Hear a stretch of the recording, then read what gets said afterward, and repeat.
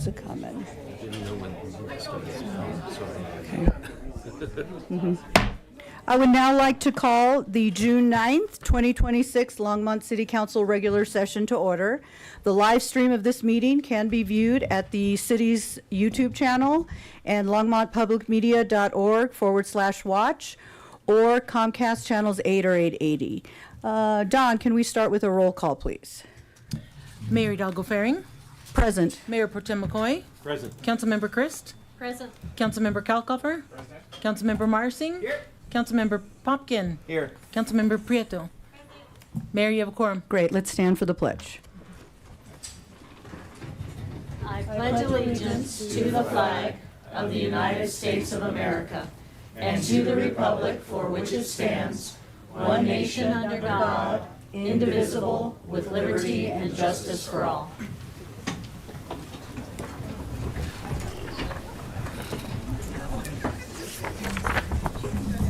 Okay, in accordance with the council's rules of procedure, the rules for providing public comment are as follows. Only Longmont residents and employees of the city of Longmont may speak during first call public invited to be heard. You must provide your address at the sign-up sheet before the meeting or I will not call your name. Each speaker is limited to 3 minutes. Anyone may speak on second reading or public hearing item, and you are asked to add your name to the speaker list for that specific item before the meeting. Anyone may speak during final call public invited to be heard. Members of the audience shall refrain from disruptive, vulgar, or abusive language, applause, heckling, or other actions that interfere with the orderly function of the council. Okay, so we are now on to the approval of the May 19th, 2026 minutes. So moved. Okay, the motion has been made by Mayor Pro Tem. Can I have a second? Okay, and it's seconded by Councilmember Kalkofer. Seeing no one in the queue, let's go ahead and vote. Would you like to verbally? Oh, okay, yeah. Councilmember Marsing? Yeah, it's just now popular. Yay. Thank you. Okay, that carries unanimously. Now on to May 22nd, 2026 regular session minutes. Do I have a motion to approve? So moved. So that motion has been made by Mayor Pro Tem. Do I have a second? Second. Seconded by Councilmember Kalkofer. Seeing no one in the queue, let's go ahead and vote.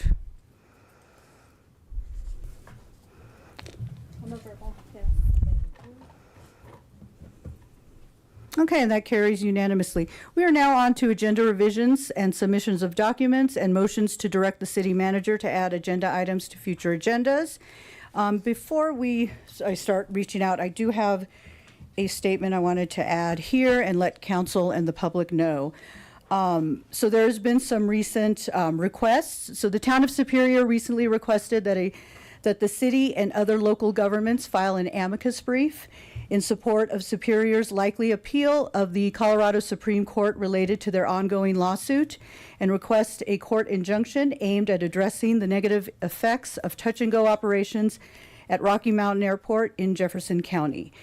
As owner and operator of Vance Brand Airport, the city's authority over aircraft operations is subject to various federal laws and regulations.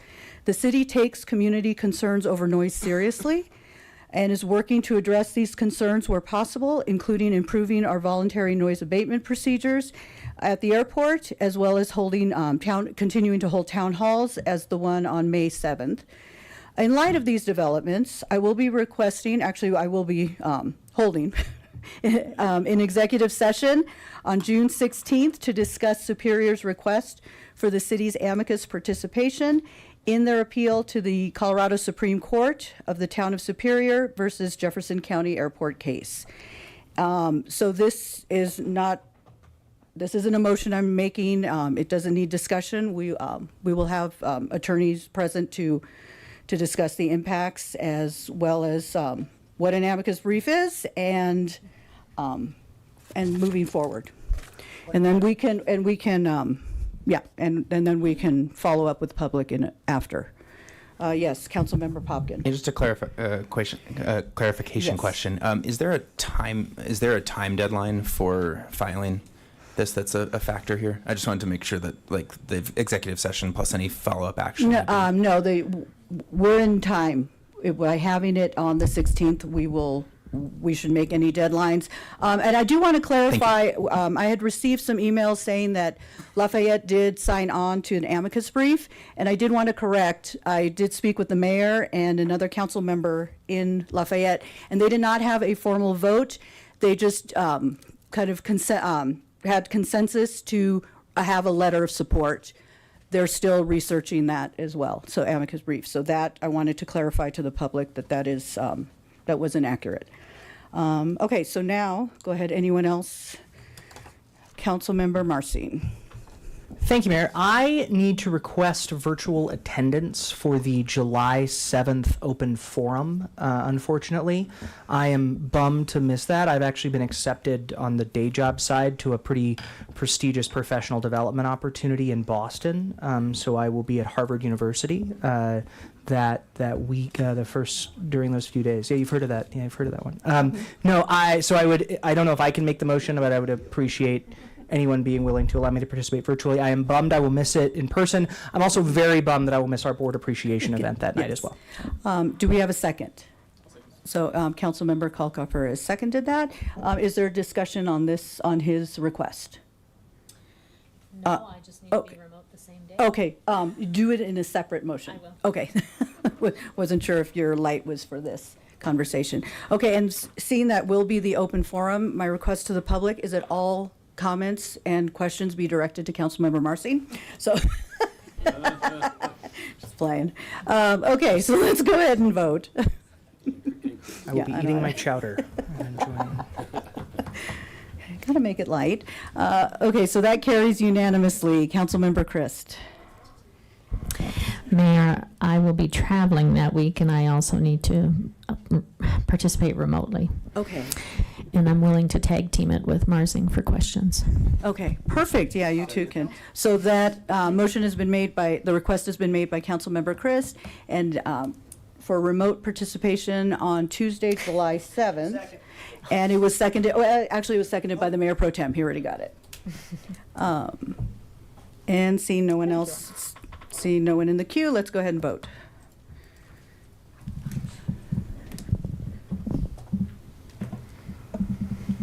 Okay, and that carries unanimously. Okay, so we are now on to, Don, do we have any adjustments to tonight's agenda?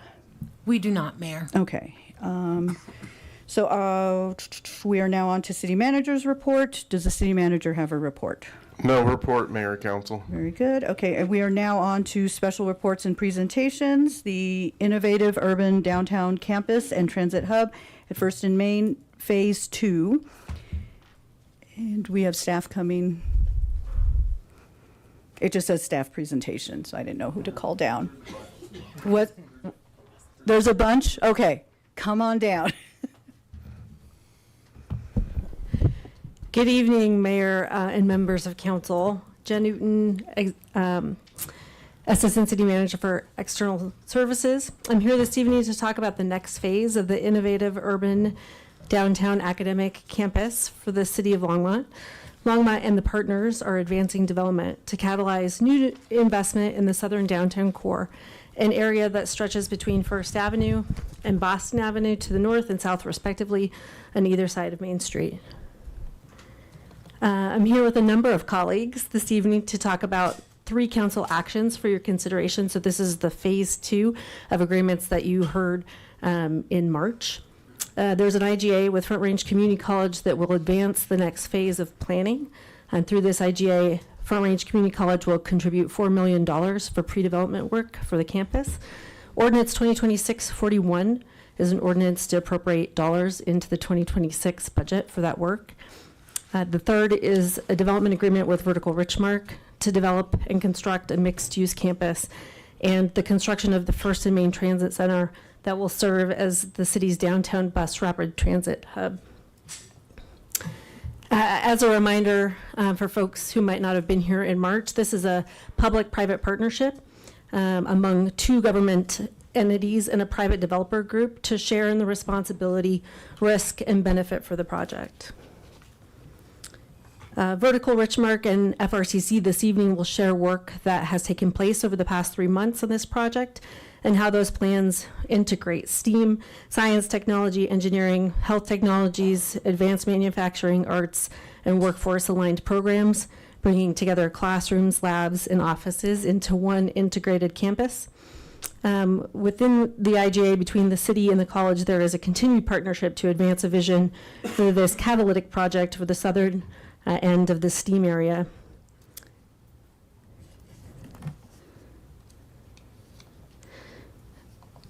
With that, I'm going to turn it over to Dr. Simpson from Front Range Community College, and I'll be back to kind of go through what is in the development agreement, the IGA, and obviously the appropriation ordinance as well.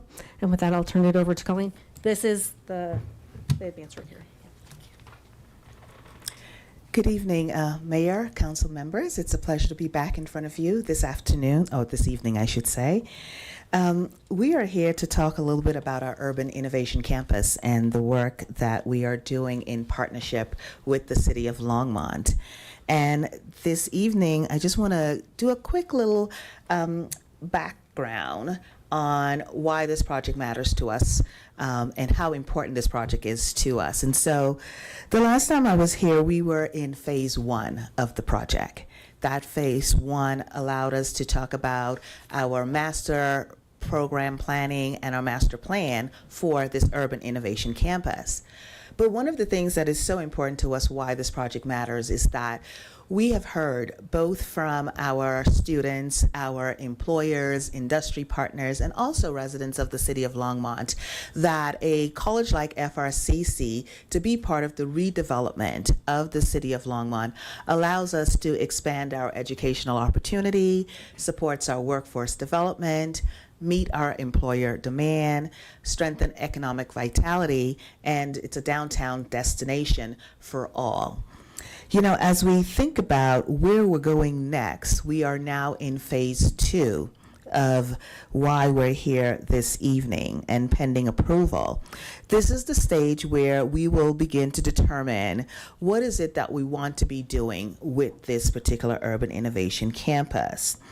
One of the things we've talked about is that we have met with both internal and external partners to help us define what should be our Urban Innovation Campus. We have 5 anchor points, and Jen talked a little bit about them. It's the healthcare and technology, science, healthcare, and technology, advanced manufacturing, engineering, business and creative entrepreneurial, and then also the work that we will be doing within the creative arts space. And so those are our 5 anchors and focus area for this particular campus. So what is the work that we've done to date? Master planning process is completed. We've done stakeholder engagement across both FRCC and within the Longmont community. Development and site planning analysis is on track. Our program planning is now completed. The city and the college is in coordination. We have our ongoing meetings that happened. And then we're also doing our partner and community conversations that are ongoing. And so what does this mean in terms of our community and stakeholder engagement? It's so important for this campus to be part of our community here. And so what does that mean? Our internal engagement. We've met with our faculty, our staff, our students, college leadership. We have a core team that is focused on this Urban Innovation Campus. But the success of the Urban Innovation Campus cannot just only be our internal engagement. It's also the external engagement that we are embarking upon also. That is our industry partners. One of the things we want to ensure is that this Urban Innovation Campus is aligned with the workforce needs of this region. We want to remain agile and responsive to what those workforce needs are, and then we want to be part of the solution. Community stakeholders is also important to us. Our city staff is our partner, and also our project development partners is part of our community engagement stakeholders. And so as we think about where do we go from here, what does success look like for us? Success for us is not only just talking about what we're doing here in the city of Longmont, but having measures of success. Our measures of success is going to be expanding workforce education aligned to employer demand, supporting regional economic development. We know that we've heard from our students, and one of the things they've talked about is creative, flexible, innovative learning environments. Increasing student access. We've asked ourselves the question, who are the students we're not serving? Who are underserved students? Who are a marginalized population of students? And how do we ensure that access and opportunity are given to those students? And then, of course, strengthening our industry partnerships and co-investment is also an important part of what success will look like. And no campus, and let me explain something. One of the reasons why we call it the innovative campus is because we want to advance innovation.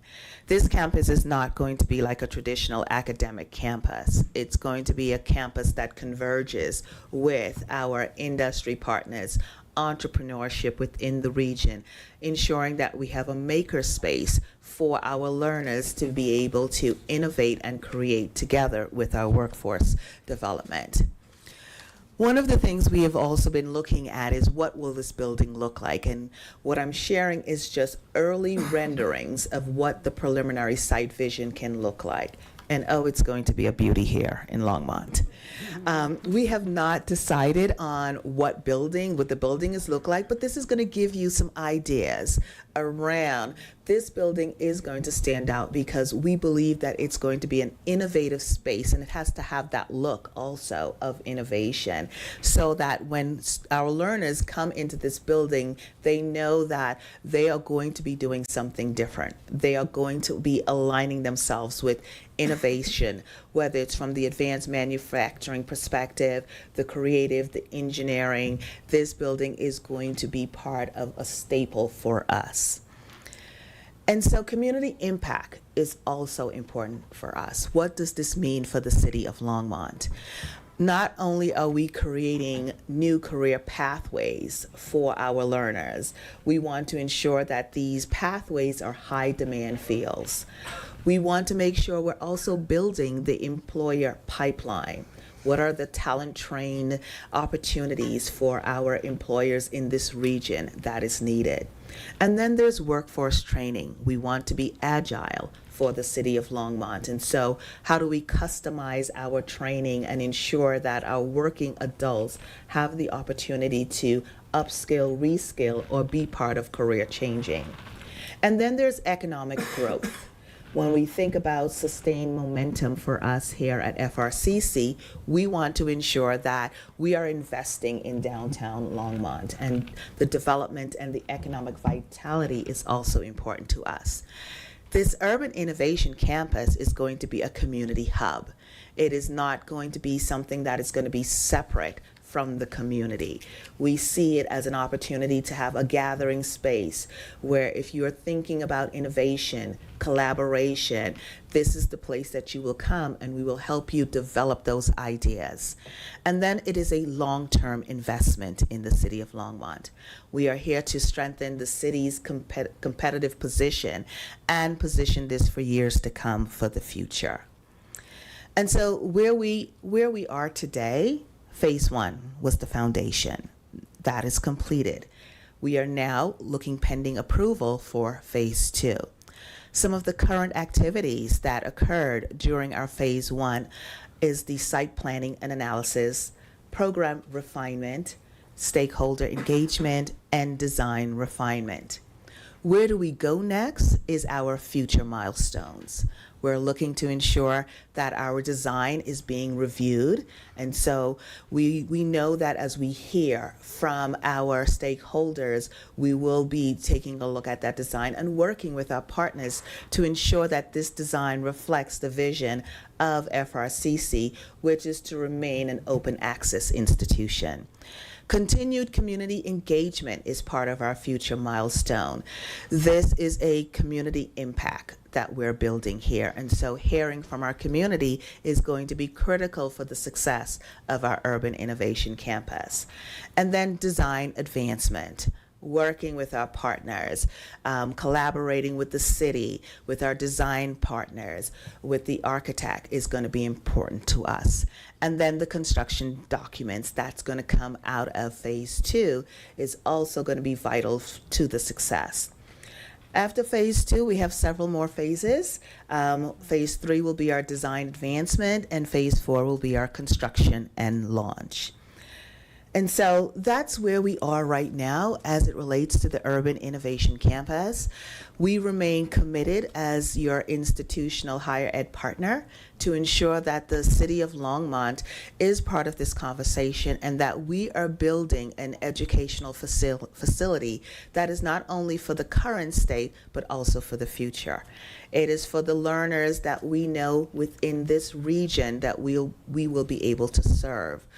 One of the things we want to ensure at this Urban Innovation Campus is that we are focused on our learners coming in and they will have living wages as they are able to participate in career pathways that are focused on high demand. And so I will pause there. I don't know if this is the opportunity for any questions, or do I bring up the next speaker at this time? I'd like to have Walker Thrash come up and just say a few words as well. Okay, great. Thank you. Thank you.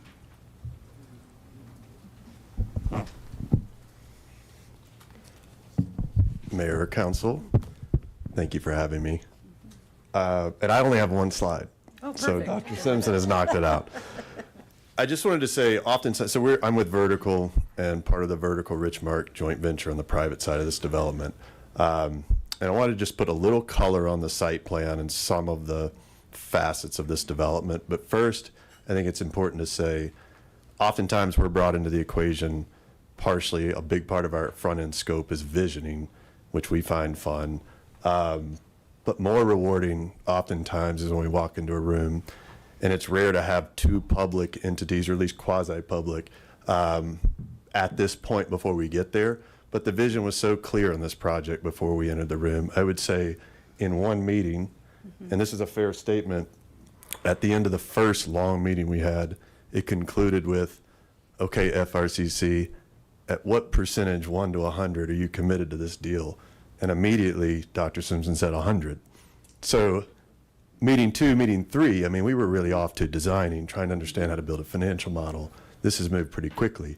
To that end, it's also, the city's vision is super important here, because I think a lot of people would have, or at least were in the room, this council was definitely different when, I think it's the St. Vrain RSVP project started, which was a big spend, huge project, deal with the St. Vrain Creek, eliminate some floodplain, and try to spur new development. And I'm oftentimes one of the critics in those rooms saying, is this money worth it? Is this really going to spur new development? Well, now you're starting to see the catalytic projects being brainstormed for the amount of real estate that's been freed up in that project. And that was, I mean, this has been years in the making. So to that end, just some quick color on the project. You can see Main Street here. To the west of Main is the RTD station that will be hopefully breaking ground in October, should this move forward. Near future past that, just to the north, passenger rail is contemplated. So to the east, if you can see the number 1, the orange colored building, that's a private office development. It'll be the first Class A office building that's been built in the city in quite some time. I see Valerie from Next Slide is here. They are going to be a major tenant in that building, and that we're really excited about the design. We haven't even started. I mean, all of the architecture you're looking at right now is for FRCC to try to really start this innovation, you know, lean to a nod to the history of the start of downtown Longmont with some of the red brick, but then some innovation that Oz Architecture is really trying to play with on the exterior of the building. That's going to be important, and we'll get that right as we iterate the project. But you have office, a food and beverage outlet that we're contemplating right now in design.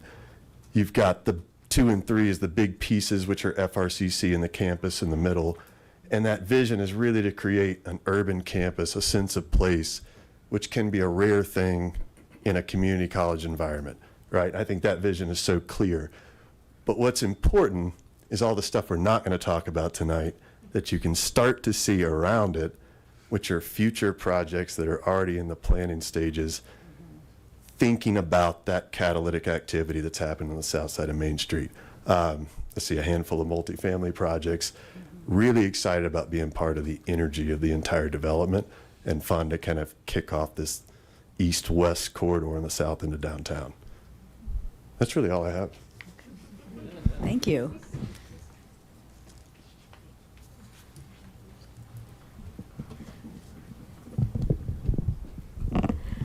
Within the IGA, I mentioned before, there's that vision, that shared continued partnership that advances the vision for this project.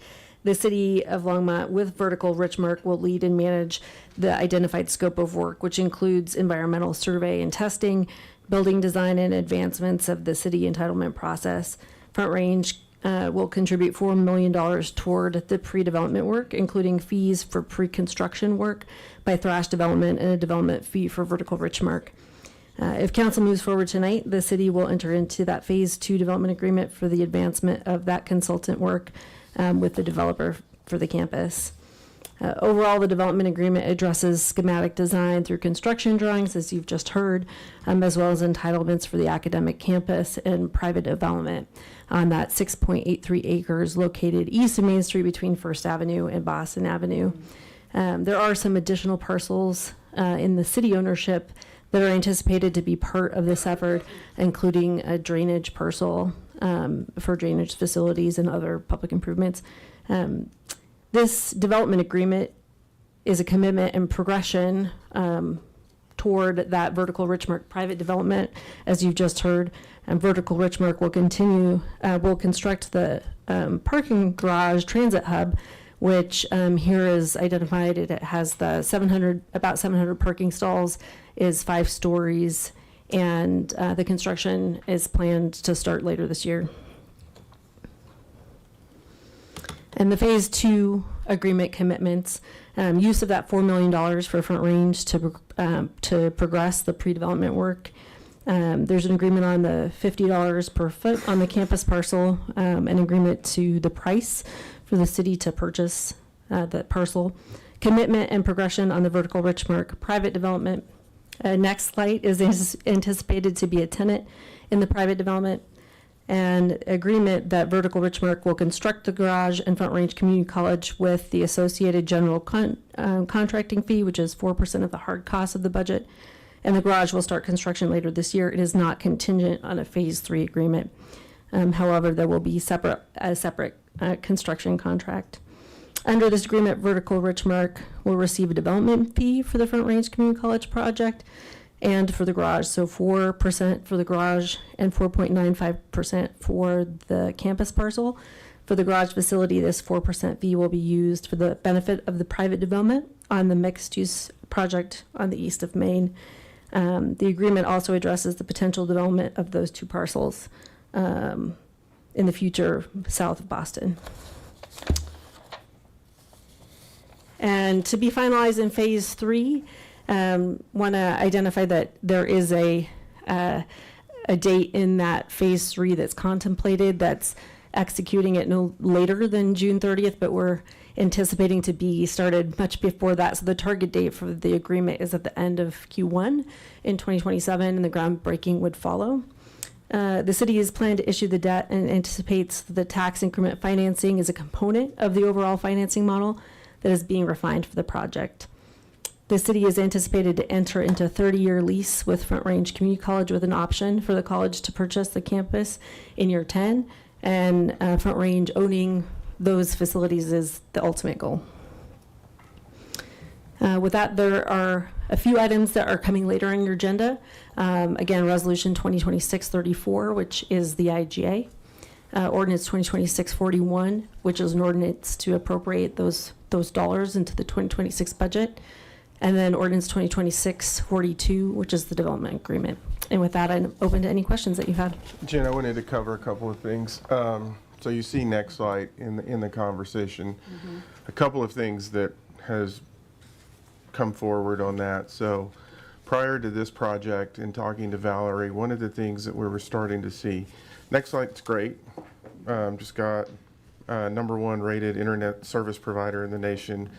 But what we're seeing is that as our community is evolving, people who move into our community don't necessarily think of Nextlight because they're coming from places that don't have municipally owned utilities. And so for us, we've known for a few years we need to get them a more visible presence so they can compete at the same level that the nationals are competing at. So that was in our mindset. When we talk about an innovative campus, the one thing that we know is we want this campus to be the most technologically advanced campus. And what better way than bring the nation's best internet service provider next door so that we can ensure whatever bandwidth they need, they have at their disposal so the students can actually really tap into that as they're working in the makerspace and embracing entrepreneurialism. So those were two pieces that we were really focused on with Nextlight.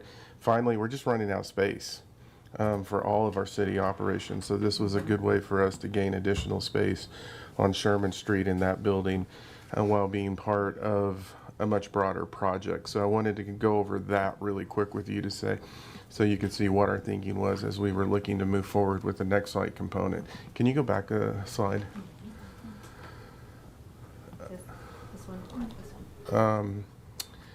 That one. So Jen mentioned this. So what's unique about this public-private partnership that I don't think we talk about a lot is that a lot of people think of when you look at the development fee, it's just a development fee going back in. They're actually taking that development fee and investing it into the Front Range campus itself on the private investment, which is then what creates the tax increment that we're actually able to utilize to support the debt. So it's a recirculation of funds that's coming into this project, which is unique. And so I wanted to really point that out and bring some attention to it because a lot of people assume that it's just going somewhere else. This isn't. This is staying in the project and staying in the community. And that's all I wanted to cover. Great, thank you. Do we have any questions from council? Councilmember Kalkoffer. Thank you, Mayor, and thank you all for the presentation. This was great. And I know this is preliminary. Can we go back to the conceptual drawing? I know we're not at the design. I know this is a sketch with all the parking lots, please, parking spots. I know we're building for 5. There's going to be 700 parking spots. Just when you all consider, let's use the right amount of parking space, because I'm looking at this, I'm like, wow, that's a lot. And that's a lot of asphalt, and that's a lot of heat. And I just want to make sure that we're thinking into the future. And if we're using that parking space to kind of hold that land to then develop later, then that's fine. But with so much parking, I just want us to make sure that we have a place that's like a placemaking space for people to gather and belong. And there's a lot of space for cars when we have a transit center right next door. I was just going to jump in. I was just going to jump in and say that is the plan. You can see that there are numbers on those parking lots, and they are anticipated that they can redevelop in the future. And there is parking both in the parking garage and on site. But we do, I think the architects are really taking a close look at those spaces and how can they be inviting spaces, and they're also really focused on the pedestrian and bicycle activity in this space as well. So I think that's a shared vision for sure. Great. Yeah, definitely front and center. The one thing I would say is that as we've learned from the RTD parking garage, structured parking is incredibly expensive. And so this is intentionally designed where you come in with surface parking, but as this area evolves, then you can aggregate into structured parking as other projects start filling in the space. We have evaluated Front Range's parking requirements now, so we are balancing both sides, the parking garage and this location. And I think as we see it, one of the things that we spend a lot of time talking about is when you incorporate rail, bus rapid transit, ride Longmont, we know that we're providing transportation amenities that don't exist for the students. And I think there's a point where, as we are all learning through this and we see how it's operationalized once it's built, that'll give us a clearer line of sight in terms of timing. And then my one last ask, since this is down the hill, trying to incorporate it into what our downtown looks like, just so it feels like a continuation of our downtown, because on the LDDA board, it's really hard getting people down the hill. So whatever we can do to make it feel like it's part of the downtown and not something separate is something that I hope you all consider. But thank you all so much. One of the things that we didn't talk about in the presentation, but we did in our last meeting, when you look at the designs, what they were trying to put in I2 is remembering the past, but looking to the future. So it's blending that historical context with that future in innovation. And so that's what they're really trying to work around. Great. Thank you. Mayor Pro Tem. Thank you, Mayor. I just want to thank Dr. Simpson and her team, and want to thank Vertical for being a part of this, and of course Harold and the staff for making this happen. I think this is a great opportunity. I really do appreciate this as a career and technical teacher. I appreciate the importance of educating the next generation, and how important it is to have a pathway to a career. And I also think that the presence of this on Main Street has such an impact that it will be one of those opportunities. And I love the idea of having Nextlight having a bigger presence on Main Street to compete against those national brands, and to make it a bigger, visual marketing aspect of it. So again, thank all of you for everything you've done. And I was going to say something like what Councilmember Kolkoffer said, just looking at this, thinking about how maybe the middle 4 parking area there, somehow when you're thinking about it, having it where it's multi-use sort of parking, where there's parking, but has the ability to maybe even, put something up, whether it's a temporary tent for events sort of things and that sort of stuff, or even kind of a farmer's market sort of gathering type place. So keep that in mind as you proceed. Okay, great. Thank you. Councilmember Marcin. Thank you, Mayor, and thank you to Dr. Simpson and the FRCC team and staff. This is the first time I've really gotten, I think most of us on council have gotten the chance to kind of visualize it, and so I want to piggyback a little bit on Councilmember Kolkoffer's question, and maybe not a concern, but just a question. The schematic is, I understand it's conceptual. It is a lot of surface parking, and when we consider, kind of our investment in this as a city, I think, especially considering, I'm looking at building number 2, which is the academic space, correct? Which I'm assuming is where most of the academic programming will be, most of the, just the amount of academic space relative to the amount of surface parking. And I understand we're talking about a multi-story structure, but it's something I'm thinking about. And I'm also thinking about, and this is an FRCC question, I want to preface by saying it does not impact my vote at all. I'm very excited about this project. I am curious, though, because we're talking about, for you all, what sounds like a pretty significant realignment from what currently exists at the Boulder County campus to what you're looking at in the future. And as an FRCC alum, I know Councilmember Prieto is as well. I got my history degree and my associates in history at FRCC, taking all my classes at the Boulder County campus in an area where I know FRCC has realigned, the cross-campus vision and all those different pieces. But I am curious a little bit about, when you think about this campus, can you speak a little more about what is envisioned and maybe how, in terms of, you said not a traditional college campus, in terms of community, in terms of humanities education, things like astronomy. I know there's an observatory on the current FRCC site. Just a curiosity more than anything about how you're thinking about those kind of shuffling and realignment for some of those more traditional kind of classroom courses. Great. Thank you, Councilman. I think that's a great question. So one of the things I like to share with the college community is that the humanities is workforce. And so when we think about our associate degrees, they all have a component for us to have the humanities in there, and that's not going away. And so for you to earn an engineering degree, you have to take English, you have to take math, you have to take political science or a history course. And so what we will do is be more intentional about those humanities courses and ensure that they are aligned with our high demand programs. And so we envision that it will strengthen our high demand programs and look forward to having our students critical think. It's important for them to be able to critically think within their high demand fields, and that's where the humanities blend that in for them. Thank you so much. I appreciate it, Dr. Simpson. Okay, Councilmember Popkin. Thank you, Mayor, and thank you, Dr. Simpson. Welcome back. Thank you, Jen, Harold, Dr. Simpson, Vertical, and team for the partnership here. This is coming along really exciting. Like, this is exciting.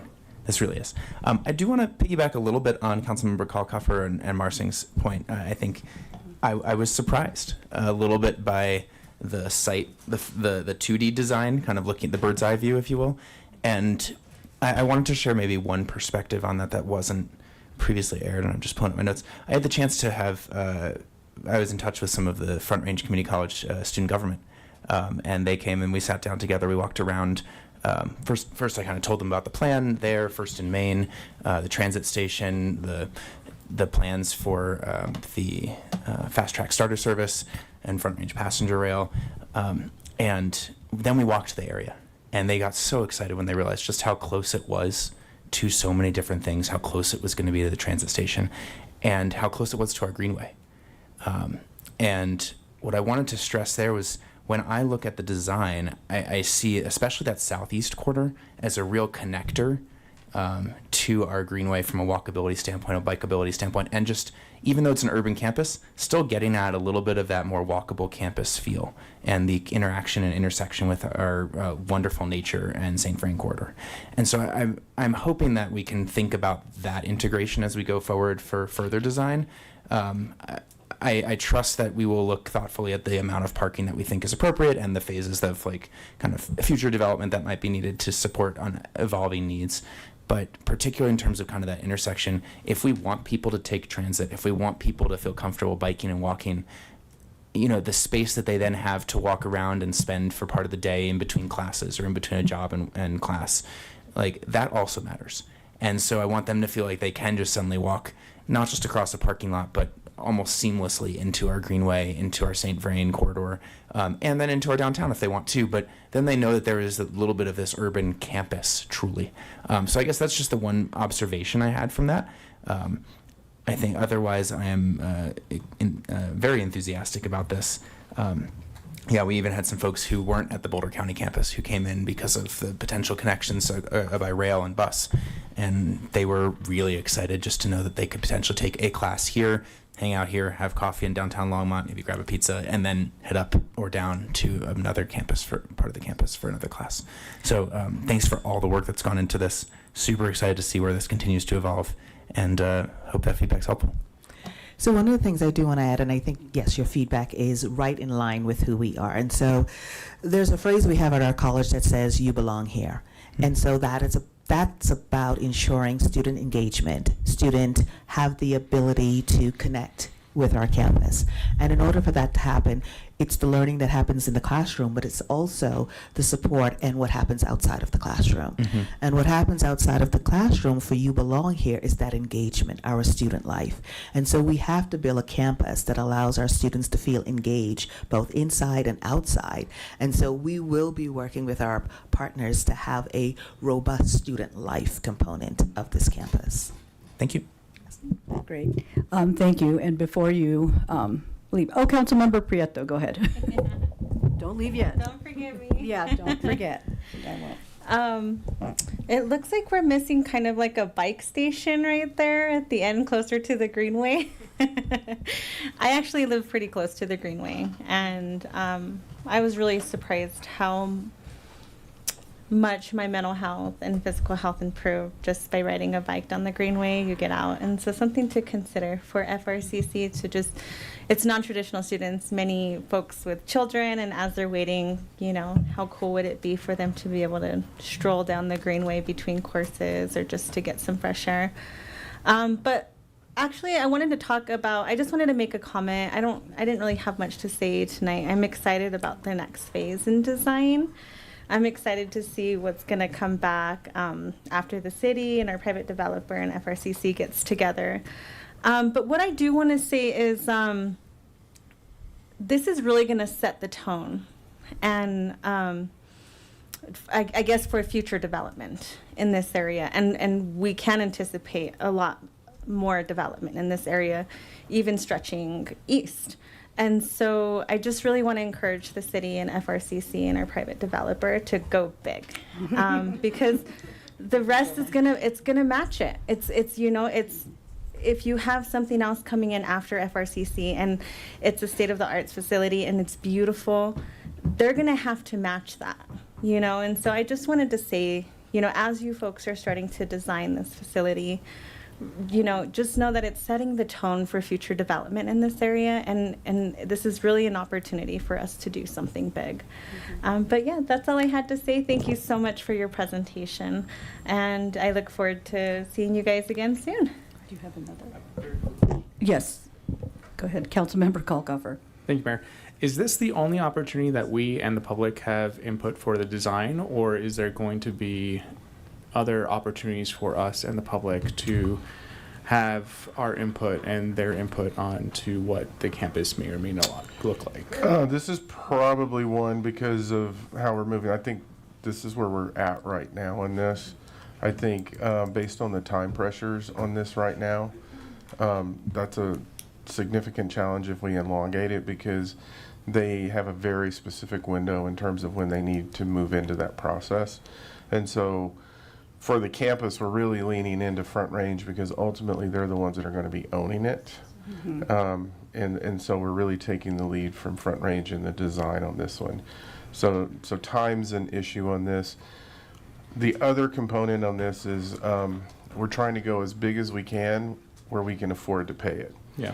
Because Yes, that's the city manager now coming out is this is going to be a really expensive project. And so we're watching the pro forma pretty close right now as well, because we're looking at what the tax increment financing is going to generate. And, you know, you could quickly take this into something that's not doable based on cost. And so we're trying to manage the cost component too. Sure. Just, there was four of us that already said there's a lot of surface parking. So just keep that in mind when you're doing the designs, please. Yeah, so on the surface parking piece, so we've done a few things. Like I said, they've been counting their cars that go to Front Range now. And why I think they created opportunities for redevelopment in this is because you're also changing the transportation patterns of a campus, of students that go to this campus as well. And so the thing that none of us want is to build it and have a quagmire at this location because there's not enough parking. But we also want to ensure that we can redevelop it and repurpose the parking in the future. And like I said earlier, I think the thing that we're trying to figure out is what is really going to be the take rate in terms of the multimodal facility. So when we ran Placer and started evaluating this, it's interesting in that when we look at the traffic pattern coming into Front Range as it exists today, it actually goes down south of Broomfield and all the way to Fort Collins. And a lot of it is car-based today based on their location. So we're also looking at that data set as well to try to figure out how we can move through it. But yeah, we want less parking in here, so that we're pretty clear on that. Can you do it on day one? I think that's the question that everyone's trying to resolve. Okay, thank you.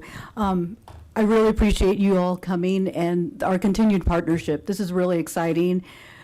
I think about the STEAM corridor. So when I first got on council, there was a lot of discussion around First and Main, the STEAM corridor.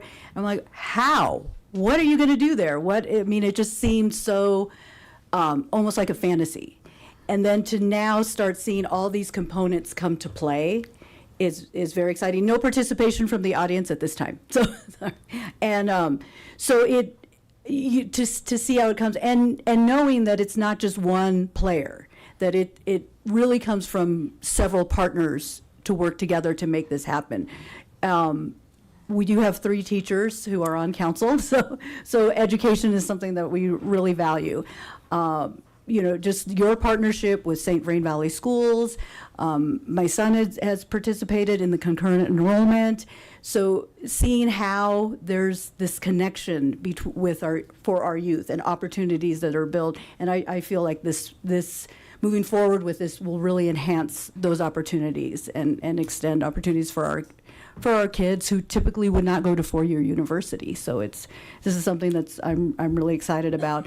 And I do want to mention, and I know we on council, we get very caught up on the concept plans. So back in my former life, I used to do renderings and concept plans for my dad, who was an architect.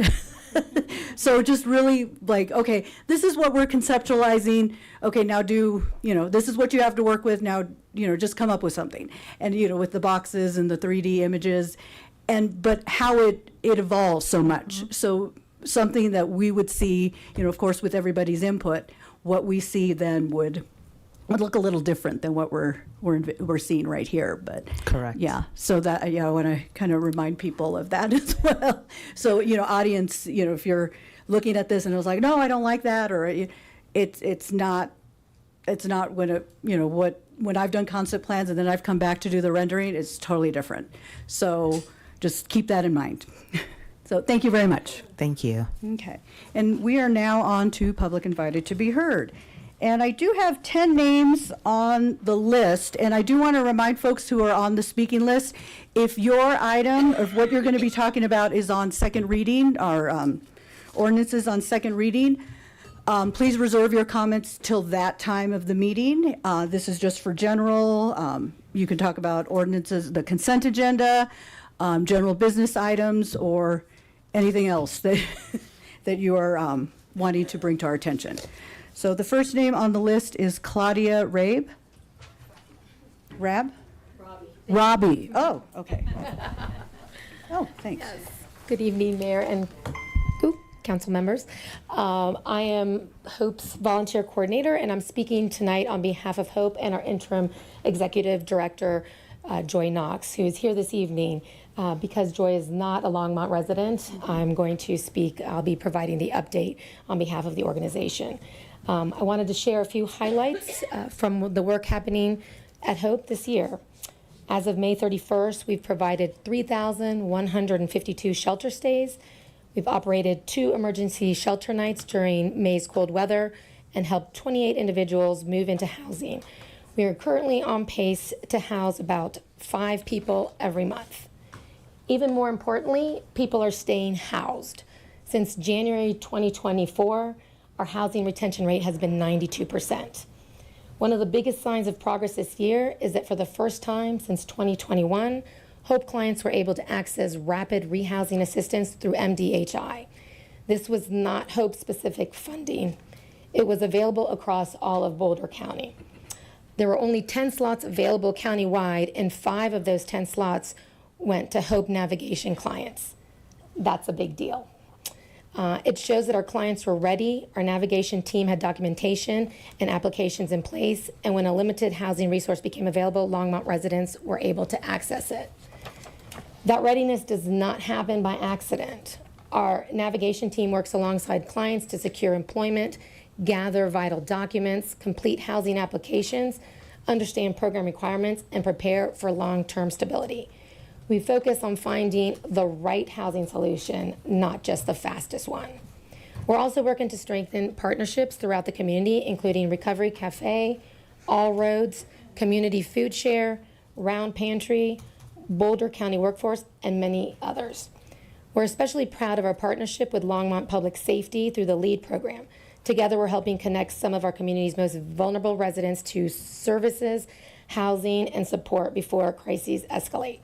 Hope was recently recognized in the 2025 State of Homelessness Report for this collaborative work.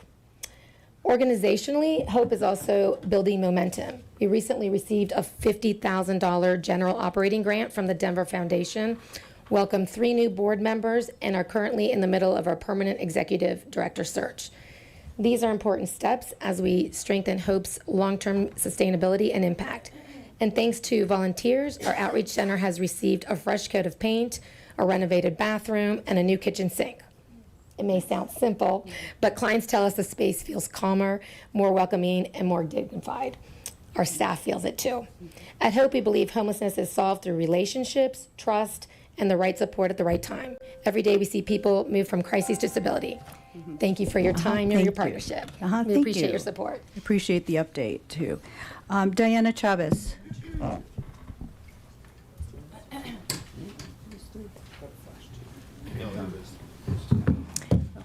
Good evening. My name is Diana Chavez. I live on Princess Drive. And I wanted to mention a couple of things tonight. One of them is the flock cameras and data storage. And my biggest concern with that, like, I do feel like it's a violation of our privacy and our right to travel and move around and live our lives without being surveilled in everything that we do.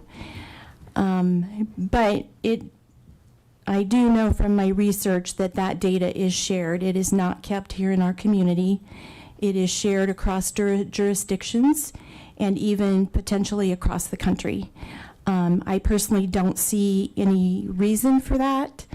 And as a person who lives a pretty private life, I really don't enjoy the fact that my data is shared potentially across the country, that different jurisdictions and police stations can do random searches and find information. And I just think that that is really inappropriate. I'm sure that probably by now all of you are aware of the fact that there is a lawsuit in Boulder because of the flock cameras. It has been brought against the city of Boulder. So I think that we do need to be aware of that as well and how it's being used in our community. And let's see. Yes, the privacy concerns, civil liberties. It continuously records movements without a warrant, probable cause, or even reasonable suspicion. Your driving history is rarely confined to the town or city where the camera is installed. It is typically shared with thousands of other agencies nationwide. So once the data is out of your community, it is out of our control. And I think that we really need to take a closer look at this and reevaluate how we're handling this data and stuff. And, you know, I guess I'm for security cameras, because if it was my daughter or my granddaughter or something and something happened, you know, definitely a security camera. I am opposed to this surveillance and the way the data is not being kept close to home, so to speak. And I'm out of time. So thank you. Thank you. Sherry Malloy.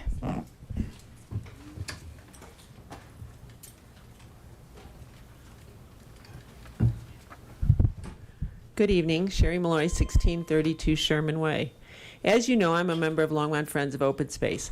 Our organization was established in 2014 following the flood to protect St. Vrain Creek and other riparian zones. Since then, we have broadened our efforts to promote the preservation of all our open space areas. Thank you for unanimously voting to direct staff to develop three open space protections on April 7th. Due to the necessary timelines associated with ballot measures, tonight you will discuss referring about a measure allowing voters to consider adding the words open space to our city charter section 13.2, which addresses the sale or conveyance of city parks and water rights. Both require voter backing for any proposed changes in their utilization. Thank you for extending the same degree of respect to open space as is given to parks and water. You've got our 8 compelling reasons why we believe this should be supported. These include: it enables voters to decide on potential future initiatives related to our open spaces, thereby conserving considerable amounts of time and energy for both staff and council. It reduces the pressure related to contentious public land use decisions faced by council and staff. The soon-to-be updated open space master plan will be enhanced if this ballot measure is advanced and gains voter approval. There is not only no fiscal impact, there is also no comparable city ballot competition. Both ranked choice voting and a public safety tax are significantly more complex issues. Indeed, this fall's ballot is expected to be complicated with lots of measures. It is refreshing for voters to encounter a ballot issue that is clear, easily understandable, and can be implemented without any associated tax or staff resources. I wish to highlight that allowing voters to decide on future proposals concerning open space would not obstruct city councils from introducing innovative concepts. Instead, it empowers voters to make these decisions, thus relieving pressure on the city manager, staff, and especially council. So why now? Momentum. Longmont residents highly value our open space, a sentiment that is consistently demonstrated in the city's satisfaction surveys. In 2024, nearly 75% voted to tax ourselves in perpetuity. Last summer, council repeatedly heard this sentiment concerning the proposed distal land exchange. Additionally, throughout the council campaign last fall, candidates were asked about their positions on allowing voters to determine future proposal uses of open space.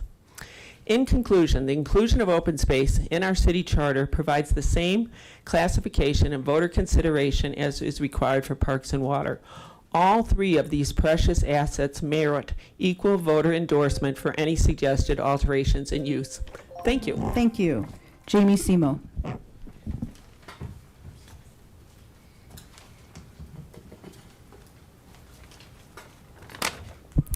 Jamie Simo, 517 Independence Drive.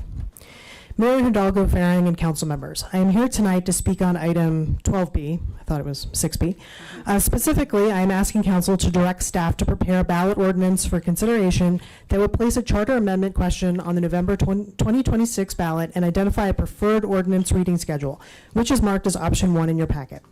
Such language would amend section 13.2 of the Longmont City Charter to add the words open space properties to the list of lands owned and used by the city that would require a yes vote by a majority of voters in order to be sold or conveyed. Chapter 14.52 of the Municipal Code outlines 6 criteria or goals, and open space must meet at least one of these to be designated as open space. Because of this, it is already a high bar to designate a property as open space. In addition, voters overwhelmingly voted in 2024 to extend the city's open space sales tax to fund open space. Open space has a dedicated purpose, and residents respect and appreciate our open space. Giving voters the ability to decide whether open space should be sold if it is no longer needed or fulfilling its purpose makes as much sense as requiring the disposal of water rights or parklands, which are already listed in section 13.2 of the charter, be put to a vote. This charter amendment is a no-brainer, and as it does not carry any fiscal burden, should be moved forward to the November ballot. There is no need for further discussion. As an aside, for the design of the new FRCC campus, I'd ask that you please design your buildings to have bird-friendly glass to prevent bird strikes. I know that the design is preliminary, but yeah, that's a lot of glass. So thank you. Thank you. Thank you. Strider.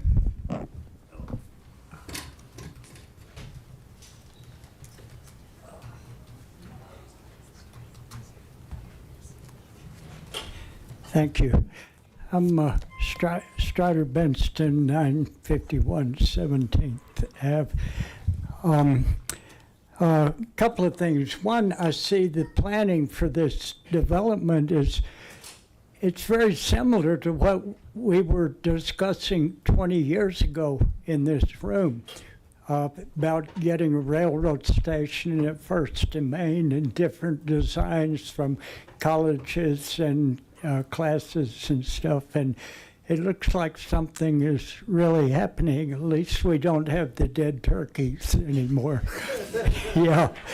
So anyway, a couple of things. A couple of weeks ago, Senator Mark Kelly, who's the astronaut, he and 5 other U.S. congressmen quoted the Code of Military Justice publicly, and was told by President Trump that they should be hung for that. And that's kind of what we're dealing with now. And he spoke about 3 weeks ago and said the current corruption from the president down is, if you put all of the corrupt in every president in our history and multiply it by 1,000, that's about what we're having right now. And I was thinking he went a little too far, but I think he knew what was coming up the next few days with this Weaponization Act and giving $1.776 billion to his insurrection friends. And that's really what's going on. On the civil rights movement, I was in the Bloody Sunday in Selma where we won the right to vote, and now we're losing it. And in this book, Mississippi Reckoning, written by a friend of mine, he quotes an old gospel song, "Can't no one know at sunrise how this day is going to end." And at the end of the Constitutional Convention in September of 1787, a lady asked Dr. Franklin, "What kind of a country do we have?" And he said, "A republic, if we can keep it. Let's keep it." Thank you. Thank you. Next name on the list, K. I can't make out the letter. It's either a B or an E. Stenhouse. So residents in Stenhouse. That's going? Okay. Yeah. I'm Kaylee. Kaylee. Thanks, yeah. So I'm coming here today to actually tell you about a podcast my sister and I have started. Some of you I've connected with already, but it's called Longmont City Council Recap. We watch or attend meetings and then try to recap them in as fun of an educational way as we can. Right now they're about 30 minutes. We're hoping to get them a little bit shorter. I just want to make you aware, we would love to have your feedback, have you as listeners. Eventually, if we can expand, that would be great. But like you guys, we're working people. Right now it's a team of 3 local Longmont residents. We're adding a 4th now. So just to put that on in your awareness for the community as well. It's available for free, and you don't need to make an account. It's available on Substack, and there's a weekly newsletter that will go out if you subscribe. It's totally free. You can also connect with us on Instagram, and if you look up Longmont City Council Recap, you can find us there, or it's LCCR, so you can find us that way as well. We're trying to grow. We just sort of made this public, but we've been doing practice episodes and researching, learning about city council, realizing how little we knew, and trying to go from there. So also whatever experience or insights people have, if you hear something we said wrong, we would love to know that. If there is something we're misunderstanding in the system, those are all things that we are learning as we go. So let me just check my notes, see if I'm forgetting anything. There is an episode where we talk about what we think each of your superpowers are. So if you would like to check that out, I would recommend it. I guess I'll use my last time to just say thank you to council and city staff. I had no idea all of the work that you were doing, how late you were staying up, how long you were using your brain each day to make this city awesome. So thank you. Please check us out if you can. Great, thank you. And I just learned that my superpower is something to do with time, Is that true? Okay, then you clearly do not know me. My husband says I'll be late to my own funeral, so. But good. Keeping the time. Okay. Next name on the list, Lance Whitaker.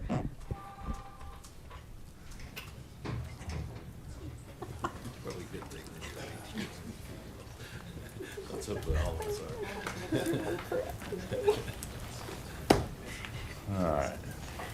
Just like you, I've got a lot on my agenda today, too. So this ain't going to be a simple one. First, my name's Lance Whitaker, 1750 Collier Street. Been a resident for 40s. Yeah, you know. Yeah. Microphone's too low. In the back of Longmont Magazine, Times Call Magazine, way in the back, there's the 4th annual Wish Ride, which holds a special place in my heart because it gives children their wishes when they're in dire need. And we will be kicking off the 4th annual Wish Ride at 8 o'clock at the Moose Lodge. We have registration between 8 and 10. We also have breakfast between 8 and 10. The blessing of the bikes will be at 9 a.m. You can find me at both the Burnout Grill, which is the 2nd stop, and the 4th stop, which is Jerry D's, both outside of Longmont. But again, please join us for the Wish Ride on June 13th. Get your registration in early, and this way you can have some breakfast. Today, everybody's waiting for this one. Today is National Donald Duck Day. So anybody who likes Donald Duck can cheer on that one. It is also National Earl Day. So anybody who's got the name of Earl could please stand up.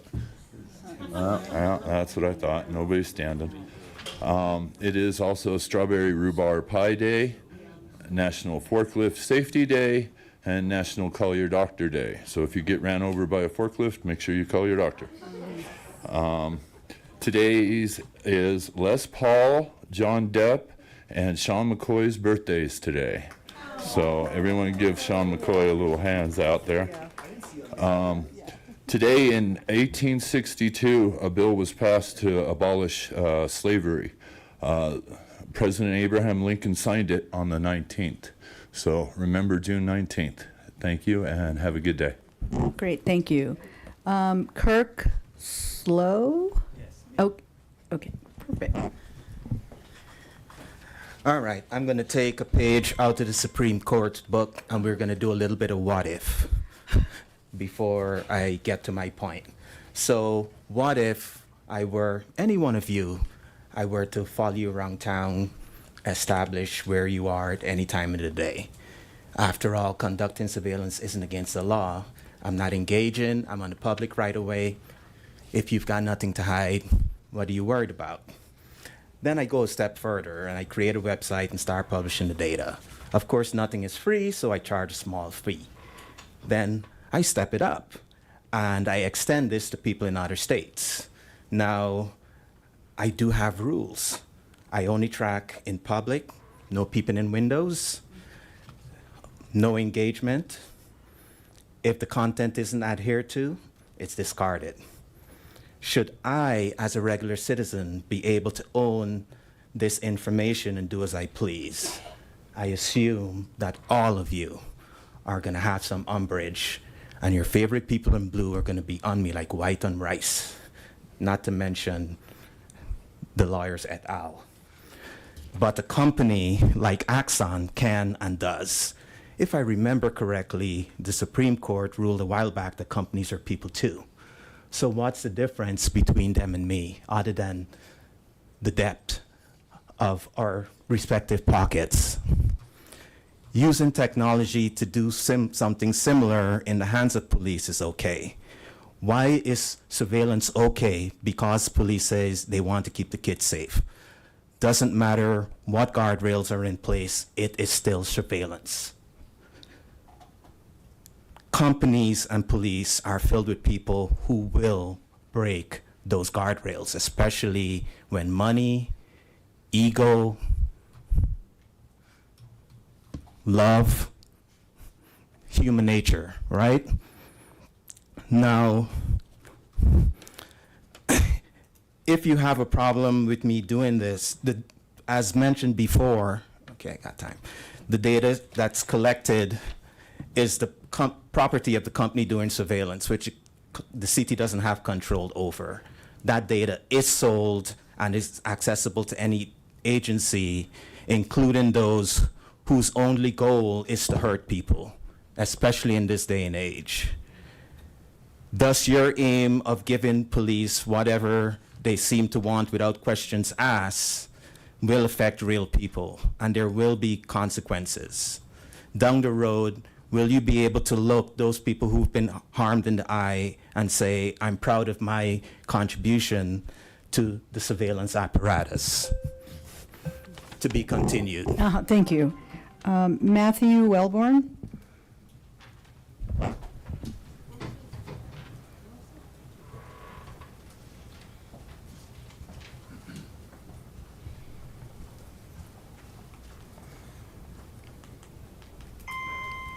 Hello, I'm Matthew Wellborn. I am at the South Main Apartments at 485 2nd Avenue. I had a few thoughts from the packet. Please let me know if I address anything that I'm not supposed to. The first thing that I wanted to talk about actually was a selfish thing. I crossed the street to get here, walking on Emory and 3rd, and there's no like stop sign or walking or, well, I think there might be, maybe there's not even a crosswalk actually. So it'd be nice for my own safety to have something there, since otherwise I have to walk to one at the lights. Oh, I was really excited about the Front Range Community College. I think that's a really cool opportunity.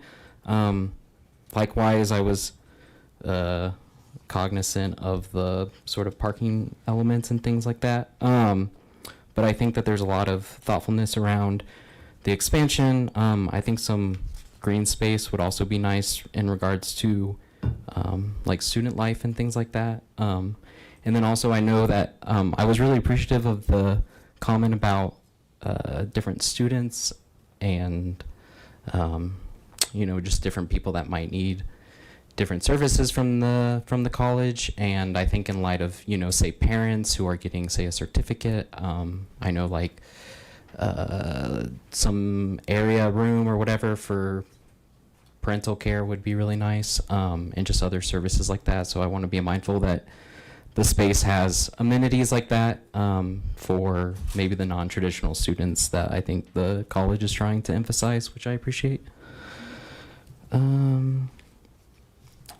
I support the museum expansion, even though I know nothing about it. But I think museums are really great, so I support that. I think, unless I hear something otherwise. I don't know if the model traffic code, is that something I can talk about?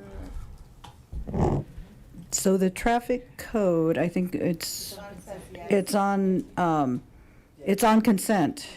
So that one, yeah. Okay. The only thing that I thought about that, I did like the EV parking situation, because that seems to be an issue, especially with having a limited number of EV stations. But then the increased fines, I know that there's some alignment around other municipal fines, and I just am having no idea about them other than they would be increasing. That's my like main concern.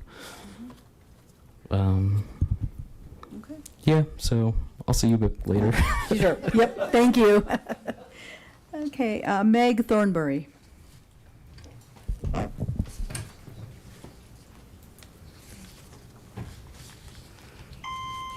Thank you, Mayor. I'm Meg Thornberry. I live at the Fox Ridge Apartments. And I had a couple different things that I wanted to talk on tonight. But first, I just want to say it's so exciting to see so many people here who are learning about City Council and about how everything is working. And it is just so delightful to be involved with this like surge of democracy. Like everybody's finally like, oh my God, we have to do things. Democracy is not a spectator sport. I have to actually do the thing, and that we can control the local level. So super excited to see everybody get so active here. Sort of as an extension of that, we are still doing Visible Government League socials. That is every second and fourth Monday at St. Vrain's Cidery from 7 to 9. And we are sort of collaborating specifically around the surveillance technology side of things, but also other emerging technologies and other sort of anything that will be needed to protect our communities. So we're fairly broad, so come join us. And you can also go to our website, visiblegovernmentleague.org, or read the wonderful article that London just published. So we have that too. I thank you so much for letting me speak. I just wanted to say that if we could have an online sign-up option, that would be awesome. I know I'm usually able to get here by 7:15 or 7:30, but then I can't sign up to speak. So if there's an option for that, I've been trying to text people like, hey, can you throw me on the list last or whatever it is? So anyway, if there's a way to potentially accommodate that, I know that there's other people too who would like to speak but can't get here until after council starts. So if that's a possibility, that would be awesome. One thing that I would like to hear from council is your official stance on some of the Republican governor candidates in Colorado, because they are fairly out there. I'll let you guys watch the John Oliver bit about them to get more coverage on that. But I would love to see council take a position, because I think if we have people who want to lynch our governor who are running openly, if we have people who will not admit how many people they have killed, that seems like a stance that I would like city council to take, because like we need to set the bar somewhere, and this seems like a great place to set the bar. So yes, would just love to see that. And I will be back up here more to talk about data centers. So thank you so much. Thank you. Seeing no one else on the list, I will now close public invited to be heard. And we are now on to item 9. Consent agenda and introduction by reading and reading by title of first reading ordinances. Dawn, can you please read the consent agenda for the record? Absolutely, Mayor. The second reading and public hearing for all ordinances introduced on this consent agenda will be held on June 23rd, 2026. Item 9A is ordinance 2026-37, a bill for an ordinance making additional appropriations for expenses and liabilities of the city of Longmont for the fiscal year beginning January 1st, 2026. 9B is ordinance 2026-38, a bill for an ordinance amending titles 6, 9, 13, 15, and 20 of the Longmont Municipal Code to abolish the Board of Adjustment and Appeals.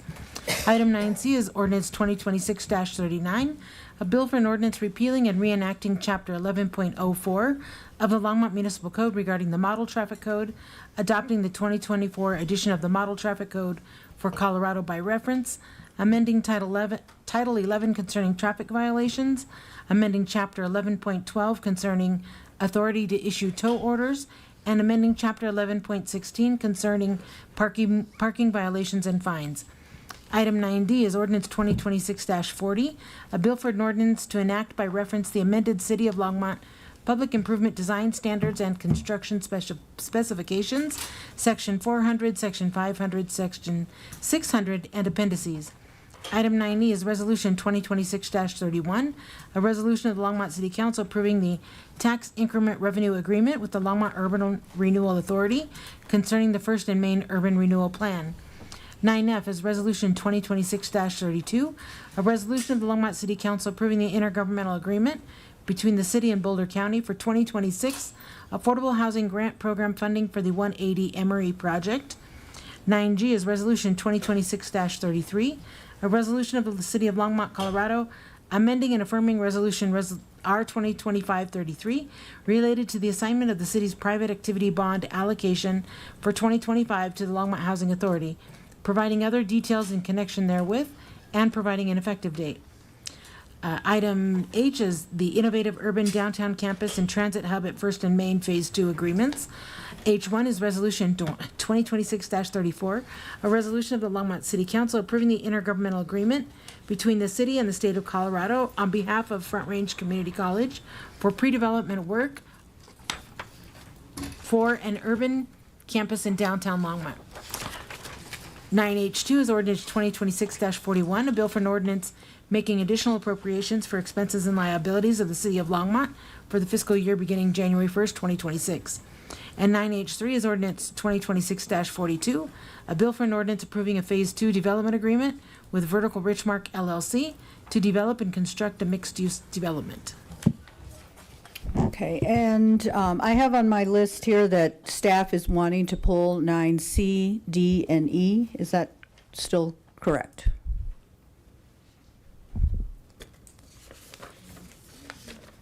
Mayor, I don't know that staff wants to pull those. We have presentations if council has questions. Harold, I'm not aware that we're pulling those. Yeah, we're just can you prepared put if on there your- are questions. Okay, it's Not prepared. necessarily pulled, sorry. Okay, sorry. Okay. And so are there any items wanting to be pulled? Keeping in mind on our norms that our ordinances will come back to second reading, so only pull if you are wanting to amend or oppose. Councilmember Popkin. Thank you. In honor of Mayor Pro Tem's birthday, I wanted to pull 9E. So, okay, that is a resolution, so I'll permit it. Okay, so do I have a motion to approve the consent agenda minus item E? So moved. Okay, so Mayor Pro Tem McCoy has moved the consent agenda, seconded by Councilmember Popkin. Let's go ahead and vote.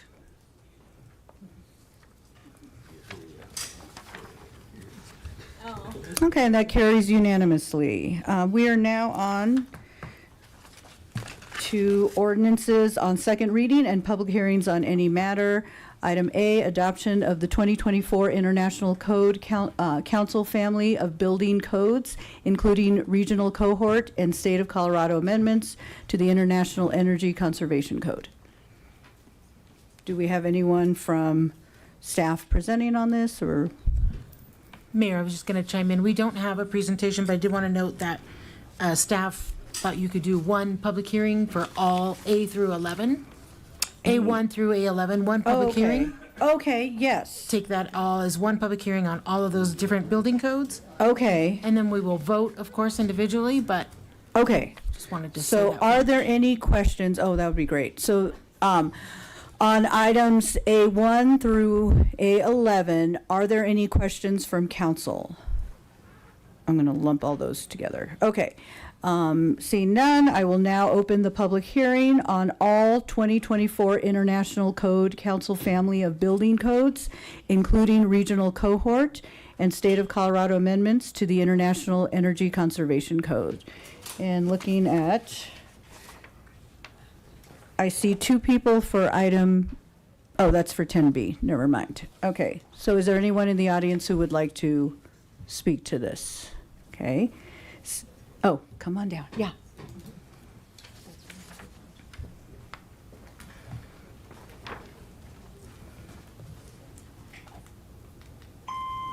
Hello, Matt Wellborn, 485 2nd Avenue. I think for the ICC, these are the codes that I think staff started working on in 2019, and then we revisited them in 20. Yeah, we have 22. a staff person who can. Okay, perfect. Is that It's true? not really a Yes, question. no? Yeah. Or Yes? Hi, I'm Matt Payette, Chief Building Official. So the ICC updates their building codes every 3 years. So there was a 2019, and then there was a 2021, and now we're talking about adopting the 2024 codes. Okay. I attended one of the meetings about the codes. It's kind of interesting, actually. But my little thought, I guess, on this one was, since it was I think 2007 was the last time before the current that. Okay. So, wait, yeah, and you know what? I'm wondering if you have particular questions, if you wanted to direct them to staff for follow-up, or would that be Oh helpful? no, they're for city council. For city council? yeah, Okay, my- okay, so yeah, yeah. considerations for us? Yeah, yeah, Okay, just the and then I'll let you consideration. speak to that. And yes? I'm sorry, I'm here for both. I'm Marie Nicholson, Fire Inspector at Longmont Fire. He was part of our public engagement for the standards that you guys just put for on consent. On So consent, so this is separate. This is This is something different. This is different? Yes. Yeah. Which one is this? This is our building, yeah, so there is the, this is our building codes. So the standards that you were talking about, those will be open for public hearing on the 23rd. Oh, okay. Okay, Cool. so, Well, never mind, okay. Cool. Yeah. I'll So- come back for that. Uh-huh, very good, thank you. And you were able to give them your card as well. Okay, so is there anyone who would like to speak on this item? Okay, seeing none, I will now close public hearing. And now, do you want us to vote on these individually? Okay. Yes, Mayor, thank you. Okay, and now we will go ahead. So I've closed public hearing. Let's go ahead and start with ordinance 2026-22. Do I have a motion? Okay. Okay, so we have, a motion to accept ordinance 2026-22, moved by Mayor Pro Tem McCoy, seconded by Councilmember Christ. Okay. Councilmember Popkin. Thank you, Mayor. I just wanted to note, for those who are joining us tonight in the public and maybe haven't paid attention to the journey of the ordinances here, updating our codes. First, thank you to staff for the extensive work and regional coordination that's gone into this. This has been multiple years in the works here to get to this point.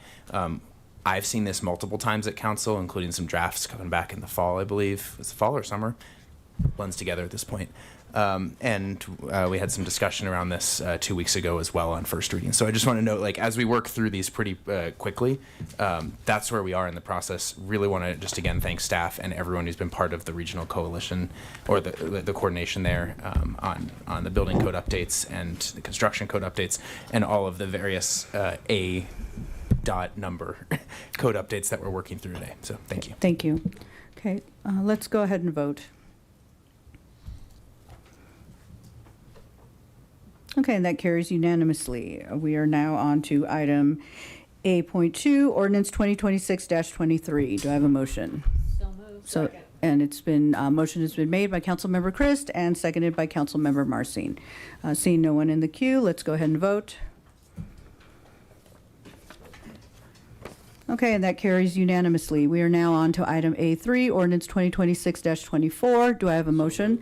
So the motion has been made by Mayor Pro Tem, seconded by Councilmember Christ. Seeing no one in the queue, let's go ahead and vote.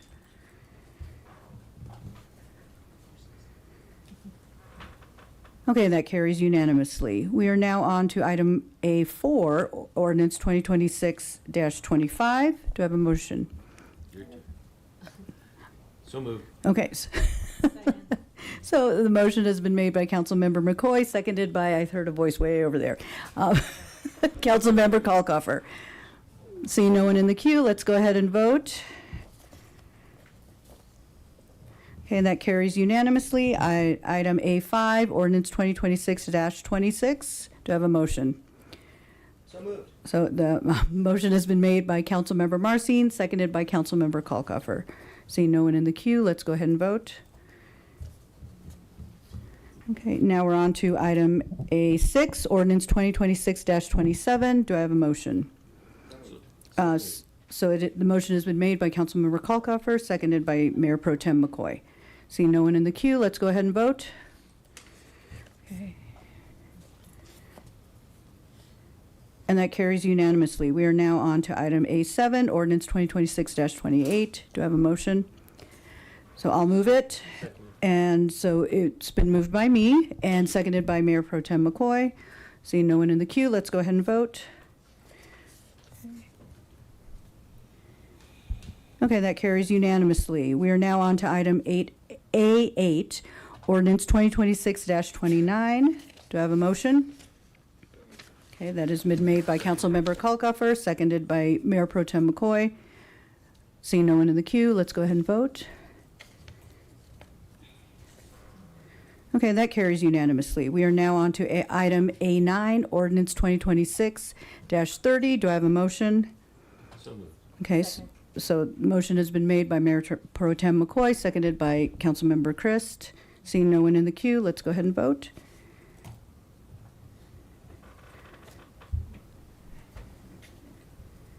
Okay, that carries unanimously. We are now on to item A10, ordinance 2026-31. Can I have a motion? I'll move it. I've moved ordinance 2026-31, and it's been seconded by Mayor Pro Tem McCoy. See no one in the queue, let's go ahead and vote. Okay, and we are now on to item A11, ordinance 2026-32. Do I have a motion? So moved. Second. Okay, so the motion has been made by Mayor Pro Tem McCoy, seconded by Councilmember Marcin. Seeing no one in the queue, let's go ahead and vote.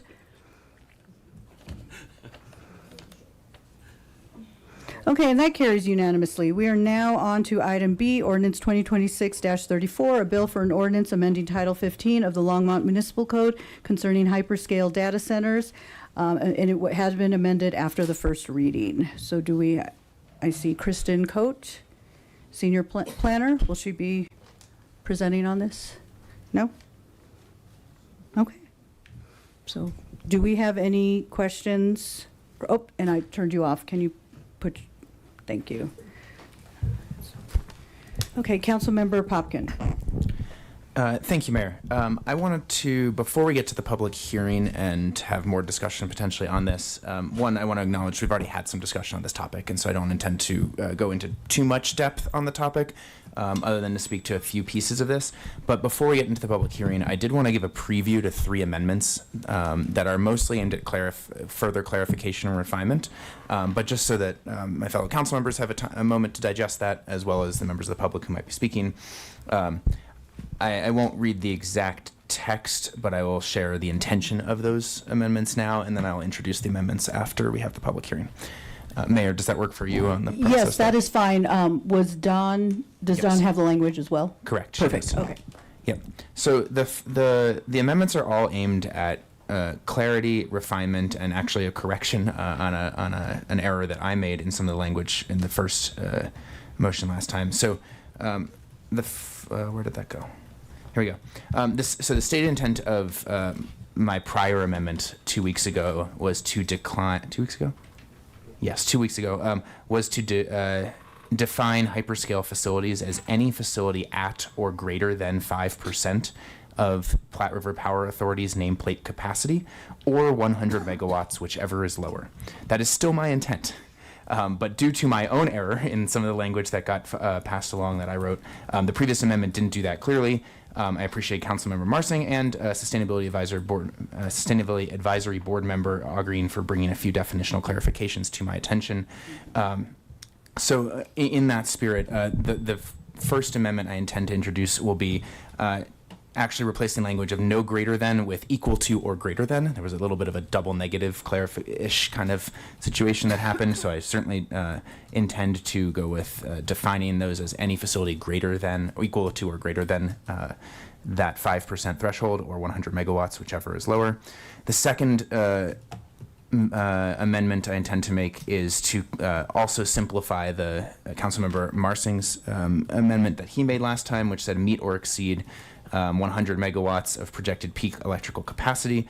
I agree with the spirit of that, but with the 2 different definitions that we have, just wanted to make that meet or exceed the threshold established in this subsection. So basically reference the definition I just read that we're clarifying. I'll again reiterate that when we get to it, but I just wanted to make sure that's going to be very much tied to the equal to or greater than 100 megawatts, equal to or greater than the 5% of PRPA nameplate capacity, or 100 megawatts, whichever is greater. And then my third one is to add a little bit more clarity to how the city is going to determine aggregated coordinated data center operations, which again is building off an amendment that Councilmember Marsing brought last time, which I supported, and specifically name a few factors that the city may consider in its process of determining phased load expansion and aggregated and coordinated operations. So that's the spirit of the 3. I'll introduce the exact text when we come back after the public hearing to this part, but I just wanted to let people know, both in the public, if you were going to speak to any of that, and to my fellow council members. Thank you. Okay, very good. Are there any questions from council? Councilmember Marsing. Thank you, Mayor. Question for staff, actually related to Councilmember Popkins' proposed amendments that we'll hear shortly. Just confirming that, just because I'm new to the process, when we add amendments on seconds, that we're comfortable moving forward and not needing to bring it back for a third reading, for example, unless council directs as such. Am I, just so I'm understanding correctly? which is my preference. I just wanted to make sure that was the standard. Yes, go ahead. Mayor, members of council, Tim Hole, Assistant City Attorney. That's your preference issue. Oftentimes you can create confusion if you are kind of throwing around amendments and we don't actually know what we're voting on. In this case, I think a lot of these amendments have been written ahead of time and submitted ahead of time. And so as long as you know what you're voting on and the public can know what you're voting on, then you can go ahead and do that, but it's council's preference. Okay, thank you. Mayor, might I add one Yes. detail? I would just also add, when an ordinance is amended on second reading, we publish in full again. Yes. So we publish in full the first time. When it's amended on second reading, it's republished in full for the public's benefit. Okay. And then just for, I'm trying to remember, we don't need another public hearing, though. I don't, yeah, okay. Thank you. I just wanted to make sure. Councilmember Christ. Thank you, Mayor. Now, I've received some feedback on this topic, especially after London Lyle's article in the Times Call. First, I would just want to talk about a few misunderstandings, I guess, about water usage for businesses that do business in Longmont. Our water code already has guardrails considering the amount of Longmont water that a business can use. And it may surprise some that other businesses in town, like Longmont Foods, the turkey plant, which is down around that Steam area, used 1 million gallons of water a day. The code right now states that a business may use up to 3 million gallons a day per acre. Anything over that amount, the business must bring their own water resources to cover the deficit. And that's just water standards. Now, about electricity, I understand that Longmont is required to buy electricity from PRPA, and therefore PRPA must have the capacity to provide large electric loads, and LPC the infrastructure to be able to accommodate delivering that load. So 100 plus megawatts may not be possible at this time, but there is that existing guardrail, and that capacity could be available in the future. Just like we treat citizens equitably, it's important that we treat all businesses equitably. And banning hyperscale data centers without reviewing their requirements and where they fit in our existing guardrails has the appearance of discriminating before we even know what their business is. So if the required electric load or water demands exceed our current standards, they wouldn't be able to do business as we sit right now anyway. So I don't see the necessary reason for saying we're just not even going to consider hyperscale data centers. Okay, now, because I feel like we would be discriminating without consideration first. Now, it's also come to my attention from tech companies in Longmont that data centers produce and call information for AI, and that Longmont businesses, as well as many individuals here, are big users of AI. So they were pointing out to me that it's a little off, maybe hyperscale critical. Do you have a question? To be a regular user of AI, but insist that any producer of AI take their business somewhere else. All right, so we're back to the topic of what do we do about these amendments that we have. And it occurs to me that one of the reasons why we keep adding amendments and massaging them and making them more specific is back to what we had talked about last time, which is, doesn't it make more sense to pass this topic on to the technology board or to another board, sustainability for instance, to come back with more information for us before we start making specific parameters? Is your, I'm sorry, I'm going to interrupt. Is your question directed to staff or to the rest of council? Well, to the rest of council and to those making the amendments, because I feel that we should actually table this until we have more information that is specific and makes sense on all levels. Okay, so I'm going to reserve the time be after public hearing for people who wanted to respond and answer that. So I want to solely make this to questions. Councilmember Kalkoffer. Thank you, Mayor. And thank you to Sustainability Advisory Board member Green for sending an email, as well as all of the other residents that reached out today. One question for staff that he brought up is enforcement. I know when we pass ordinances, the hardest thing is the enforcement aspect. If we set this, how are we going to be able to enforce that limit, and how do we make sure that they don't go over it with future creep?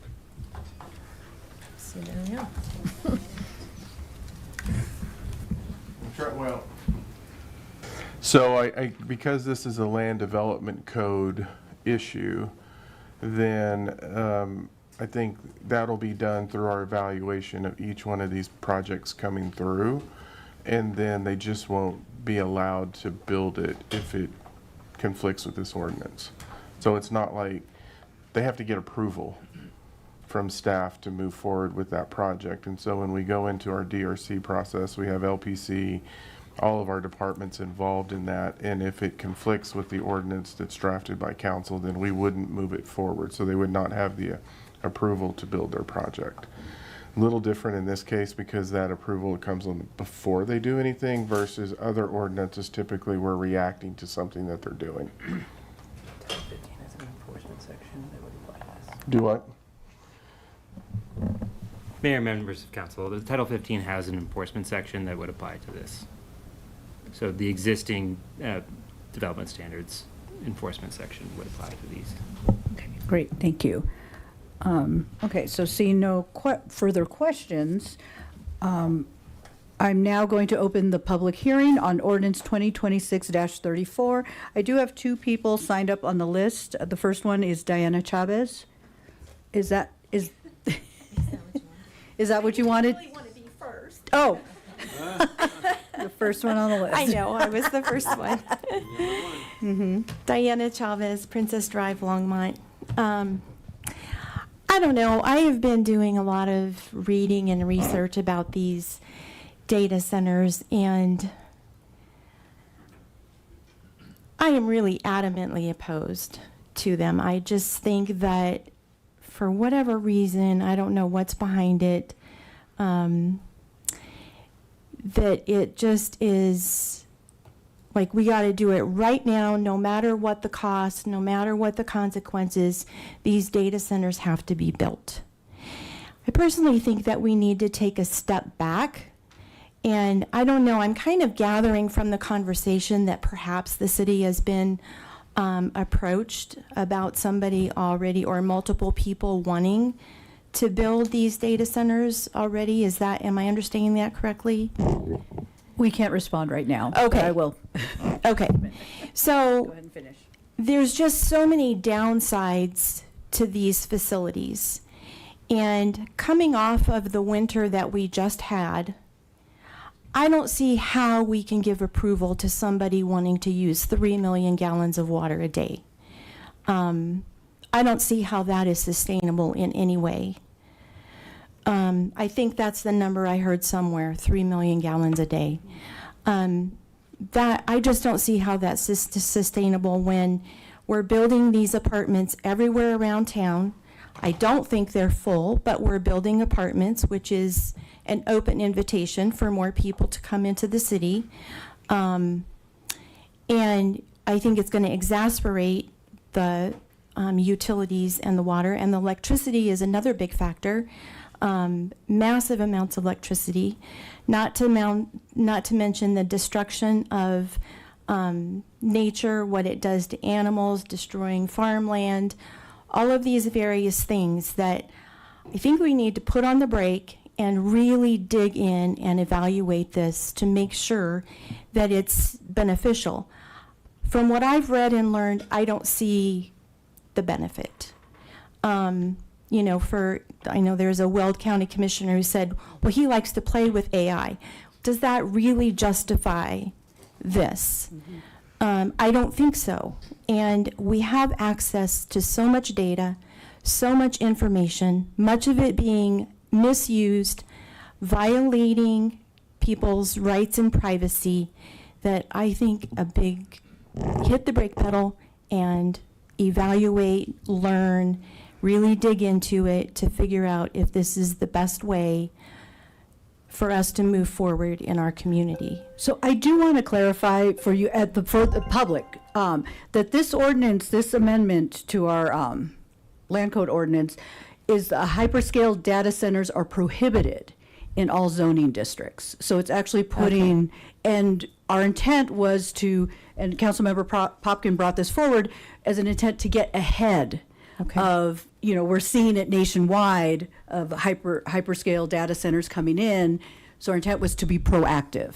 And I have appreciated the conversations and my sense that we are trying to be proactive. Yeah, so it's to prohibit but it. I just am not clear if we have somebody that is already in contact with the city wanting to move ahead with construction. Hyperscale, yeah. So, okay. Yeah, no. Is there a way that I could find that out? You know what? I'm going to have you talk to, do you want to? Oh, no, wait. I have somebody raising their hand way back there that can help you with all the Thank you so much. details. And Yes. I'm really grateful for the proactive conversation and really trying to dig into this. So thank you. Yeah, of course. So what I was going to say is, it is not uncommon for us to have people approach us. We just don't have, as we are evaluating different situations and at the staff level, specifically related to the hyperscale data centers, the really large ones, there's not a clear-cut ordinance that says we're not going to do this. So we have to take them through our process and then talk to, Platte River, and eventually, we can't serve this based on different factors. So I think what this ordinance does is basically help us communicate that we're not, in terms of the hyperscale data centers, we're not going to consider those. Okay, great. Thank you. Thank you for that. Okay, so next person on the list, Matthew, Wellborn.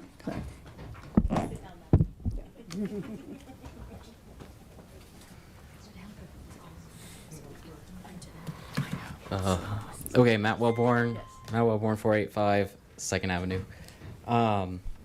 Sorry, I apologize. Robert has a lot of rules.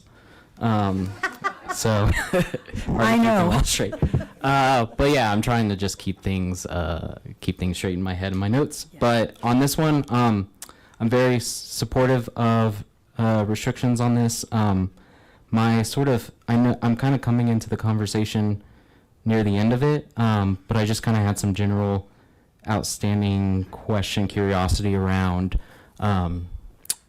It seems like just from reading the ordinance that it's primarily concerned with power electric consumption, and my main thought was just wanting to make sure that, if someone was clever enough to figure out ways to not meet that power consumption threshold, that there would be potentially other concerns or things that could be considered around sustainability, such as I think the main two things that people have concerns about would be like water consumption and water pollution, and then also noise pollution is something that is a little less covered, but I know they're having some zoos have some noise pollution issues. So I don't want somebody to necessarily come in with like 99,000 or whatever the number is, like, just like one under consumption rate or, something absurd like that, and be able to circumvent some of these. So I just want, maybe these are things that have been covered. I don't know what has been covered. But if the electricity is sufficient, then I'm definitely in full support. Okay. Thank you. Thank you. Is there anyone, go ahead, come on down, Lance.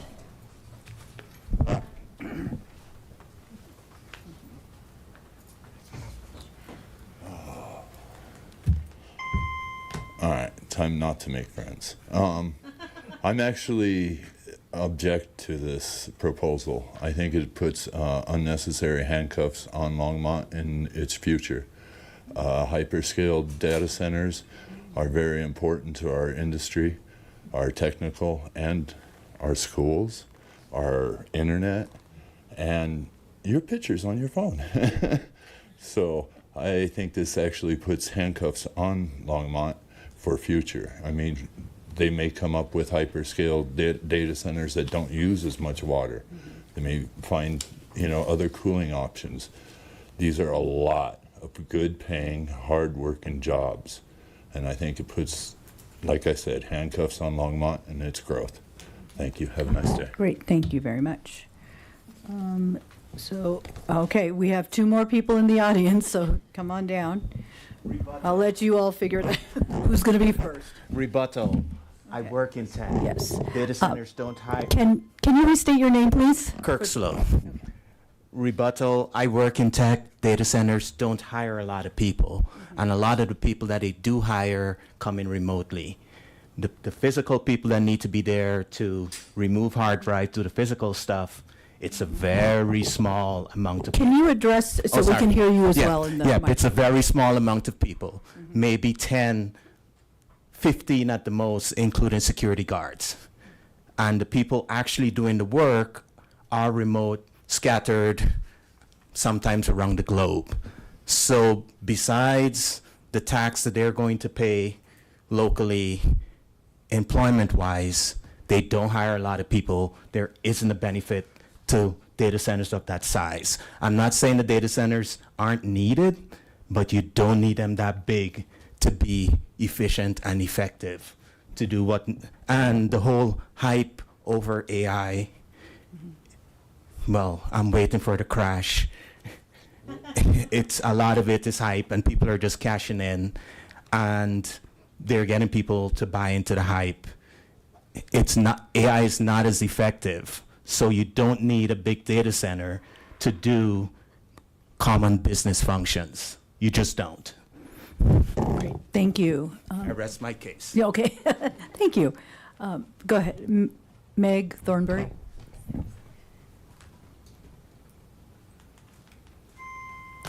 Meg Thornberry once again. Just a couple of things. I agree with what has been said previously. I appreciate making those points.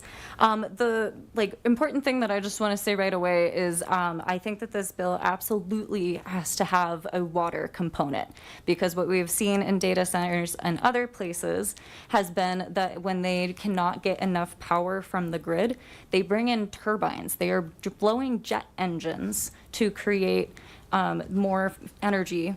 And it is creating, 46 times the legal amount of methane, but it's legal because each of the 46 generators only puts off one. There's so many ways around it. And so I just want to make sure that we are effectively banning everything that we don't want within this, because we do need to anticipate them finding every single workaround that we can. And also at this point, respectfully, I think water is more important than power. So I really want to prioritize that in making sure that we can do this. I also want to make sure that this has enforcement, that it has the teeth to come in retroactively.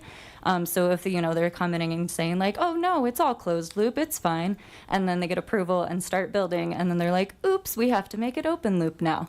How can the city go in and say like, okay, you're done? So doing that. Also with the evaluation, my question is to the speed to which these, government tends to move a little on the slower side, and the corporations tend to move very quickly. So just wanting to make sure that we are able to use that in a very streamlined manner so that we can, again, stay ahead of the curve.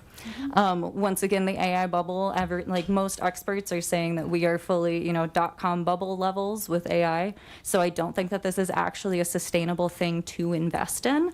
And Diane, as a note to you, just very respectfully, and I guess not personally, but to council, I take time out of my schedule. We have people who show up out of their schedules who are, sacrificing things to be here.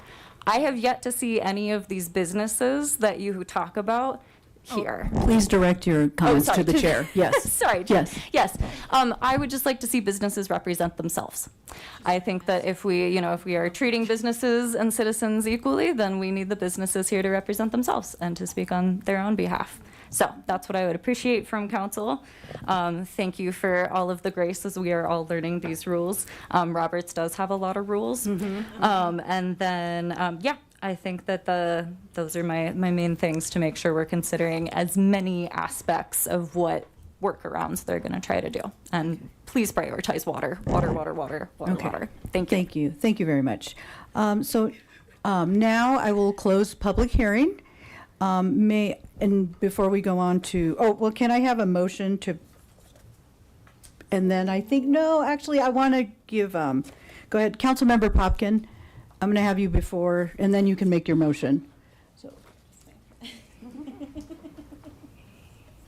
yeah, I forgot. Thank you, about Mayor. the I amendments. will reserve my comments on the overall merits of the bill for a moment and just Yeah. get a few of the clarification Yes. wording amendments in. So hopefully we can then be looking at the full picture, Yes.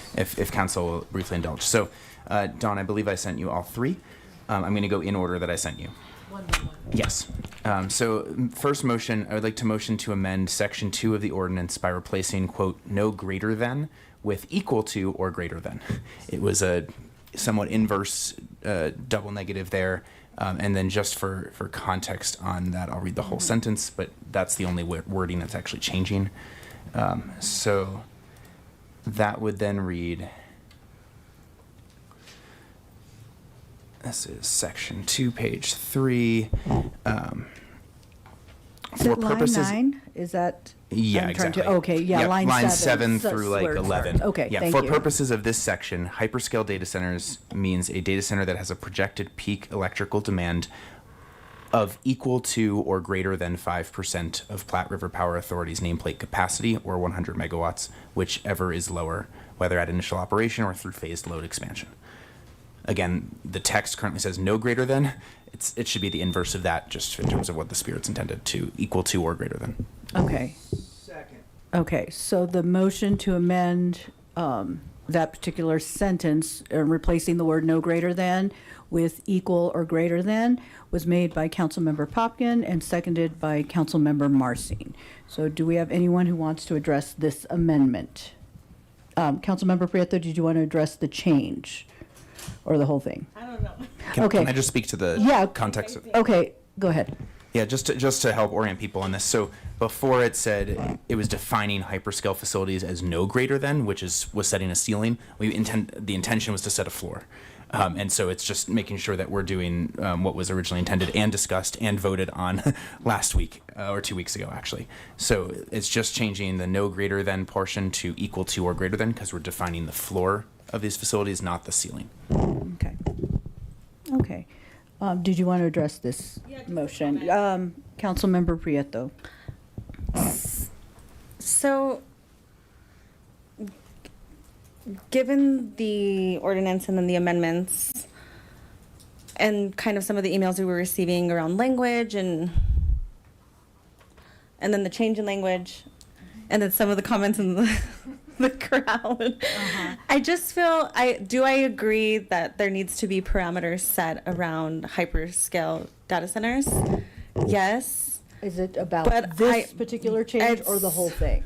Could be all, because I mean, because it is essential. Well, I think it could be both, but it's up to you. Because let me finish my thought. Go ahead, Okay. because I think it almost sounds like it would really represent the whole ordinance. Okay, then maybe I'll pause my thought. Yes, and then I'm pause gonna it, let write you it down do so you the- don't okay. forget it. So real quick, just is it point of clarification? I don't know. Yeah. Yes. If we vote on the amendments, then they're amendments, and then we'll vote on the whole ordinance. Is that correct? Yes, so every Okay. amendment that is passed then will be added to the main okay. ordinance, and then we also have to vote on. I'll hold my comments for now. Okay, yes. Okay, Councilmember Christ. Thank you, Mayor. Based on some of the comments that we've heard, it seems like we're not quite ready. It seems like everybody had some add-on that they wanted to the ordinance. And so once again, I'm saying, I think we need a little more time to develop this. And so, before we and are come you forward with it. speaking, you're Well, this speaking is about one the of whole? them, yes, because I don't know how to vote for this, because we're looking at it as a whole, but then we're taking it in pieces, and we're getting a lot of feedback that is contrary to what we're coming up with, or has greater depth, or is So you don't introducing feel- other topics that we haven't added into this ordinance. So I think it's just not ready. I think it's half-baked. Councilmember Marsing. Thank you, Mayor. This is exactly the intent that we discussed last week. This amendment is 2 weeks ago. Thank you. This amendment is what we would call in the legislature purely technical. This is designed to enhance the language so that it meets the intent that Councilmember Propkin brought the ordinance forward for in the first place. We've discussed it at first reading. We've engaged clearly staff on this conversation. To say this is half-baked, I think, would be false. This is a technical amendment in nature, as are the other ones. In fact, I think it's a sign of good governance that Councilmember Popkin was able to catch the kind of mistaken language that he made in introducing the amendment and make the fix now, so that we didn't wind up in a situation where it was half-baked. This is how government works. So I'm supportive of this technical amendment. Okay. So seeing no one else in the queue for this amendment, for this motion to change no greater than with equal to or greater than in the language. Seeing no one in the queue, let's go ahead and vote. Okay, and that carries 6-1. On to the next amendment. Thank you, Mayor. The next amendment is, again, purely technical, just to align what we just amended with the updated language. So it's a motion to amend Section 2 of the ordinance, which currently reads meet or exceeds 100 megawatts of projected peak electrical demand, with meet or exceed the threshold established in this subsection. It's just purely referencing the definition that we have. Okay. Second. Okay, so that has the motion to change, or actually it was to add, is that correct? You're adding meet. It's amending, but to add the language meet or exceed 100 megawatts? No, that's not correct.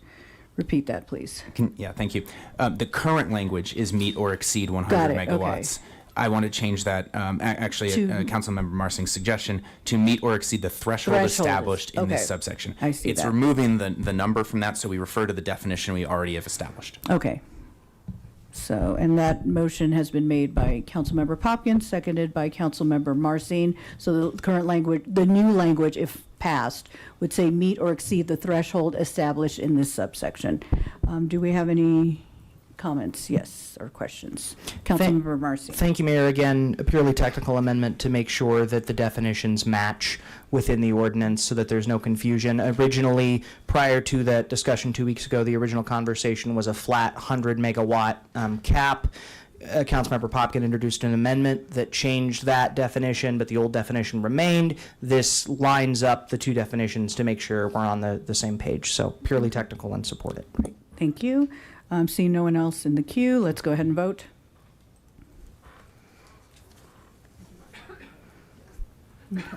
Okay, and that carries unanimously. Now on to the third amendment. Councilmember Popkin. Thank you, Mayor. This one actually builds on Councilmember Marsing's amendment 2 weeks ago, and it's just adding a little bit more clarification for market signal and for staff. Happy to have staff input on this, just to like how we would think about this. This relates to some of the enforcement questions we had. This motion is to amend Section 2 of the ordinance to read after page 3, line 16. Quote, for the purposes of determining aggregated coordinated data center operations, which we have already established in the ordinance, the city may consider factors including but not limited to whether the facilities are operated by the same owner or end user, are on connected or adjacent land parcels, and have the same point of interconnection. Well, I guess I made the motion. Okay, do we have a second? Okay, so the motion, okay, so the motion has been made by Councilmember Popkin to amend, and I'm just going to read it what for the public, to amend ordinance 2026-34, a bill for an ordinance amending Title 15 of the Longmont Municipal Code concerning hyperscale data centers, Section 2 of the ordinance to read after page 3, line 16, for the purposes of determining aggregated coordinated data center operations. The city may consider factors including but not limited to whether the facilities are operated by the same owner or end user, are on connected or adjacent land parcels, and have same point of interconnection. Okay, and that was seconded by Councilmember Kalkoffer. do we have any questions or? Oh, I thought I had you on. Yes, but you hadn't called on me. I didn't want to presume no. by You're placing the good, queue. you're good. Again, this is really, again, aimed at clarity. I guess, Harold, maybe a question for you. Before we had just added in, we didn't want a workaround to be that, someone puts 30 megawatts somewhere, 40 megawatts somewhere, and then 50 megawatts somewhere, and then they're actually getting to 120 megawatts just by strategic land use. And so my hope is that this gives some guardrails, but also gives staff flexibility in terms of how you would look at this. Can you just speak a little bit more to what that situation would be? Yeah, I can. So when the original language had shall, what that really does is to say we can only consider those factors. When we say may, it actually gives us the ability to look more broadly than those factors to actually catch someone trying to find a way through the ordinance, which we do deal with. And so, for example, when it said shall, then you could theoretically have a situation where you have the 30, the 40, the 60. It could all theoretically be under different owners, but it's serving the same end user. And this actually, by saying may, gives us enough discretion to where we can assess that and make sure that someone's not going around the ordinance or manipulating the ordinance to do that. And since I'm talking, we talked about the front end on how we would stop it. We just wouldn't give them a permit or connect them. On the back end, it's actually pretty easy. We'll just shut their electricity off. Because, we do have the ability to do that if we see it. So that's the retroactive piece. Or even on the side with water, we could just shut their utilities off if they're violating those ordinances. Okay. So that's the retroactive piece. Thank you, Harold. And just to clarify, when you refer to the original language, there wasn't actually that language in the ordinance. That was the original motion language that I'd been discussing with staff. And just so you understand the differences. The shall's in what?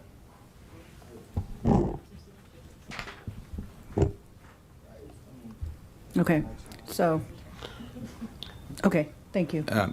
So anyway, that's mostly what I just wanted to speak to. I wanted to kind of send a market signal of the types of things we would look at there, but also not tie staff's hands on how they would look at that from the utility and land use sides of things. May gives us enough flexibility that if we see something that's not specific and we're not limited, it lets us deal with it. Okay. Thank you. Sounds good to me. And the included but not limited to. Yes. It's a combination of may and included but not limited to that But gives not us the flexibility to deal with many of the things people were bringing up. Okay, sounds good. Thank you. Councilmember Marcin. Thank you, Mayor. Just the question, section 3, line 12 still has the city shall rely on information, which is an amendment I brought last week. Would it be helpful for staff if that shall was a may in section 3, so page 3 of the ordinance, section 3, line 12, the city shall rely on information submitted by the applicant, including utility service requests. Because we're not, my understanding of Councilmember Popkins' amendment is we're not actually changing that language, we're adding additional language. So theoretically, would we have conflicting language there unless we change that to a may? To give you the flexibility you need to properly validate. Yeah, I understand there are two different sections. I don't think but- it does because what Okay. it says is we may consider these factors in making a decision. Okay. And then the previous one says we shall rely on the information that they're providing us. So Okay. we would rely on that information anyway Okay. and then check it. Awesome. Cool. Thanks. Sounds good. See no one else in the queue, let's go ahead and vote. This is the third amendment. Okay, and that carries unanimously. Now we are on to, yes, so can I have a motion to pass ordinance 2026 where am I at, 34, as amended? Okay, so the motion has been made by Councilmember Popkins, seconded by Councilmember Marcin. Councilmember Prieto. All right. Now I can speak.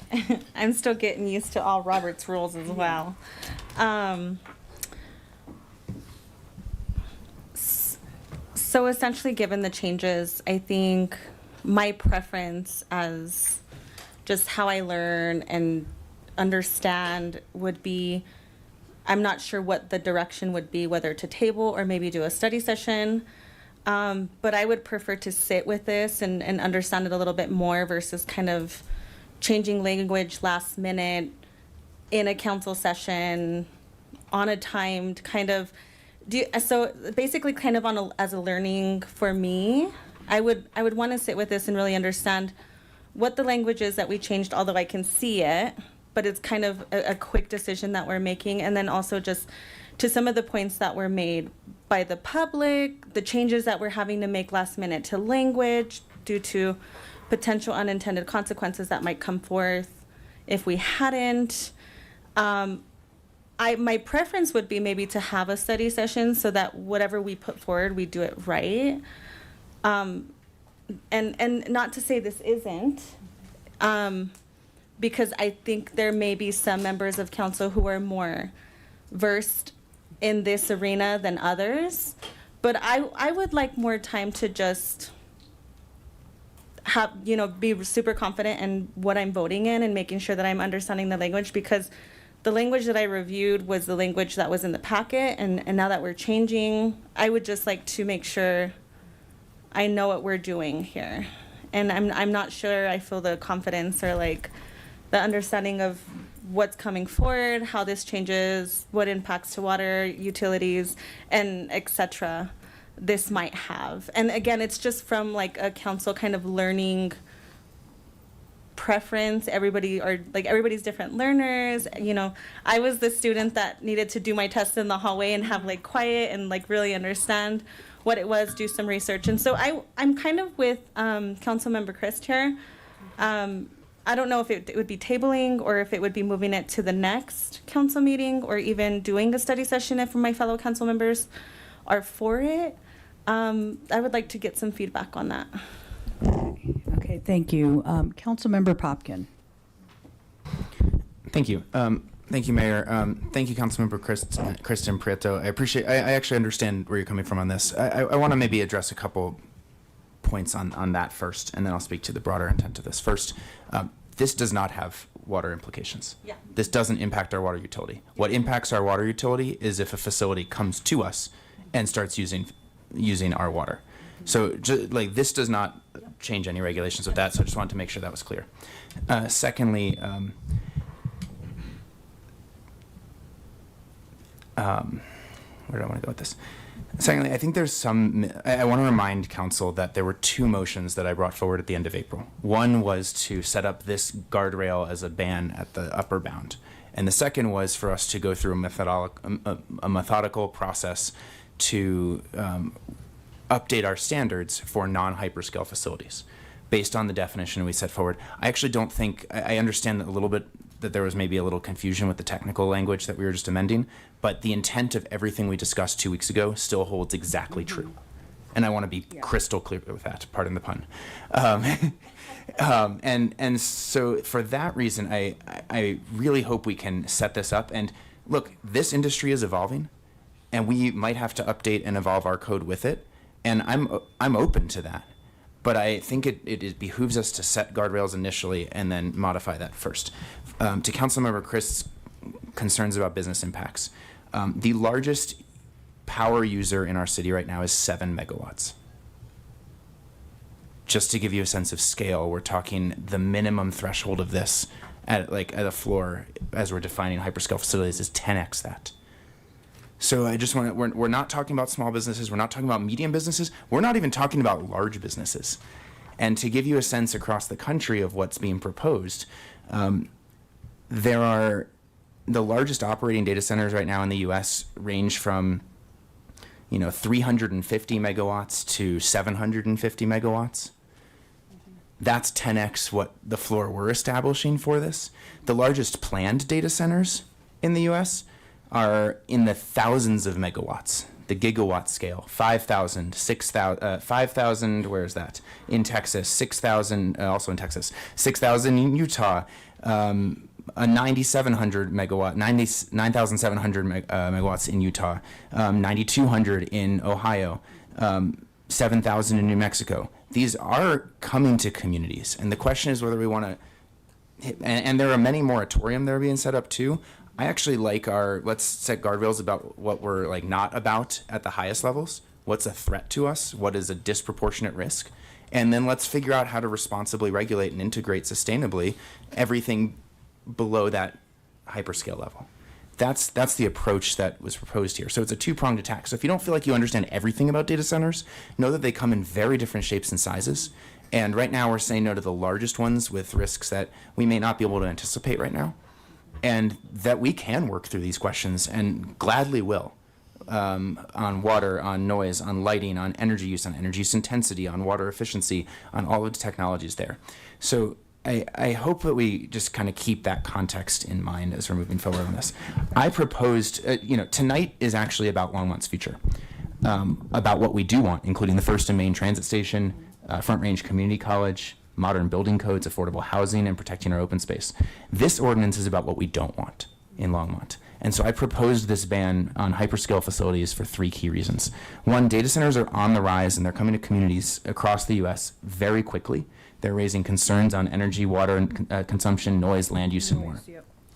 I propose this ban because I'd rather us be proactive here to set the terms and not reactive. Number 2, hyperscale data centers pose a disproportionate risk on energy, our ratepayers, water use, and other community impacts. And number 3, the Colorado State Legislature was debating this over the session and had 2 bills, one on economic incentives and one on environmental regulations, and both failed. So we don't have state guardrails at this time either. We don't have federal guardrails at this time. The Congressional Research Service set slightly industry. They recently put out something, I think it was in May, defining hyperscale facilities approximately based on industry interviews at 100 megawatts and greater. We're pretty close to that here. We have a little bit of flexibility, room to grow in that. But that's the approach that we're orienting around. I'll speak more to kind of what megawatts mean, but I wanted to just, with the time that I had left, or initially, just kind of address some of the concerns I was hearing, because I understand where you're coming from, and I just don't want us to put on the brakes necessarily just because we're trying to grapple with a couple pieces of this. Councilmember Kolkoffer. Thank you, Mayor. So we need to do this now, or not it's going to happen to us. And this is just putting the guardrails in place. This is not closing the door to businesses. I think this is the opposite. I'm nervous that if municipalities and states don't get ahead of this, the federal government is going to come in just like they did with the FAA, the FCC, and they're going to tell us that we're going to have to do this regardless of what we want to do. So this is our opportunity to put in the guardrails in place now to say this is where we stand when it comes to our large power users. I think we still need to have the discussion about water. This past week, I did a tour of the wastewater treatment plant, the water treatment plant, the Rawhide coal plant. I had a lot of these conversations, and we've been talking about this for, 3-4 weeks now about data centers. We've had a lot of time to look at this and research it. We have to do something now before something happens to us. So we can always modify this later with the same process that we're going through now, but I think we have to do something now or not something's going to happen. Thank you. And before I call other folks in the queue, so I think about, and I don't know very much about hyperscale data centers, and I've had to learn, and I've had to learn fast. So being on the board of the Platte River Power Authority, just having these conversations with other board members and other municipalities. So we are one of 4 owners, municipal owners. So it is each city owner's obligation to be responsible in the type of how we're using our energy and making sure that we're being proactive and staying ahead of the game. I've had conversations with staff, not just here, but through Platte River Power Authority, as well as other members of the board, in looking at the language of this particular, what are the implications? This is just a start. So in my mind, this is just the beginning. Noise is something that is concerning to me, especially in looking at residents' mental health, impacts to noise, people with disabilities, on the autism spectrum, how all these nuances that come from industry, how it impacts the lives of everyday people. So I view this as just a start. So it's not just because we passed this one, it's the end of discussion, but there's opportunities to engage around water usage as well as noise and other concerns that come forward that we're having to face with this fast-moving industry. I mean, it is coming at us fast, and I think we need to be ahead of the game here. So I will be supporting this. Councilmember Christ. Thank you, Mayor. I think we generally agree that there, needs to be discussion about this, and there needs to be some decisions made. I think we're just disagreeing on how and when and how much input we get. And so there's a comfort level there. I do want to refresh everyone's memory about Kelly Sage's email, and I can forward this to you, but she said, please just read this to council. And it says, today, LEDP, that's the Longmont Economic Development Partnership, Executive Board discusses new data center ordinance. Although many business people understand the difference in hyperscale 100 megawatt plus data centers, most do not. Any notice or story containing anti-data center language can and will be misinterpreted, leading many to think Longmont has closed its doors to all data centers. This town's major business this town's major businesses supply these hyperscale data centers. For example, Seagate and Micron, etc. I am hopeful that any stories written about this topic will be very clear that Longmont is indeed open to business for data centers and their supply chain. I realize that this might be a minority opinion, but I want to point out to the council as well as to the public that minority voices are very important in our city. And I heard the word business. I just want to point out that if I can't see your lips, I may not be able to hear everything that you're saying, because I do listen with my eyes. So the thing is that I was elected the same as everyone on this council. So I represent a point of view in the city. And so I bring that forward. And I should not be made to feel less than because I have a minority point of view. So I'm not sure what was said, and I'm giving you the benefit of the doubt that it was all very positive. Maybe I'll find out with the council podcast what it was. But anyway, I think what we're finding out is that we're not quite ready. And what we have always said in the past is that we don't want unintended consequences. And I just feel like we should have a better sense of being ready for this ordinance. Thank you. And I do want to add, I was in that executive session. I'm on the executive board, so I was in part of that conversation. And really the essence of that dialogue was around making sure that we communicate, we do a good job at communicating the intent of this ordinance change, what it means. So there's, really looking at an educational component. And then moving forward, how anything that does have potential impact to businesses, how that making sure that we are engaging with LEDP, the chamber, the Latino chamber, so for potential impacts. But I think in that meeting, we ended in a very good place in understanding of, moving forward with this, as long as we have a strong educational component so that people understand and businesses understand what are the implications of the language in this change, in this amendment. Councilmember Christ. And thank you for your perspective. I appreciate that. Sorry, Councilmember Prieto. All right, and I just want to clarify, I am absolutely for making sure that we're putting parameters around the large data centers. Again, to Councilmember Chris' point, it's just about, I think there's a disagreement on how we get there and how much information some council members feel is appropriate versus others, and or maybe knowledge that they already have, right? I think my ask of my fellow council members would be, one, get with staff originally when you create the ordinance to make sure that all of the wording is worked out. so that way we're not having to change it on second ordinance. I believe, if I'm not mistaken, Dawn, how much is it to change that? When we change it on second reading? To publish? Yeah, to republish. It depends on the size, the length of the ordinance. I couldn't give you a price. Okay, so it costs money as well. So not only does it create confusion, it costs money, and it kind of creates this weird dynamic on second reading to where maybe some council members don't feel comfortable, especially if the language is like shall and therefore and blah, blah, blah. So again, I'm going to support this tonight, but I really want to emphasize to council, like, we're all different learners. And I'm one of those learners that need time to sit with an item, to understand the language, to reread, to do my research, and changing things last minute. I just was not my preference. And so just being respectful of one another and our preferences there.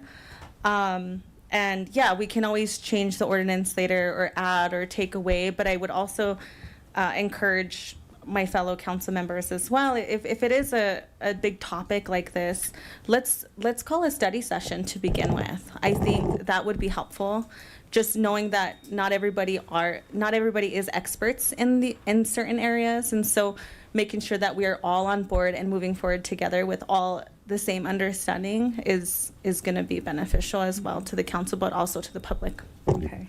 No, and thank you for that. Typically, we discourage amendments on second reading because typically they come, like, most of the time it's a general session item or a study session, then it comes to consent agenda, and then it comes, so really we've seen this 3 times before. So the only reason why I supported the amendments was because of the technical change and clarifying what our intent was from the initial conversations. So if there was something on here that I felt was changing it, if we were adding, different components to it, I would not be in support of that. So this is unusual, and I hope that, we, moving forward, that we can get these, something that's substantial, not necessarily a technical change, but, or wordsmithing, but something substantial that it be done early in the process. But, and thank you for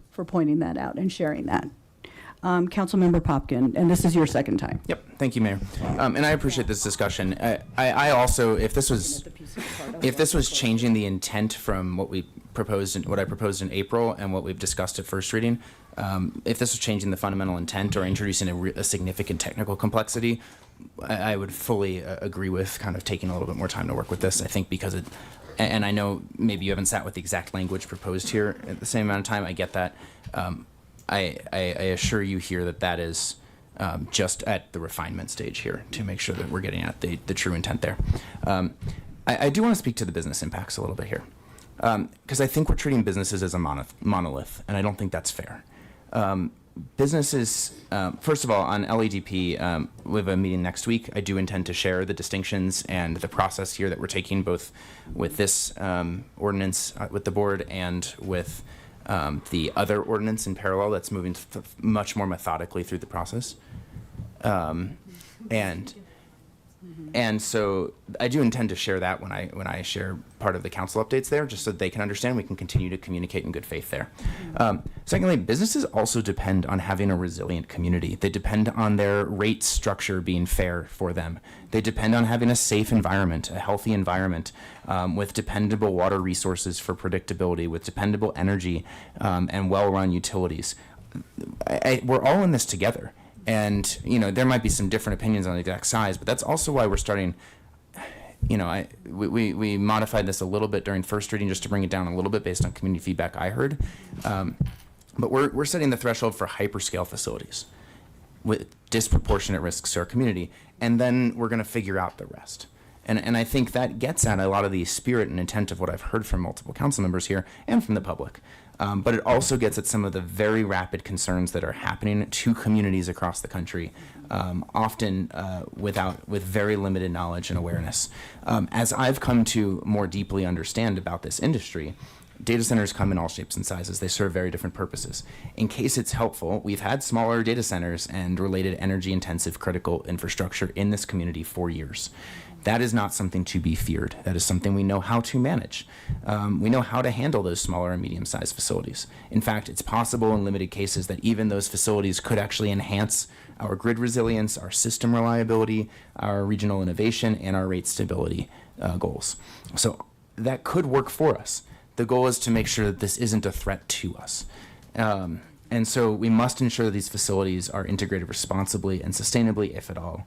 That's why we have the other proposal moving forward as well, with advisory board input, with community input, to really think about like how are we setting standards for non-hyperscale facilities. The other thing to some of the questions that public raised or concerned there, unlike most communities in the country, Longmont runs our own electric utility, our own broadband utility, and our water utilities, plus our land use planning for the city, which means we have greater insight into the impacts of such proposed facilities on our utilities and ratepayers, and oversight of such proposals that may come our way, and whether those proposals may complement and align with those goals in our community, or if they don't. In other words, we're in a better position than most, but I still believe it's prudent to ban the hyperscale facilities now and update those standards for smaller scale facilities as we proceed. Okay, thank you. And I guess I am the time person. So let's go ahead and vote.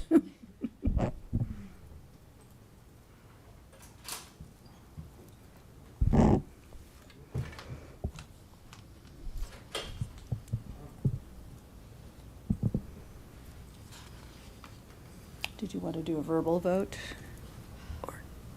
Are you Okay. Yes. I'm a heck yes. Okay.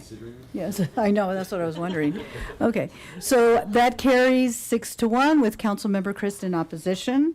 We are now on to, let's see, I lost my spot. We are now on to item C, 2026-35, a bill for an ordinance amending section 14.20.150 of the Longmont Municipal Code regarding the utility rebate program and service disconnects. And, okay, do we have anyone from staff to present or provide additional detail? Nope. Okay, so let's go ahead and go on to questions from council. Do we have questions at this time?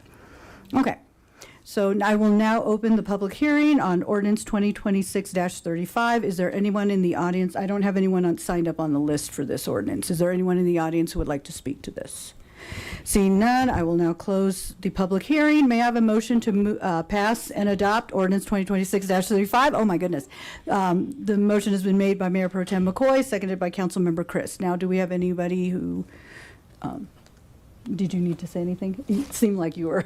Me? Yeah, I thought you wanted to say something. Okay, no. Oh, okay, got it. Yeah. No, it's, ándale, yeah. So, okay, yeah.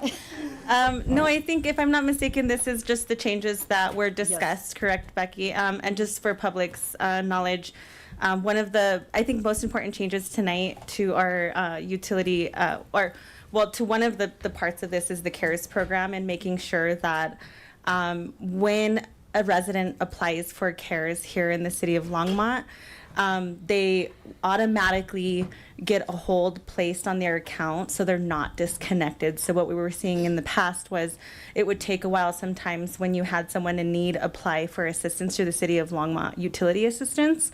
It would take a while for them to get approved, and they'd probably get disconnected by the time they got the assistance. And so this really just puts a safety net in place for our residents who are struggling to pay their utilities, and making sure, hey, once you apply and you let us know you're struggling, we're going to put a hold on your account. We're going to see if you're approved. And if you're approved, then we're going to take care of a portion of your bill, and hopefully continue to allow you to continue strong and providing for your family and working and so on and so forth. So that is the intent of this tonight. And then I also just want to put some knowledge out there is I think here in the city of Longmont, so we also have our CARES program, but our center also has walk-in resource hours for our residents.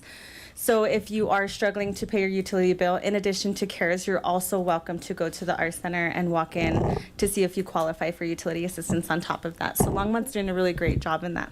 Thank you. Just some knowledge. Yeah, thank you. Councilmember Marcin. Thank you, Mayor. I wanted to thank Councilmember Prieto, who was the first person to bring this idea forward. And it's a concept that I really support, because I think there are not always a ton of options where we as a city can step in and really directly support folks that are in some trouble. and ensure that we, it's a homelessness prevention measure. It's a community resource measure. This is, one of the reasons I really love local government is because you can really take a scalpel and find ways to support people. So I'm excited to support this, and thank you for bringing it forward, Councilmember Pitt. Thank you. Councilmember Popkin. I was like, see no one else in the queue, and then another one pops up. Okay, not happening next time. Ditto. Very good. Okay, let's go ahead and vote. Nope, we don't restate. He's just using cheese tonight. Yep. Okay, and so that carries unanimously. We are now on to item D, ordinance 2026-36, a bill for an ordinance authorizing a farmland lease agreement between the City of Longmont and CSP Farms. David Kelly who's the tenant for the Bragg Spangler property. Do we have any questions from council? Okay, seeing none, I will now open the public hearing. Is there anyone in the audience who would like to speak on this matter? Okay, seeing none, I will now close the public hearing. Okay, may I have a motion to pass and adopt ordinance 2026-36? So the motion has been made by Councilmember Chris, seconded by Councilmember Popkin. I thought I heard him like a millisecond first, so. Okay, let's go ahead and vote.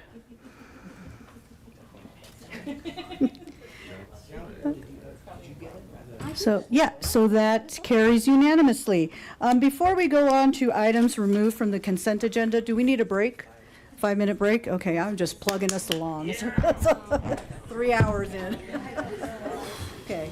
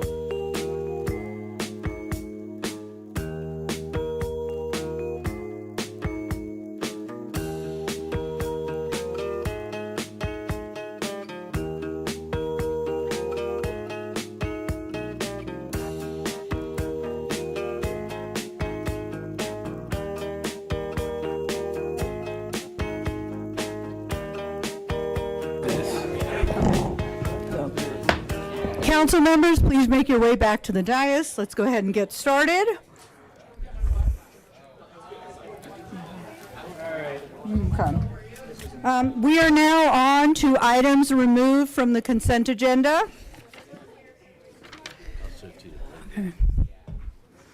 Okay. Okay, yes, and this one, Councilmember Popkin, 9E.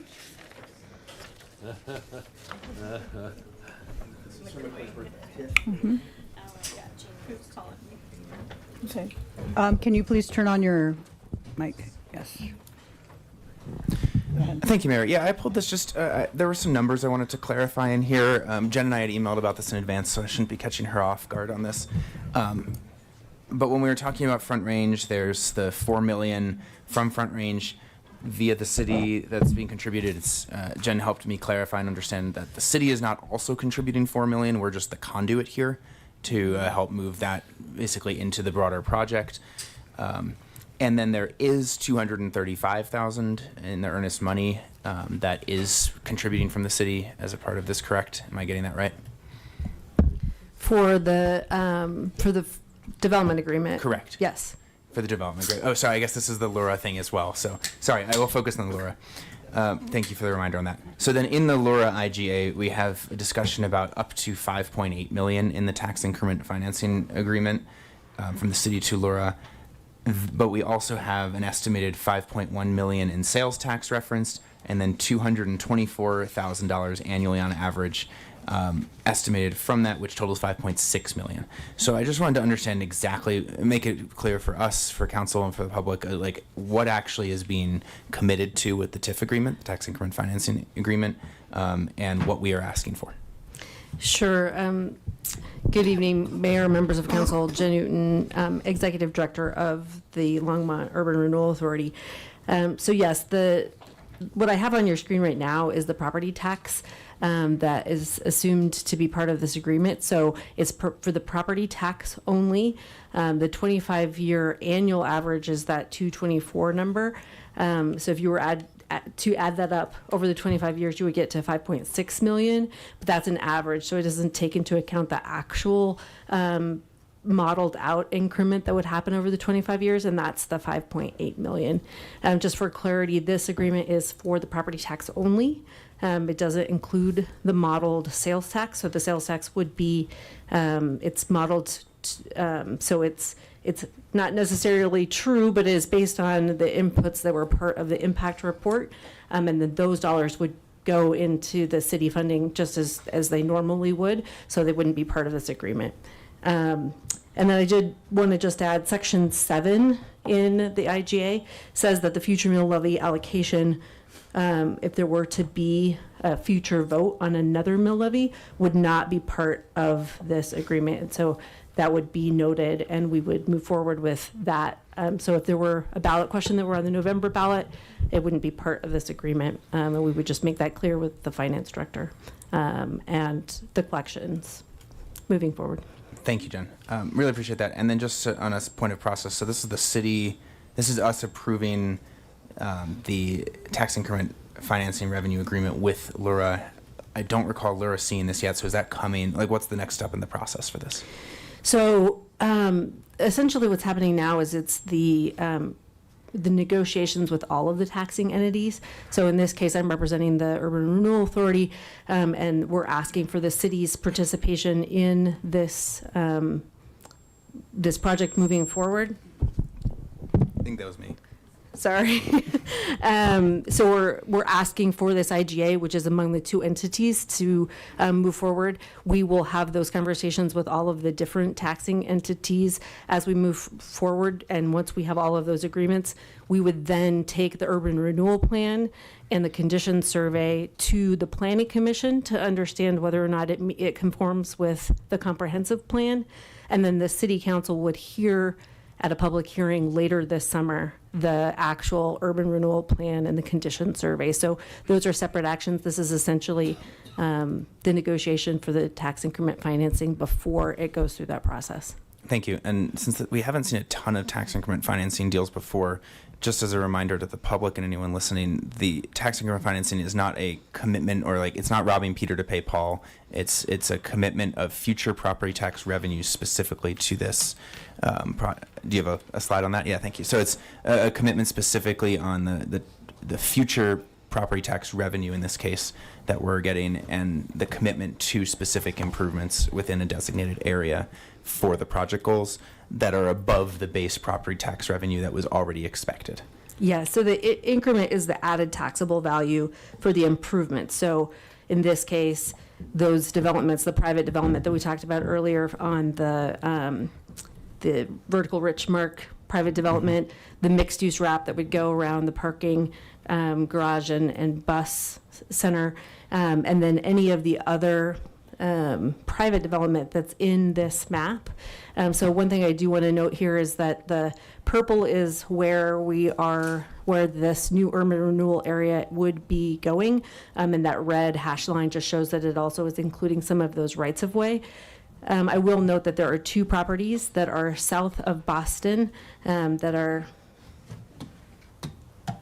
right here that are not part of this IGA. We would anticipate that we are starting the condition surveys of the blight study for those properties now. Just gave notice to the city that we will be doing that.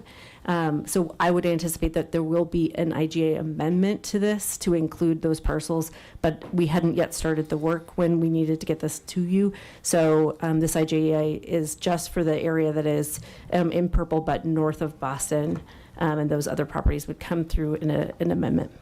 I think more specifically, sometimes to the question of where's the money coming from, there's a but-for argument in this, because what's really behind this project is, these projects couldn't go but for the tax increment financing. So, if someone says, well, and then if we don't get the TIF, if we don't have the project, we don't get the tax revenue anyway, so it wouldn't exist. Exactly. Yeah. So I think sometimes you'll hear, well, it's money we would have gotten. No, we wouldn't have, because this project wouldn't move forward. So sometimes when I explain it, it's 100% of zero is zero, because this doesn't happen unless you get the tax increment financing to offset the debt. Yeah. And I will just note that this this chart shows what that looks like. So you have the base. The base resets every 2 years on the valuation years. So there's that base does climb over time, but the difference between that red line, the base assessed valuation, and the green line, which is the tax assessed valuation, is that tax increment financing, and that is created by these projects. But the only way that these projects happen is if we're investing these dollars. So it really is kind of a circle. Thank you, Jen. And thank you, Mayor. I just wanted to make sure the different financial numbers were clear. I appreciate it. Now I got to turn my mic on. Councilmember Chris. Or, I did it again. Councilmember Prieto. Is it because we agreed, Mayor? I just wanted to share a perspective that I learned or that I heard, and maybe it's wrong or right. I don't know. You can tell me, Jen. But when I was researching this part of the packet, something that came up was, where it was talking about TIF and, to the but-for argument.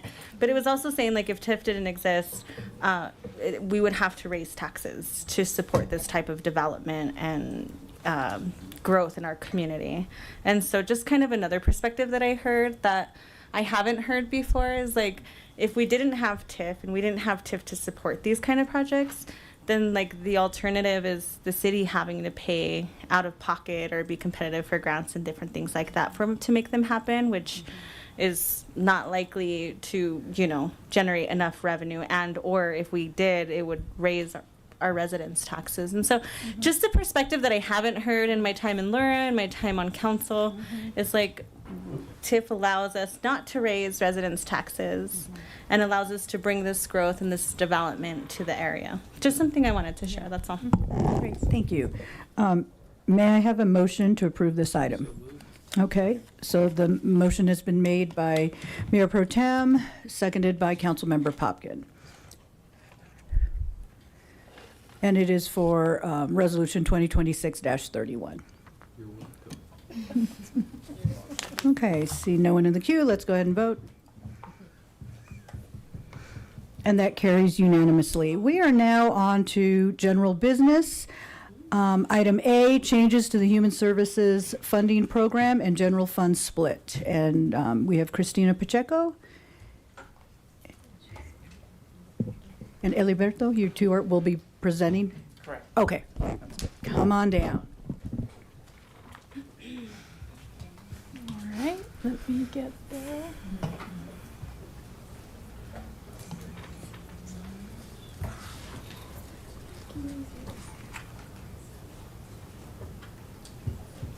That's not it.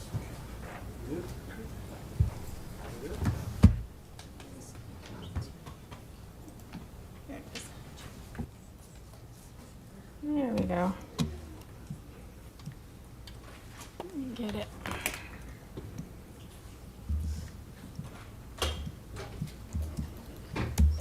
Control L. Yeah, it's not doing it. What did you say now? Control. Control L. Yep. It's not Now doing try it. That's a control. Uh-huh. Nope. What's this? Hold on. There we go. Come on.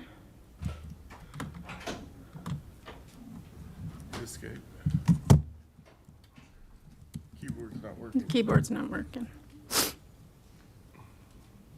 Well, yeah. It's on, but maybe it's not charged. Let's see. Control L. It's not doing it. Oh. Whoa. Oh, that was P, maybe. No? Nope, I don't know what that was. Control L. There we go. Hey. There we go. All right.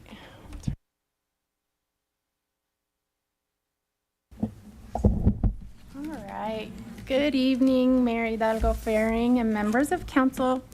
I'm Christina Pacheco, Human Services Director. We are here tonight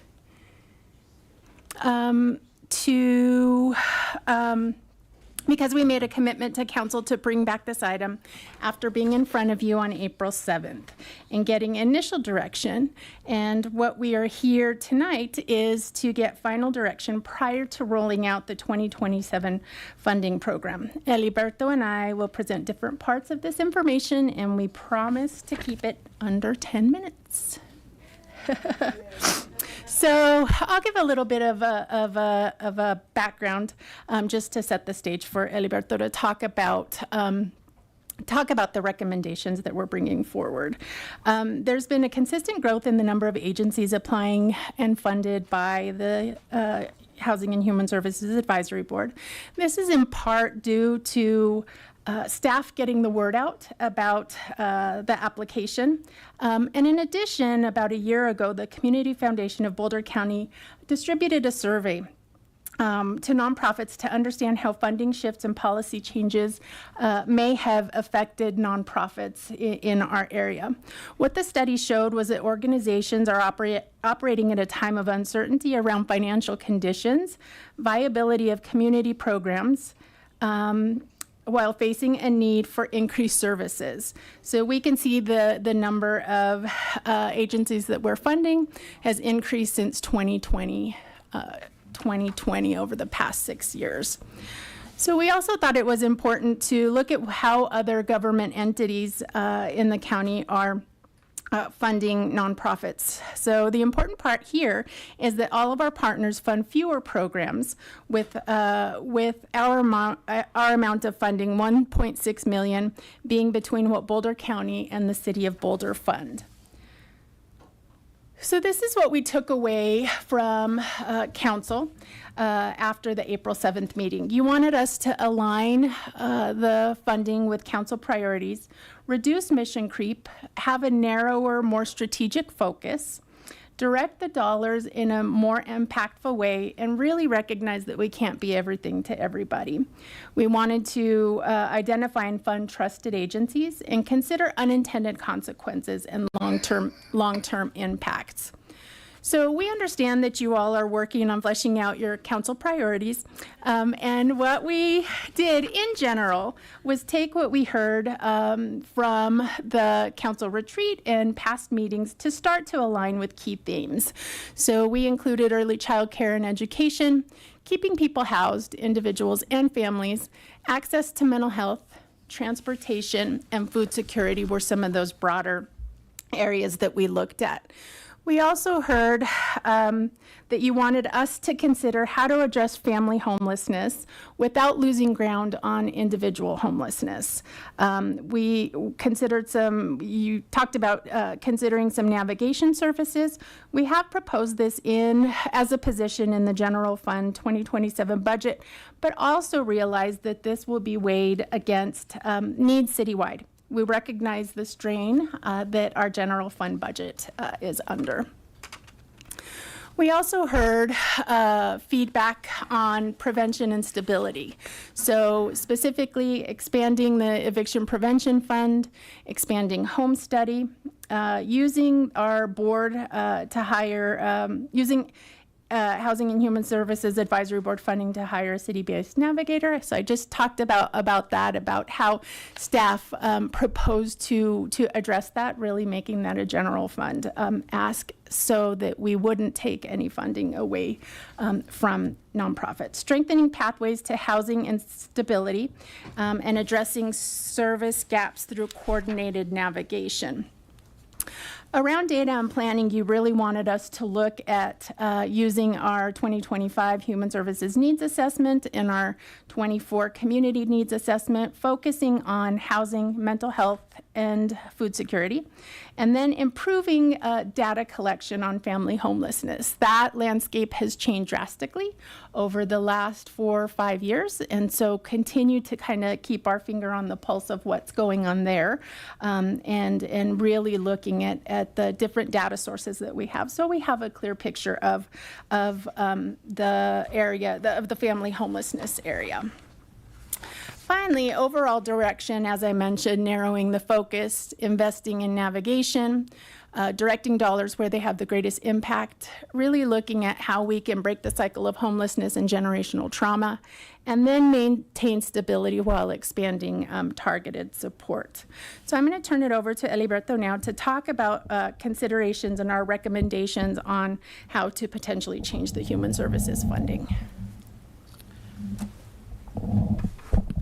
Good evening, Mayor and Council. I looked at, part of what you also talked about, and it's an ongoing discussion that we've been having for many years about looking at the numbers that we serve and looking at cost per resident, and I did all that research. And so some of the things that we looked at is, per area, how much we're spending. You can see that it stays pretty consistent, or it has been consistent since 2024. 2026 numbers are kind of what we awarded this year. I also explored how many folks are served per year. Now, 2026 is projections, they're not actuals, but if you look at 2024 and 2025 numbers, those are actuals. And again, a lot of consistency, even though we do see a little drop in self-sufficiency numbers for 2026. And part of that is because, I heard earlier you talked about the CARES program, and we're doing part of that. One of the things that we did in 2026 as part of the work that the Housing and Human Services Advisory Board did was to shift what we allowed for funding on the human services side as far as the self-sufficiency. So that became kind of more of a deeper impact, less numbers, because we allowed for direct financial assistance for the first time in many years. And so the Our Center received some funding for utility assistance and other type of assistance as well. So that was part of that was going a little bit deeper impact, but less numbers served, because now we are allowing for those kind of uses for the funding. Some of the other things that we talked about was also, we talked about looking at, putting a floor on what agencies can ask for. So we looked at, I did the research, we haven't had a lot of agencies apply for 10,000 or less, but it would still make a little bit of a difference because we've seen incremental growth in that of agencies applying for $10,000 or less. And so, again, this is what they apply for, not what they receive. There are other agencies that might have applied for more, but because of the fact that we've had to dilute the funding, there were agencies that got less than 10,000, even though they applied for 12, 13, 15,000. But just the reality of where we are with the funding didn't allow us to fund them at those levels. We also looked at, and this is a really important slide. So, you know, as Christina mentioned, those are the inner circle represents what we think we heard was council priorities. And then the outer circle represents what we currently use as the Longmont Housing and Human Services Advisory priorities. And I tried as best as possible to show there is some clear alignment with some of the things that council has priorities, like housing stability, early childhood aligns very well with our education and skill building, of course, food security, mental health. But then some of the things that we funded, and it was in your council comment, I listed out just some of the things that we fund that aren't necessarily aligned with council priorities per se, yet I think council would find them important. So for example, self-sufficiency and resilience, most of that funding is a lot toward case management, utility bill assistance, things like non-academic English to improve ability of folks to work and work with their kids at school and doctors. The safety and justice side of it, we fund some agencies that provide help for people re-entering our community after they've done they've repaid their time in the Department of Corrections. So we fund some agencies that provide that. We fund some supports that help children who are in the court system, like through CASA. So while not totally called out in your priorities, I think that council would value these. And so one of the unintended consequences of aligning with council priorities completely would be, how do we support those type of programs, right? And that's kind of the big challenge that we face. And so I thought this slide was really important. And again, having that conversation about, some of those agencies don't serve a ton of people, yet, if they can serve 40, 50 families, keep their utilities or stay in their housing, that is a very big impact, right? And so, we wanted to be sure that we thought about some of what that would do, and be clear that both of these things are important, and we would work to find ways to manage that reality. So our staff recommendations are, and again, these are works in progress. We would come back again in December, but our staff recommendations is yes, it's easy enough to create a $10,000 limit. That's pretty simple. We would put that in the grant application. I'm working on the grant application guide now. That would be easy.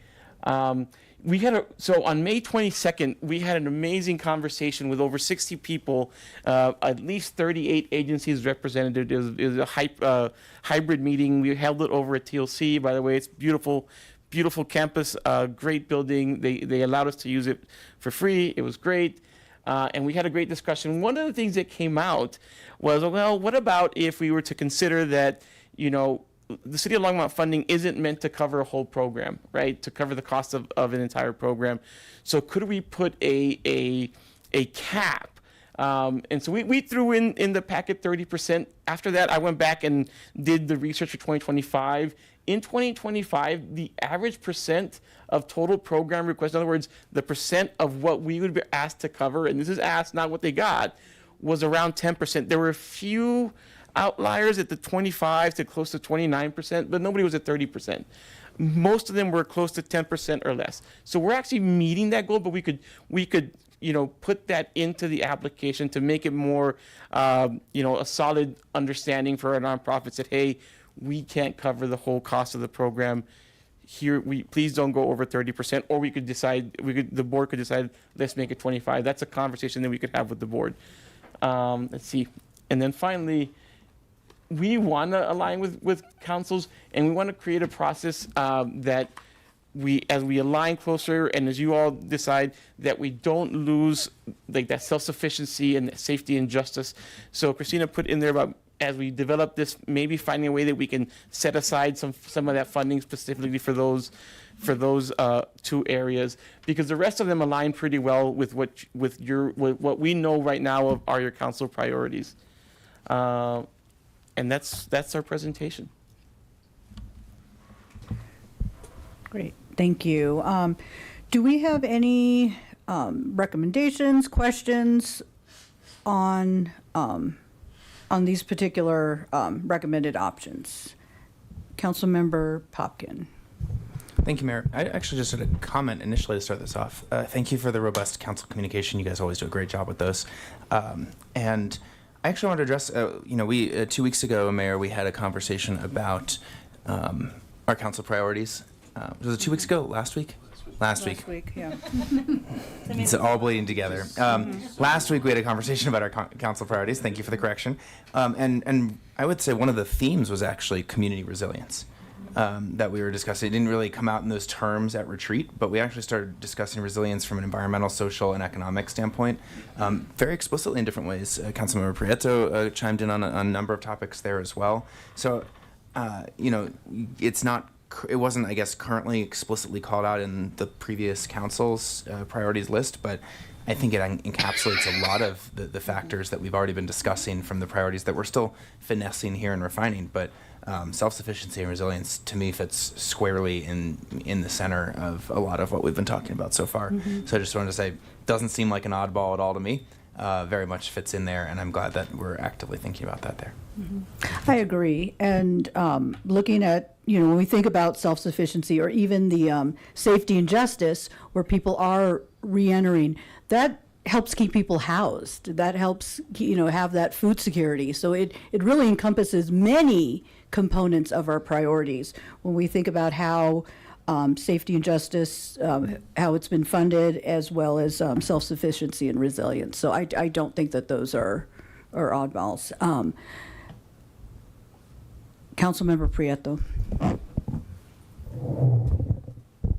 I would just echo. I think our last conversation, we talked about some of the supportive programs to public safety, CORE, LEAD, and we called them out specifically. So I would say put those bubbles right in with the other bubbles. And then I think just based off of kind of what you folks presented, thank you so much, Cristina and Aliberto, for taking the time and digging. Especially with like the $10,000 minimum. I do think that will weed out a few agencies. Do you know typically like what we're looking at, like 2, 3? Well, we had, Councilmember Prieto and Mayor, we had 6 in 2026. Okay. So it has been growing steadily. Again, I think part of that is the work that we've been doing in trying to get the word out about the funding. So I think we've done a good job with that, and that has allowed. And the reality is, there's a lot of amazing people in this community with a lot of passion, and they're starting up smaller nonprofits, and so that's part of it as well. Yeah. And then especially with like the 30%, it doesn't look like a whole lot of folks met that 30% program coverage. And so I think it goes back to my time on the board serving with Housing and Human Services. I'm not feeling we're getting closer to minimizing our scope. I feel like with the $10,000 minimum, it's gonna kick a few out, or they could just ask for more, right? The 30%, no one really meets that cap. So does it really impact all that much, or maybe they'll ask so I for think a higher amount? That's a great question. I think what we could do is we could also trust the board as we see applications coming in. We could change that number, right? If you give the board the ability to make that change, to say we're going to lower this to 10%, 15%, we could also do that as well. Okay. And then the council priorities are the same. So I feel like we went in a whole circle kind of just to come back to the same place of like, we're going to help them all. and I think there's a reason for that, right? Because it's all like, they're all important needs in our community. And so I don't have any recommendations. I didn't well actually I didn't hear anything explicitly about number of Longmont residents served, and I'm not sure how many organizations that would cut out, but I think the intent of this was to really like hone in our funding and making sure that we're making a large impact and give, you know, and especially like you said, Eliberto, there's a lot of new nonprofits starting up. You know, I even thought about starting my own, you know, and it's all with good intentions, but in the times that we're living in with the cost of living increasing and inflation, and I just really feel like our programs need to be impactful, and so I still have this desire to like hone it in, but I don't know that we're any closer to that tonight. So just some feedback there, and I would Thank love you. to hear what the fellow council members have to say. Thank you. Councilmember Marcin. Thank you, Mayor. I'm glad you brought it up, Councilmember Prieto. Thank you to Eliberto and Christina for this work. Because I agree with your sentiment. I wrote down and circled, will this actually reduce the number of agencies funded? And it's not that I want to see fewer agencies funded, right? It's that I want the agencies that we use these dollars for to make genuine impacts in the community. I am less concerned about the number of people issue, because I think to your point, it's the right one. That if we can keep 40 people from becoming unhoused, that is a massive win, even if it's only 40 people, right? I am concerned as well that we're not getting there yet. I agree with all of these. I think that's good. But I also don't know what else gets us there. I don't want to create an artificial cap, right? I think that doesn't make sense. So it leads me to having served on the board many years ago when we approved a number of fewer agencies, a lot fewer agencies. We were in the 30s, I think, at that time. What my experience was about scoring, training for scoring, and how our scoring compares to other communities. We were using a common application, right, for a long time, correct? Yes. Yeah. And yet we were getting outcomes that in the scoring side looked to be pretty disproportionate from other communities using that common application. Am I correct in how I'm reading that? So, Councilor Marcin and Mayor, so while we were using a common application, every municipality and county did it differently, right? Mhm. So, for example, City of Boulder had a small committee that did it. Boulder County did not use any volunteers. It's all staff that reviews, it's only staff that reviews the applications. We're the only ones that had an actual advisory board appointed by council to review these. And then also they get, so for example, in Boulder County, it's the Director of Community Services for the community services side of the funding that approved the funding. In the City of Boulder, it's the city manager that approves the funding. We're the only ones that bring our funding recommendations to council. I appreciate that. What kind of training is the board getting currently on scoring? So typically I do a logic model training, and we always go over the application. Now this year we are changing the application. Yeah, I was gonna mention that. We have simplified it, and it's based on what the board is actually evaluating. We had to kind of in the past, it was more complicated because since we had our own evaluation metrics, but we were using a common application, we had to really work hard with the board and walk them through it. This year, my hope is going to be a lot easier for the board to evaluate, and that may cut down some as well, right? Because now we have designed our application to reflect our evaluation. So my hope is that will also help, and so we will definitely train the board on some of the challenges that is that because this is a board made of residents, right? They may have their own passions, and then when we do the hearings, and the nonprofits show up to those hearings and they tell their story. Board members tend to fall in love with those stories, right? Because I did when I was on the board. They're powerful stories, right? They come and tell how they're helping people. And so we are going to continue to work with our board to train them and walk them through the evaluation process. That does not guarantee that they will score any harder, or it's individual board members that have passions and. Yeah. What is the threshold for funded versus not funded? So typically, what we changed a couple of years ago, and this might have done something good, is in the past we would set arbitrary numbers. When you were on the board, like we had arbitrary, and then about 2 board presidents ago said, why don't we use a standard deviation model? That would make it more fair, and it would account for the different variations of scoring. And so we've been using that the last couple of years. And that seems like it may be directly in line with the increase potentially as well? It could be. It definitely could be. But I think the board feels really comfortable with it, and we've kept using it. Okay. I see other lights, so I'll take a pause. Thanks. Okay. Councilmember Christ. Thank you both for the presentation. And I'm wondering if there are six that were under $10,000 last year. Is that what you're saying? That applied, yes, 10,000 and under.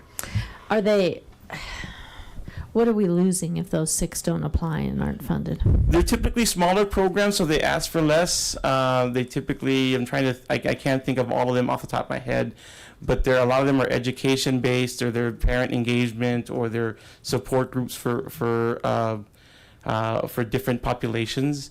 So you would lose some smaller niche type of programming that is provided. Is it, or could these establishments pair with another organization that could ask for more, like instead of 10,000, go to we would 15,000 and then have them? Yeah, we would always encourage collaborative applications, yes. Okay, collaborative applications. I like that. There's got to be some, and I think it's probably individualized, but there's got to be some recipe for success here, and it's probably at least 2 or 3 of these bubbles at one time per individual, at least 3, I would say. So we did present before this council in March of 2025 the idea of focusing, like staggering the priority areas that we would fund, for example, education, and 1 year and a couple of other, and so we would give them higher amounts to fewer agencies, but that means then we would stagger the other priority areas later. So we would do 2 priority areas and 2 priority areas the next year, and we would give them enough to cover 3 years. And so then they couldn't apply again for 3 years, or 2 years after they received the award. We did consider that, but because, to the point that we've been talking about earlier, just the challenging economic times, I think the previous council and the previous board didn't feel that it was the right time to do that. And maybe it's still not, but maybe it's something that we look into the future. Yeah, and I'm also wondering about transportation, because we have a lot more transportation options available within the city, so tell me about transportation. So typically we fund a couple of agencies that provide transportation. Many of them are focused on veteran transportation, even though of course we fund VIA that does much broader, but we do fund a couple of agencies that provide medical transportation for veterans, and they do work together. So that could be a potential joint application. They just haven't in the past, but we could encourage them to do that. Mm-hmm. Yeah. I think stacking that way might work a little bit better, as you say, collaborative. An organization knows what the people they're helping might need more of. And I know it's not a canned presentation, but for instance, if you have people that are exiting the criminal justice system, they're going to need more public safety help, probably. Right. Maybe, yeah. Or if you're facing eviction, if you're working with people who are, you're trying to avoid eviction, they might need a little more legal assistance. And some of the interviews that I participated in, that's right, quietly, I just was listening. But some of the legal assistance wasn't up to 10,000. Correct. Yeah. You're so right. that would be a collaborative effort. Yeah. Potentially, yes. Yeah. Okay. All right. Thank you so much. Good. Okay, and we have a couple of council members. This will be your second time, Councilmember Popkin. Thank you, Mayor. I need to say something. Okay. The couple questions here. What, building on Councilmember Marsing's discussion, what's the purpose or what's the intended objective of that potential cap of 30% cap? So I think the 30% cap or lower. The cap as a concept. What's Right. what's the purpose of it? The purpose is to ensure, and this has been something that I've talked to agencies, is to ensure that there is enough community support that's coming not just by government funding. So we want to encourage them to have that level of community support. And so that's been typically the purpose, is we want to see that they have enough support that's not just us, but individual donors, grants. Again, the idea behind that is to making sure that they're a sustainable organization, right? Where not all the funding is coming from one place. Yeah, I fully understand why, and I see some value there. I'm also wondering, like, somewhat to Councilmember Marsing's point, and maybe I'm taking yours out of context a little bit here, so please correct me if I am, but if our goal is to support a certain impact, I wonder if that takes precedence over organizational sustainability. Not that we should ignore it altogether, but I do want to maybe challenge the assumption here that organizational sufficiency is justifying the kind of a threshold cap or restriction. And it gets to my last and more broad question. I get that we're tracking the cost per organization, the dollars per individual. How are we measuring the impact the dollars are having?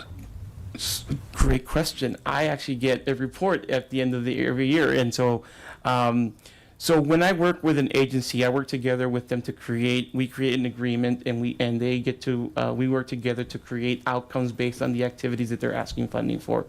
And so those outcomes, I'll give you an example that I Please, really, for example, Rise Against Suicide, great program, mental health, and one of their main outcome is to reduce the suicidal ideation of teenagers they're working with, right? So I think they served 84 students this year in the St. Vrain Valley. I think it's a lot of numbers, but I don't know. Yeah, I think it's 84. Yeah, it was. It was a lot. It was several. And their goal was that 75% of those students would reduce their suicidal ideation after the amount of sessions they had with Rise Against Suicide. What they do is they go out and find private counselors to work with these kids. They're referred by St. Vrain.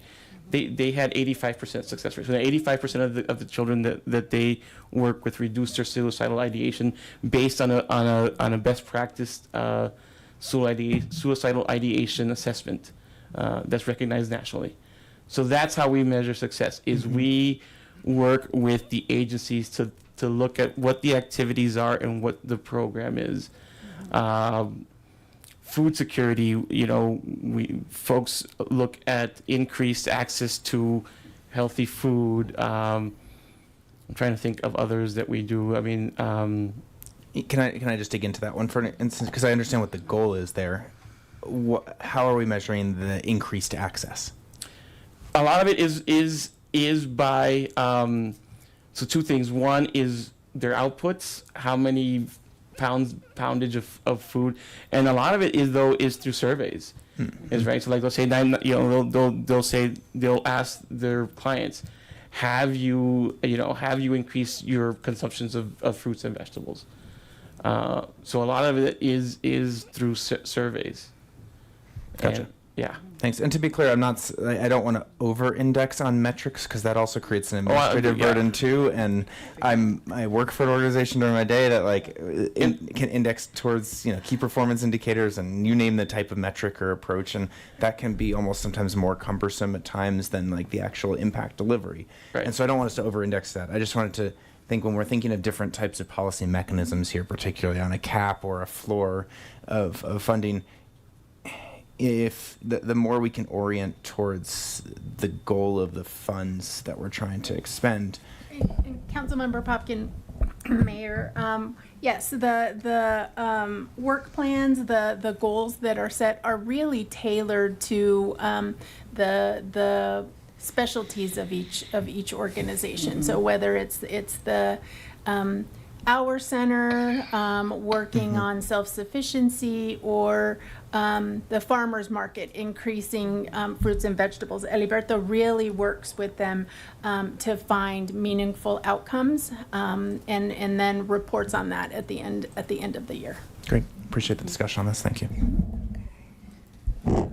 I just want to interject. So the limiting funded agencies to 30%, that is something I would really like for the board to weigh in on, to determine that. I just don't have the full scope of what would that impact be.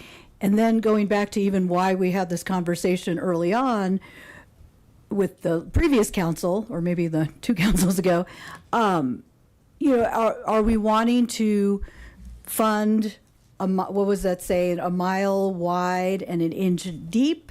Or do we really want to get the most, or have a more substantial impact where we're going maybe an inch wide and a mile deep? And so, thinking from that perspective. So that was the lens I was viewing when I read through this, and thinking in the future of how we want to fund and making sure that our dollars do have impacts to the programs that are funded. Councilmember Marcin, and this is your second time? Yes, Okay. thank you, Mayor. I keep going back to exactly that question of how do we really prioritize impact? And I'm hearing the biggest change point is in scoring, and I'm going to circle back to that, because I wonder if, and I'm curious about how you think this would work. I hear you on the standard deviation, that the board has gotten used to that. I wonder if you could use somewhat of a 2-tiered approach, where you say, we're going to take, we're going to set a number of, hey, anybody who scores at this point or below this point, we will not fund your applications. So an arbitrary cap, but then above that point, in terms of, then we go to standard deviation. Right, so it's kind of a two-tiered filter. I'm also conscious of the fact that likely or potentially risks a problem I think we already run into in this conversation, which is really over supporting the really well-run, the Our Centers, the large agencies. But I do think that's maybe a trade-off I'm willing to consider. So I'm curious, Eliberto, from your perspective of, could we theoretically 2-tier it like that? We could totally. Councilmember Marcin, Mayor. So we already have so typically what we do is but we can make it tighter. So for example, the last few years, what we've done is a 1.5 standard deviation below, and so we could totally 2-tier it, and we could work with the board on creating that process. I think I'd like to at least have the board have that conversation, and I can report back to council as a liaison what that conversation looks like, so you guys don't have to necessarily come back unless you want direction. But, Mayor, did you have? Yeah. Well, I was just going to say, I wanted to, just wrap it up. Okay. So I think that is my direction, is I would very much like to explore that to see if we could come up with a cap that says, hey, anything below this, and really try to increase the overall impact of these dollars. So, And then with the other items, aligning with council priorities, setting dollar amount for safety and justice, self-sufficiency, do you agree with those? Yeah, I think that's great. I liked the graphic of the wheel, the spokes, the gears, how it all feeds into each other. I think that's great. Yep. So is there anybody, and I think as we start, do you need a formal vote from us, or do you just want direction on the recommended options? It's up to you. It's you. It would be helpful to get a vote with really specific what you're looking, what you are proposing. So two-tiered option, the cap, and what else did I hear? And aligning funding with council priorities. I think will help us to just be really specific with the board as to what you're looking into, what you're recommending. Okay. Did you include a suggestion on the, talking to the board about the standard deviation. Yes. Yeah. Is that the two-tiered? Is Two-tiered that approach, yeah. two-tiered approach? The two-tiered approach. The floor, the Floor. $10,000 floor, the 30%, and Council priorities. and council priorities. Okay, so there are 4 items then that we would be bringing back. So I do want to just kind of bring our conversation together instead of having like a free flow. So really addressing those 4 items. Councilmember Prieto? It's my second time. Yes, it is. This one's quick. So in this conversation, like I'm with Councilmember Marsing. I think it's a grading. I think it's an issue with the grading is what I would say. And a thought that keeps coming to mind is the people who utilize the services know best what services are helpful and which are not. And I'm asking myself, how do we include that input into the grading process? And so it's just a question I want to throw at you guys, because those who navigate the systems know what resources are helpful, are accessible, are available, and yes, and then just receptive. And so I don't know if there's a way for you guys to do that. I know like Google reviews might be an option, right? A lot of people who utilize services will put a review as to how helpful it was, how unhelpful it was. But I think having those voices be a part of also maybe the grading might be helpful. To say like a portion of the points might be what the community says about this resource, right? Because my experience on the board, and I don't know for sure, so I might be speaking out of context here, but not everybody on the board utilizes the systems and services that are provided or that we're funding. And so, and every report, everybody's going to talk themselves up and share their stories, but we really don't know, other than the people who are utilizing those services. They would know best. And so just throwing something out there, I don't know if there's a way for us to do it. Could it be a Google review? Do we feel comfortable with that as that being a piece of the grading process? I'm not sure, but I think that would also help us minimize which are most impactful. And then it holds agencies accountable to their clients, right? So, and maybe it's not this year, but maybe it's something that we issue in the following year, saying this is something that we're going to start taking into consideration is direct client feedback, and that also holds organizations responsible to make sure that they're serving communities the way they're supposed to, and the voices that we're getting are not biased. They're not based off of reports and professional grant writers, but actually the people utilizing the systems. Just kind of a thought that I was having. Councilmember Prieto, Mayor, I think where we could start with that suggestion is looking at which programs have participant surveys, what percentage of the programs do them, and start to, as you mentioned, talk with agencies about how to get that point of view. Okay, thanks. So go I guess ahead, the yeah. question is, does council want them to get client feedback, and then they can talk to the board about different methods? Yeah, I mean, I would rather you explore that, kind of sit with that, since you're just now hearing about it, and, kind of sit with that, see what would be the best approach. And, I anticipate this would be something in a future, so maybe the next year. Councilmember Christ. Thank you, Mayor. So I understand the intent to have bigger impact. And so I would like to include some of these little niche collaborations that you're doing as a fifth thing. I don't want to lose these 6 that are maybe under $10,000, but they're doing something important, like you're saying, transportation for veterans to health appointments. That's very important. But maybe they could pair with an R center that doesn't typically offer that type of service. And so if there's some way to encourage that, so these add-ons or collaborative. Councilmember Chris and Mayor, yes, of course, we could add that to the application guide and encourage, talk directly to the applicant to say this would really help you improve your chances. And so that's an example of that service stacking. Is that, Right. am I Correct. understanding that correctly? Okay.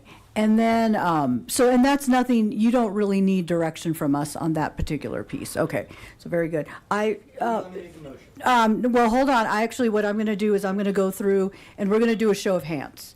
So for the first one with creating a $10,000 floor for funding applications, if you are in support of that recommended option, raise your hand. Okay, 1, 2, 3. Okay, and if you are not, raise your hand. Okay, so that carries 6-1 with Councilmember Prieto in opposition. So limiting funded agencies to 30% of their total program. I believe where we left it at is we want to take that to the board. Right. So can we take that to the board first? Yes, we can have that conversation Okay. with the board. So if you are in support of moving that to the board for feedback, raise your hand. Okay, and it looks like that carries unanimously. And then the other one was the third point was aligning funding with council priorities and set a dollar amount, or keep in mind, go ahead. So that might shift based on some of this, what we, like, for example, what Councilmember Popkin talked about, how self-sufficiency actually is. It is embedded. It is embedded, so maybe this one we table because they're still shifting, but we feel that there is alignment. And maybe instead we add what Councilmember Marcin talked about, creating that two-tiered option system. Yeah, to explore that throughout the summer. Would you like for us to vote on that two-tiered? Okay. Yeah. So raise your hand if you are in support of the two-tiered option, and Councilmember Marcin. Are you wanting, or is the consideration to vote to explore creating or to create? Because I do have a preference one way or the other, actually.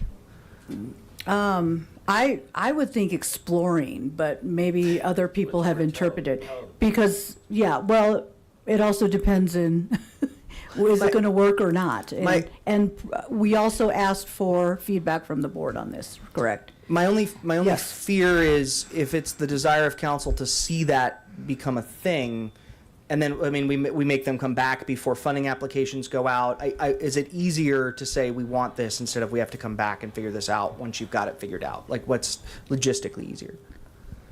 I think it would be, I think either way would work. I think, because we're still going to come back in December, and we could come back before. Right, but, right now the applications are scheduled to go the 29th. So if it's easier to say we want this to happen, then let's just make it happen. And then, because then if it doesn't work, we could still come back and say, hey, we are doing the work right now and it's not working. We could come back and ask for other direction.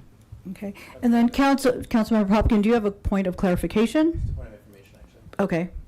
As a point of information, Councilmember Marcin, can you just state again the two-tiered system that you're proposing? So we know what we're voting on. Yeah. Thanks. Thank you, Mayor, and thank you, Councilmember Popkin. Essentially, the idea, and there's some other, just in my quick research, there are some other nonprofit and grant scoring systems that do something similar, where essentially you say, we're going to set a cap, an arbitrary cap, as Eliberto put it, that says anything below this cap we will not fund, right? And then above that cap, right, is where you apply the standard deviation model that the board has been currently using. So it's kind of a blend of the two systems that the board has adopted in the past. The idea being that we're saying we have a standard, right, that we want the agencies that we fund to meet, and then anything above that, it factors into the standard deviation model. Okay. Raise your hand if you support moving. Explore. Well, I say let's just do it. Let's just do it. So we have 1, 2, 3. Okay, so we have 5. Okay, raise your hand if you are opposed. So that carries 6-1. Do you have your direction? Okay, very good. We have about 10 minutes left, so come on, we can do it. We can do it. We are now on to item B, Open Space Protections Motion, Charter Amendment Ballot Question Timeline, and Next Steps.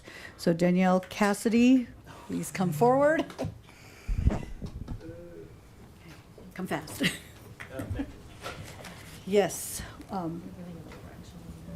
Yes, we are. Yes. I don't want to rush this next discussion or public comments after. I'm going Yeah. to make a motion to, and I don't want to interrupt the discussion midway through, so I'm going to make a motion to extend the meeting past 11. Second. Okay, so the motion has been carried and seconded. Let's go ahead and vote. This is not debatable. It is not debatable. It's not debatable. Mine is not coming up. I mean, yeah. Oh, okay. Refresh your browser.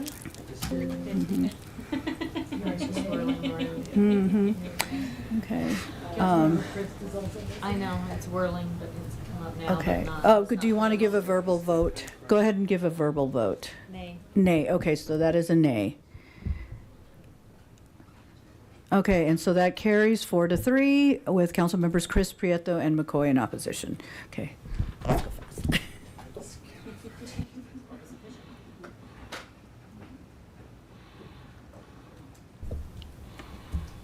Good evening,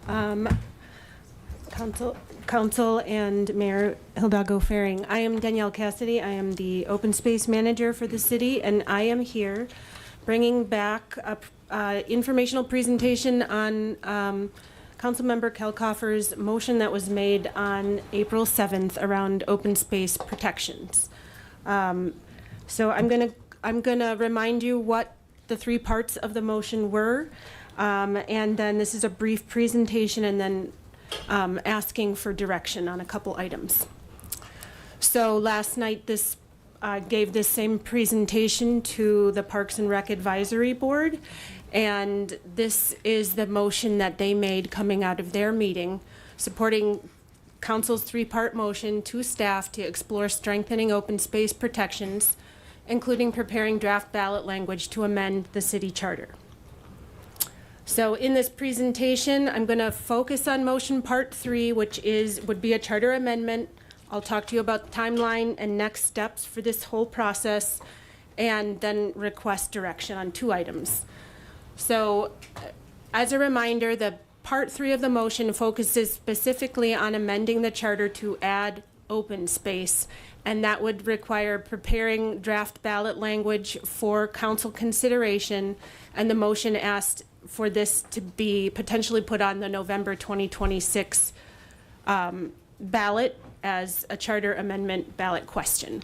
And as a reminder, the pieces that will return separately were motions part 1 and 2. Motion part 1 required strengthening open space protections for an open space disposition and establishing conservation easements as an exception to the disposition process. Motion part 2 was the conservation easement ordinance, so requiring conservation easements or CEs on all fee simple open space acquisitions, both existing and future, consistent with 2015 council direction. So for this motion's process, the motion was made, all 3 parts, on April 7th. We are here with the information and looking for direction tonight. To stay in alignment with the ballot deadlines to meet getting on the November 2026 ballot. That is why we are focusing on motion part 3. And then the election would occur in November, and then we would come back separately with code amendments based on the outcome of a ballot question. So currently, the charter, Article 13.2, the protections are parklands and water rights are listed at the charter level. So this motion would add open space to that charter level. And so if it were approved by voters, open space would then be included in the city charter, meaning that sale or conveyance of open space would happen by a vote of the people. So I will give you conceptual ballot question tonight for your consideration and discussion, but this is not, final draft ballot ordinance would come back at your direction. So this is just sample question and ideas, so for discussion.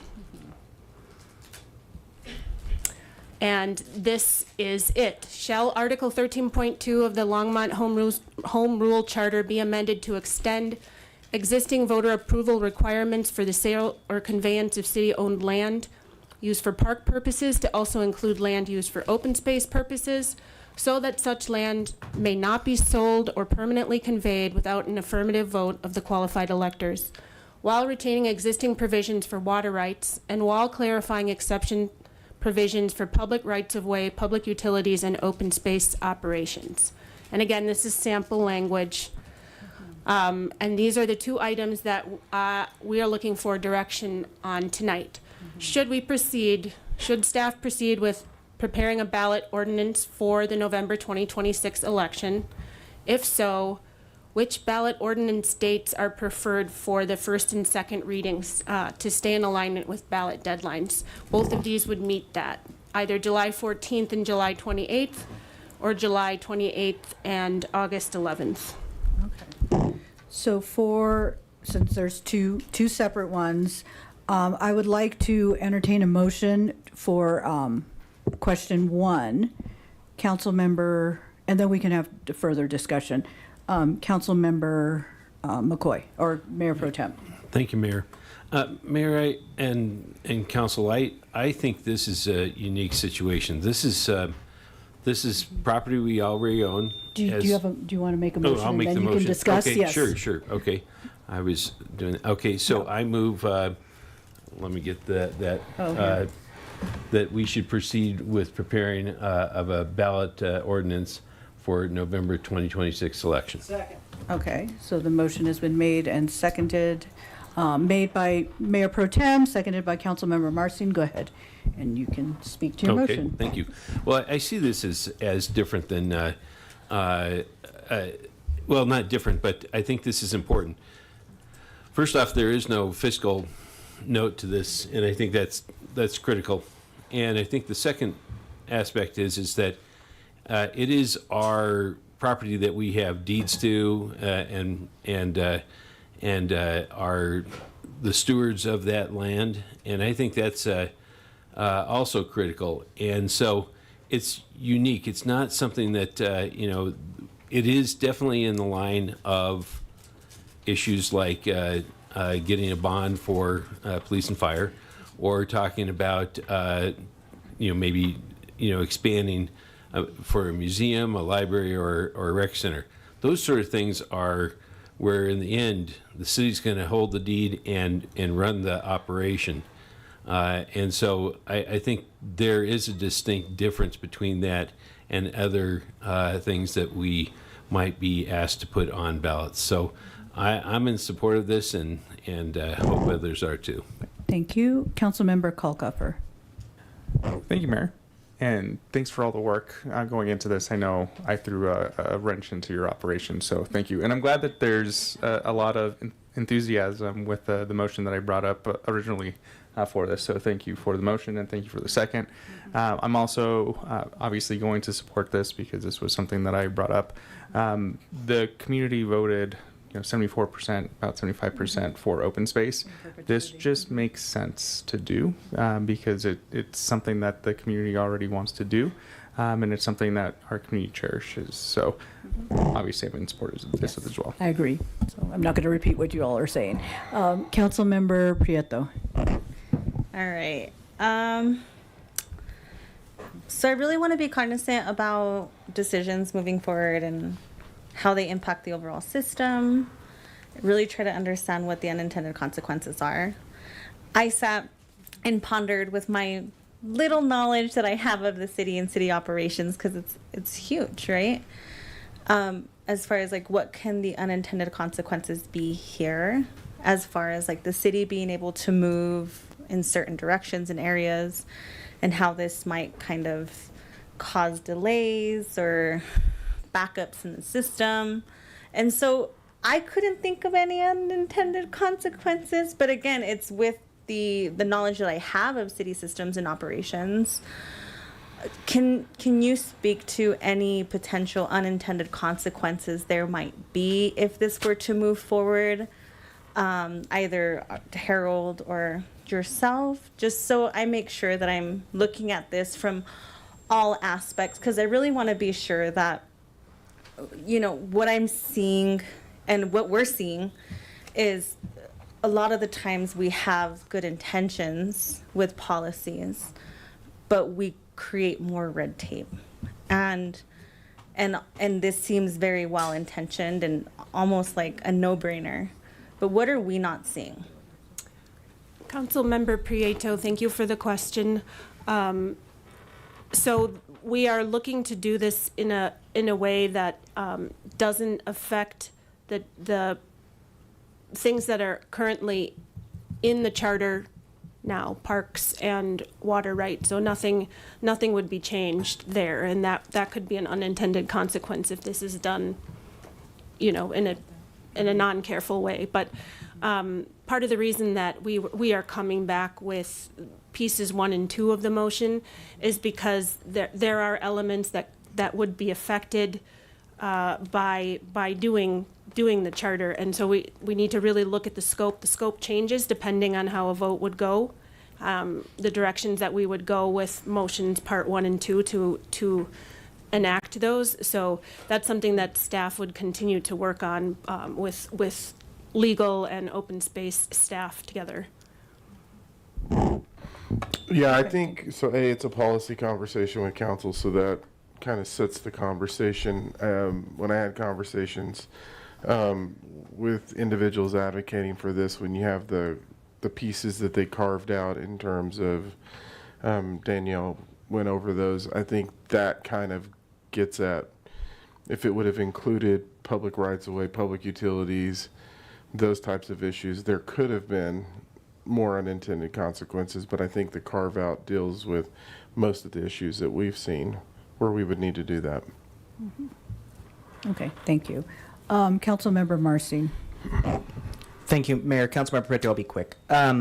So I want you to speak. Thank you so much for the presentation, by the way. You said it during the presentation, and then you hinted at it a little bit. Can you say more about the specific things that would impact the parts 1 and 2, the code changes on a ballot measure? Because when you said that, just why are code amendments based on the outcome of a charter amendment election, theoretically? Like, what would change specifically in terms of how you would view that? Councilmember Marsing, I want to make sure that I'm understanding your question correctly, but I think what I'm trying to get at is that the motion had 3 parts to it. One is very time sensitive, so the focus would be on that. Should it not be as time sensitive, all three parts of the motion could be looked at in step, in time. Sure, I understand that, certainly. I guess I'm wondering, because you said you wouldn't bring back parts 1 or 2 until after you knew the result of the charter election, and I'm curious as to why. What specifically would change? Is it it may be a staff capacity thing, and that's fine. I'm just curious, like, if the charter amendment were to be voted down, why would you not? Why, like, does that change your thinking on parts 1 and 2? Because my reading of parts 1 and 2 was that it was fairly specific, and that I don't necessarily see how the charter amendment changes how you respond to parts 1 and 2. Just genuinely curious. It could be, Councilmember Marsing, it could be council's direction that you direct staff to come back sooner with that piece. Got it. In a supposed timeline, they could be separate, because it would be helpful to think about the scope depending on what would happen with a vote one way or the other. Okay, I think I'm following. I think I'm understanding. Thank you. I think it could be done either way. Yeah. And so staff is not saying that we're picking a date for you for that. We're just saying that it would be more afterward. time sensitive. We need to hurry up and get Part 3 is time sensitive, so part 1 and 2 would come back separately. I'm not giving a date for when it would come back. But part 1 and 2 aren't dependent on the outcome of a charter election. Part 1 and 2 could, whether a vote is affirmative or not, part 1 and 2 can still happen and go at their own time separately. That's all. Thank you. Thank you so much. Thanks. Okay. Councilmember Popkin. I kind of 2 process questions here. So, Mayor, maybe this first one's for you. We talked when we were discussing the ranked choice voting ballot measure. We were also talking about some of the timing, and I think something that we've all learned from the 2023 votes was that you put too many things on the charter, whether it's money or not, and I think that starts to confuse people, and then people aren't sure what is really a priority. And so I guess what I'm curious about is, will we have an opportunity to discuss, and this is not specific to this particular topic per se, but is there a way to align the timeline with when we are considering the other ballot measures as well? So the ranked choice voting is coming back on the 14th of July, is that correct? That's what I thought. Yeah, took so notes we're on the last bringing time. the, in terms of what council wanted for the public safety piece, we're bringing the first phase of that back on the 23rd to go over Of some June? Of June. June. Yes. When we talked to council about that, we said we're going to need to come back in June and then in July. So that's going to come back twice. Okay. First run's the 23rd, second one is in July, but then you have to then have a separate action to vote on all of these to place them on the agenda. So what you're On the telling ballot? on the ballot. So what you're telling us tonight is, yes, prepare this one for a council decision, but all of these have to come back again for a separate council vote to place those on the ballot. Got it. Thank you. I guess, Mayor, I'll just express a preference here. I would love to see all of the ballot measures kind of as a Okay. package. And that's the second question, correct? We're voting on whether or not to proceed. Sure. I just And wanted to then we'll make go sure in that the the dope. timeline allows for us to consider these. We'll all. talk about that in the next Thank you. question. Okay, let's go ahead and vote on this one.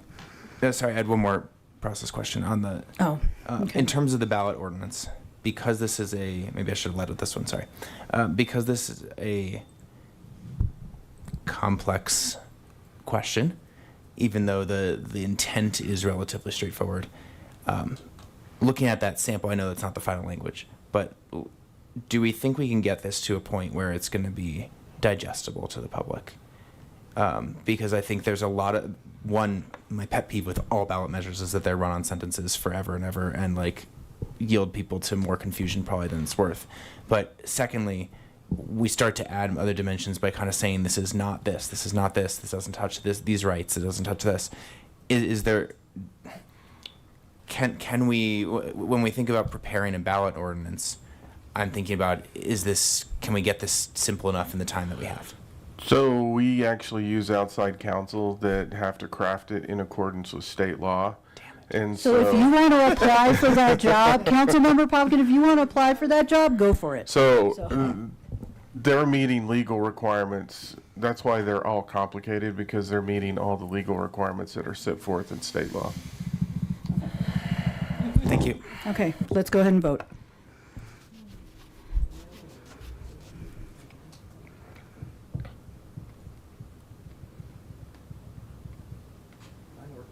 Okay, so I'm showing 3 that have not, I don't know if it's waiting.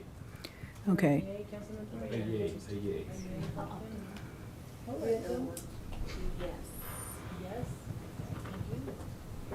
Okay, and that carries unanimously. Now we're on to question 2, which was the, which timeline? So the option 1 is July 14th. First reading, second reading, July 28th, or option 2, July 28th for the first reading and August 11th for the 26th. Mayor Pro Tem. Thank you, Mayor.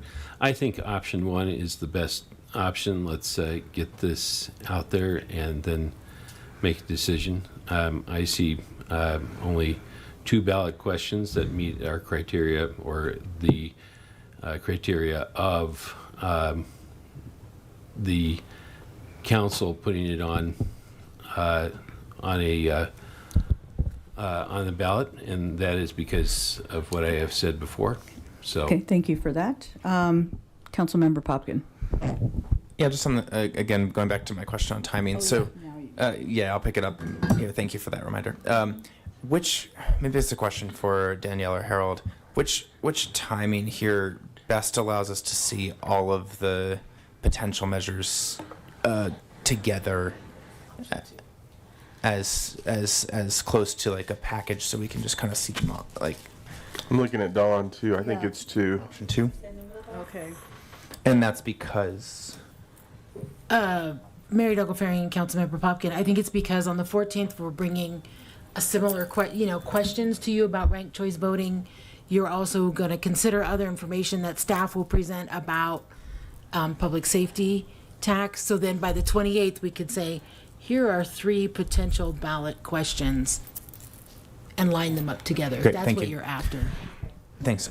Is my understanding. That is what I'm after. Thank you. Look, I will say this. My preference then would be for option 2, and the main reason is out of respect for the feedback I have heard through campaign cycles from many folks is just like, make sure that the ballot is a responsible ask of the public. That's all. I think we can discuss the merits of each question at that point, but then at least we are seeing the full picture together and not doing it piecemeal. That's my only bias here.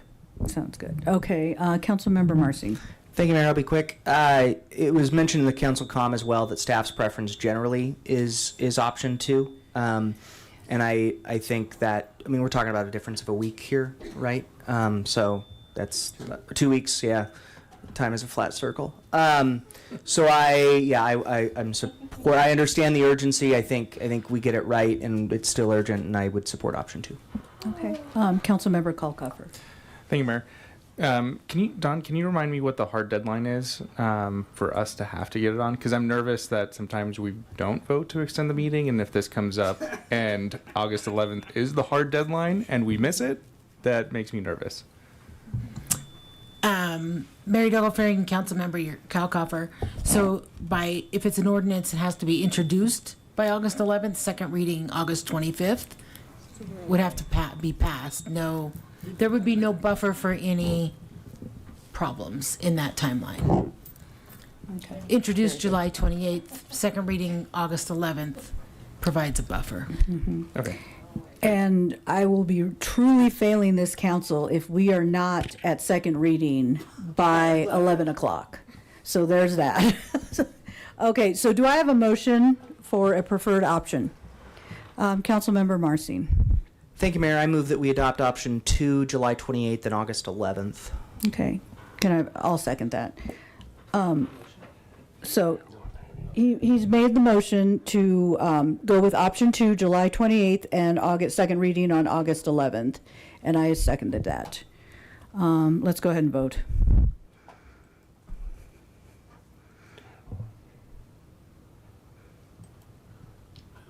Oh, okay. Yeah. Oh, now it's all white screen. Do you want to give a verbal vote? Oh, perfect. Okay, and that carries 6-1 with Councilmember Christ in opposition. We are now at final call, public invited to be heard. Are there any members of the public who would like to come on down? Yes, 3 times, huh?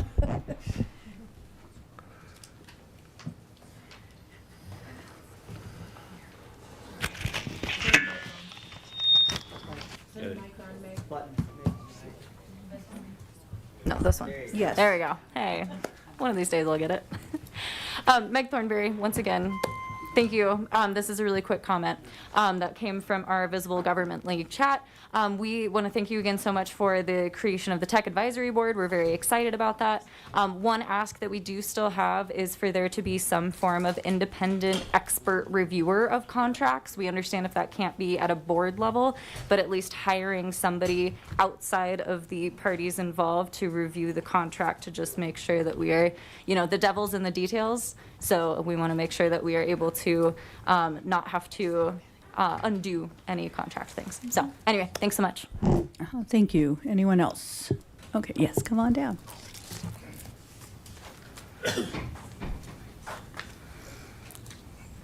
Mayor, Council, Glenn Pepper, 2235 Somerset Court. I just want to make a quick comment that something that was said earlier keyed off to me was about evictions and then keeping people housed. I've spent the last 11 years almost every Friday in eviction court with Jasmine and Vanessa. And I will tell you the number one problem is money. I haven't seen but maybe 2 cases this year that were anything other than money. And even those 2 cases were about money. It's just, I found a reason to get them dismissed. But the truth is, we're not seeing all the stuff people used to talk about. We're seeing, in fact, people cannot pay their rent. A lot of it is because they've had medical issues. I've dealt with people that have had cancer. stage 4 renal disease, different things like this.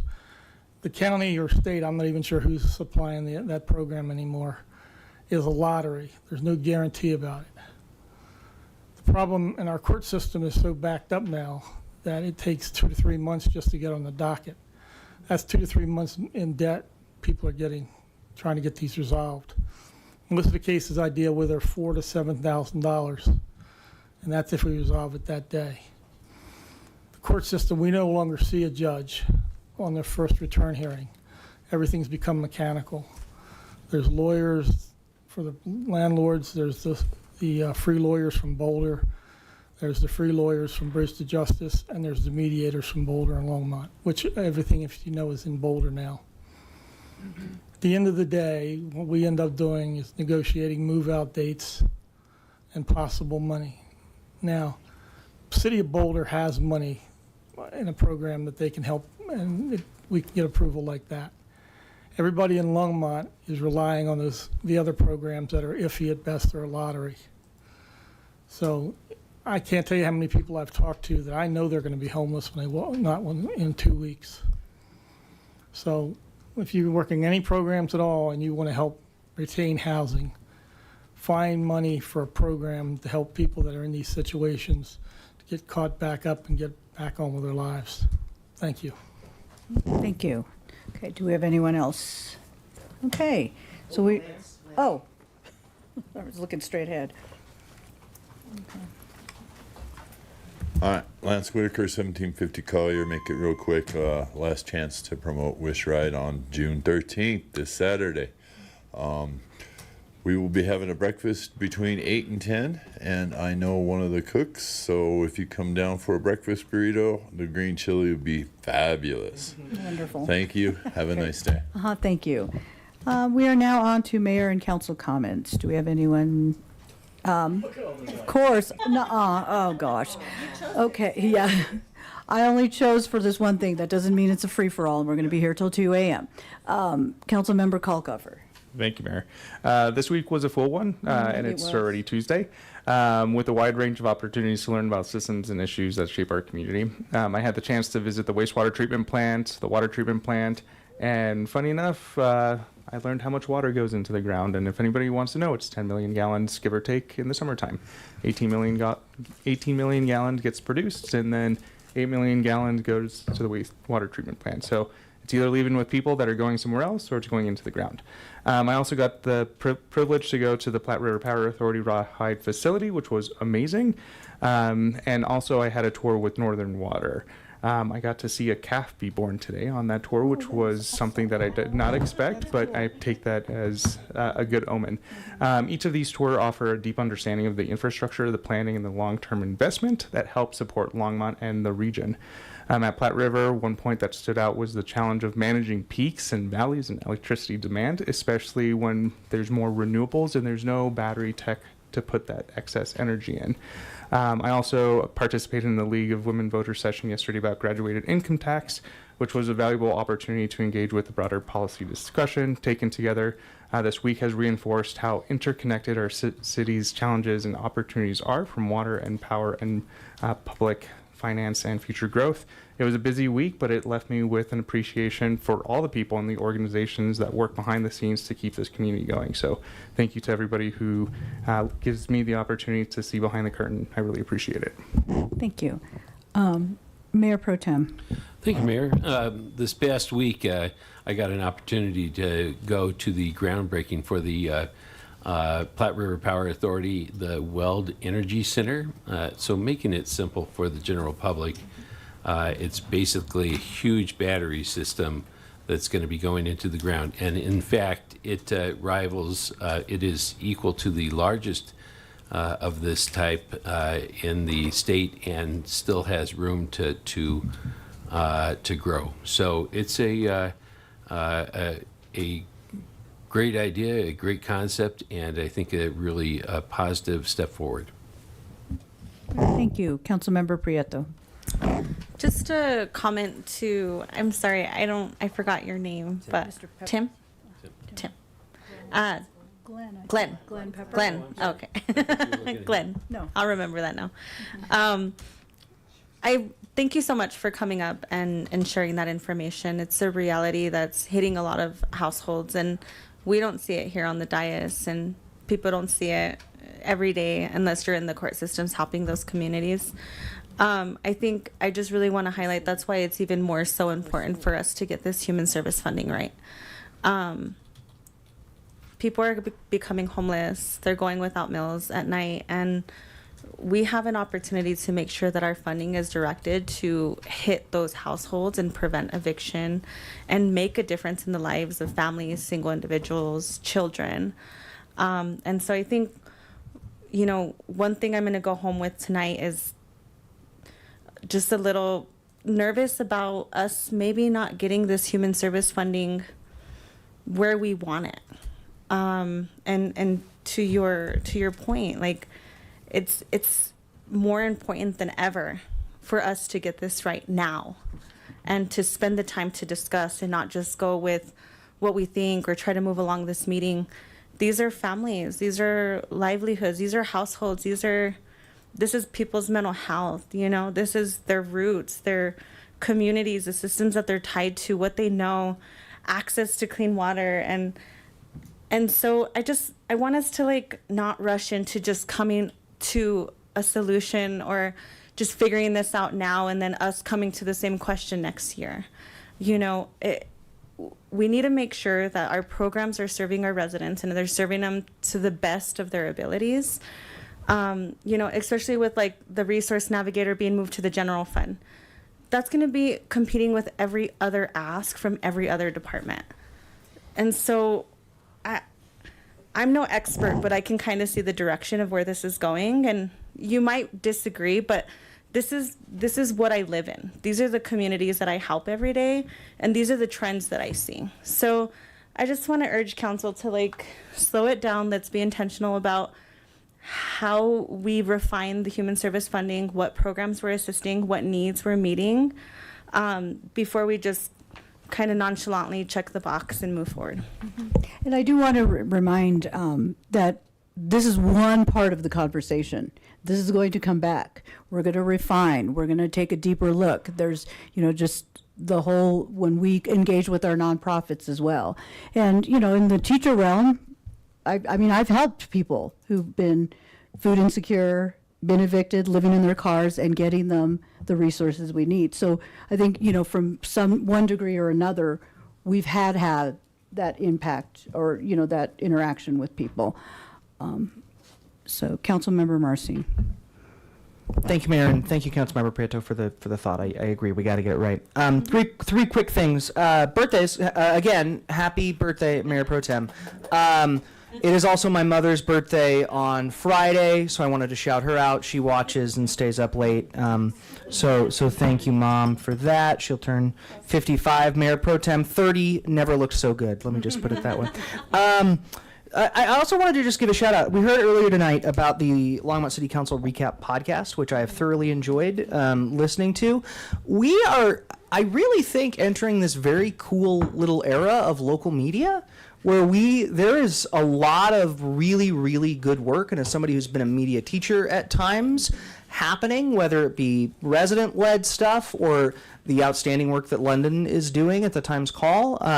I just wanted to shout out LPM, the entire infrastructure that is starting to pop up locally that it's really exciting because for a few years there, we were in a little bit of a desert, and I think we're in a much better position now, and our residents are significantly more informed now than I think they have been in a very long time.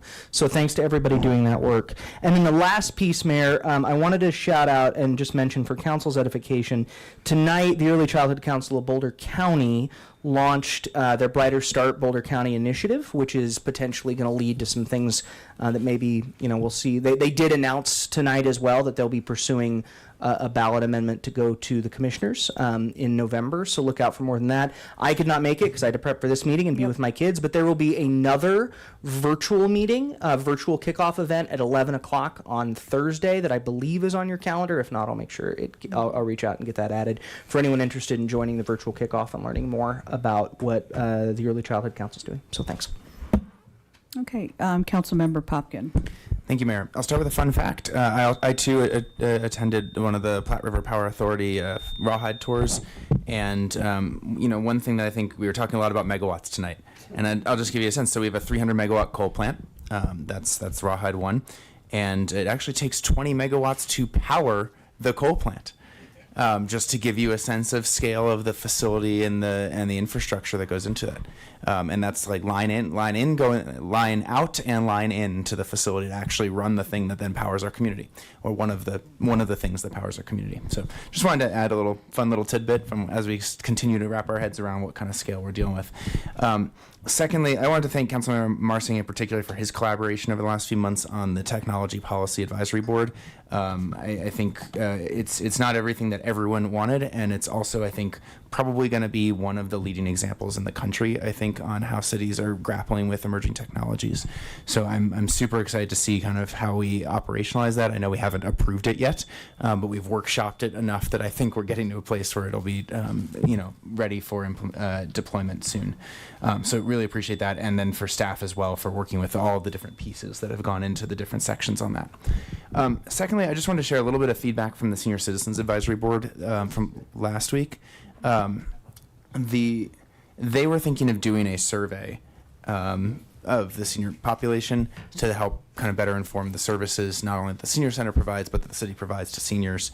And I did flag that the city is about to do a community survey. And so unless council has a significant opposition, I was going to work with staff on just looking at a couple of tweaks that can give them data based on the already demographic information. Good example of that being like they wanted to have an age breakdown that was I think 75 to 79 and then 80 on up instead of 75 to like 85 because of just the different needs at the community at that point. So just to get that sub data interval, one example, a couple other questions that we tailored there. So I just wanted to see if anyone had significant concerns with that. It's not fundamentally making this a senior citizen survey. It's still the community survey, but maybe just making sure that we can get a couple tidbits more when we go out so we don't do too much survey fatigue. That's the intention that's coming from. If you do have concerns either now or later, please just let me know. And obviously I'm not going to give direction that would materially change the survey to staff without council feedback. Just one time. Yeah. The other thing, where did that go? Then additionally, I just wanted to give a heads up. Tomorrow, RTD will be voting on recommendations for a bus from Longmont to the airport. That is listed as the AL route, AL, or Airport to Longmont. They will be voting on that at their board meeting, and that is proposed as hourly service, I believe, from 6 a.m. to 10 p.m., starting from 8th Avenue in Kaufman, right by Roosevelt Park in Longmont, to the airport. The exact route is still being refined in terms of how many stops along the way and kind of what that exact time will be. But just wanted to let people know since we've talked about that quite a bit. And then last but certainly not least, I did want to flag that we should flag for all of council that we should expect to see multiple P&Z related issues coming up in the next weeks and months. And in acknowledgement of some of the technical discussion that we had tonight, land use topics can very much step into that space very quickly. So I do want to strongly encourage folks and remind folks that we do have the recordings to all the advisory board meetings, and strongly encourage folks as these topics come up to listen even at 1.25 or 1.5x speed for the meetings. To the recordings of the relevant discussions, and I'd ask that staff try to include that in the council comm, just the link to those recordings and the time and place in those. The discussions that P&Z is able to have not only span hours, but are able to address some of the clarifying questions and the technical nuances in the code on the topics and the issues and sites in question. And sometimes, I've had to rewind and look, and I served for multiple years on P&Z. So I highly encourage us to remember that we have the recordings and strongly encourage you to do that so that we can use this time as efficiently as possible. I know, yeah. But no, I know several council including myself, do that. Thank you. Councilmember Christ. Thank you, Mayor, and everybody, with your patience for all of us. So I think it's July 14th, the RCV discussion is coming back, and I did contact my professor, my political science professor, who is Professor Emeritus at CU, and he is willing to come speak to us, and I think it's a very fascinating topic. He has a good comprehensive way of looking at it in terms of all For voting. ranked choice voting, yes. Yeah, and all voting, and where does this fit in, and how, So, Okay. if you are interested, Thank we you. can bring it back. Thank you for that. I did have a request from, so I met this lovely woman, Cheryl Garcia, at the Longmont Leadership panel, and that was, thank you for all, I think, so Councilmember Popkin, Councilmember Prieto, I was there. You were going to try to come, and then Councilmember Kalkofer were able to participate with the Longmont Leadership, the students that participated in there in workforce. It was a great discussion. They had great questions for us. Cheryl Garcia was one of the members who really was an advocate and activist for the disabled community and just bringing in, looking at systems. And so I did have a chance to meet with her, and she did forward a training that she is a part of that is, and she asked that I send this out or to either to you all for us to put in the calendar. So I wanted to give some context to that, as well as anyone in the public. So it is open to anyone in the public, and it's the Longmont Lunch and Learn WRAP. Wednesday, June 17th from 11:30 to 1 at the Longmont Public Media. You'll get a tour of the LPM building as well.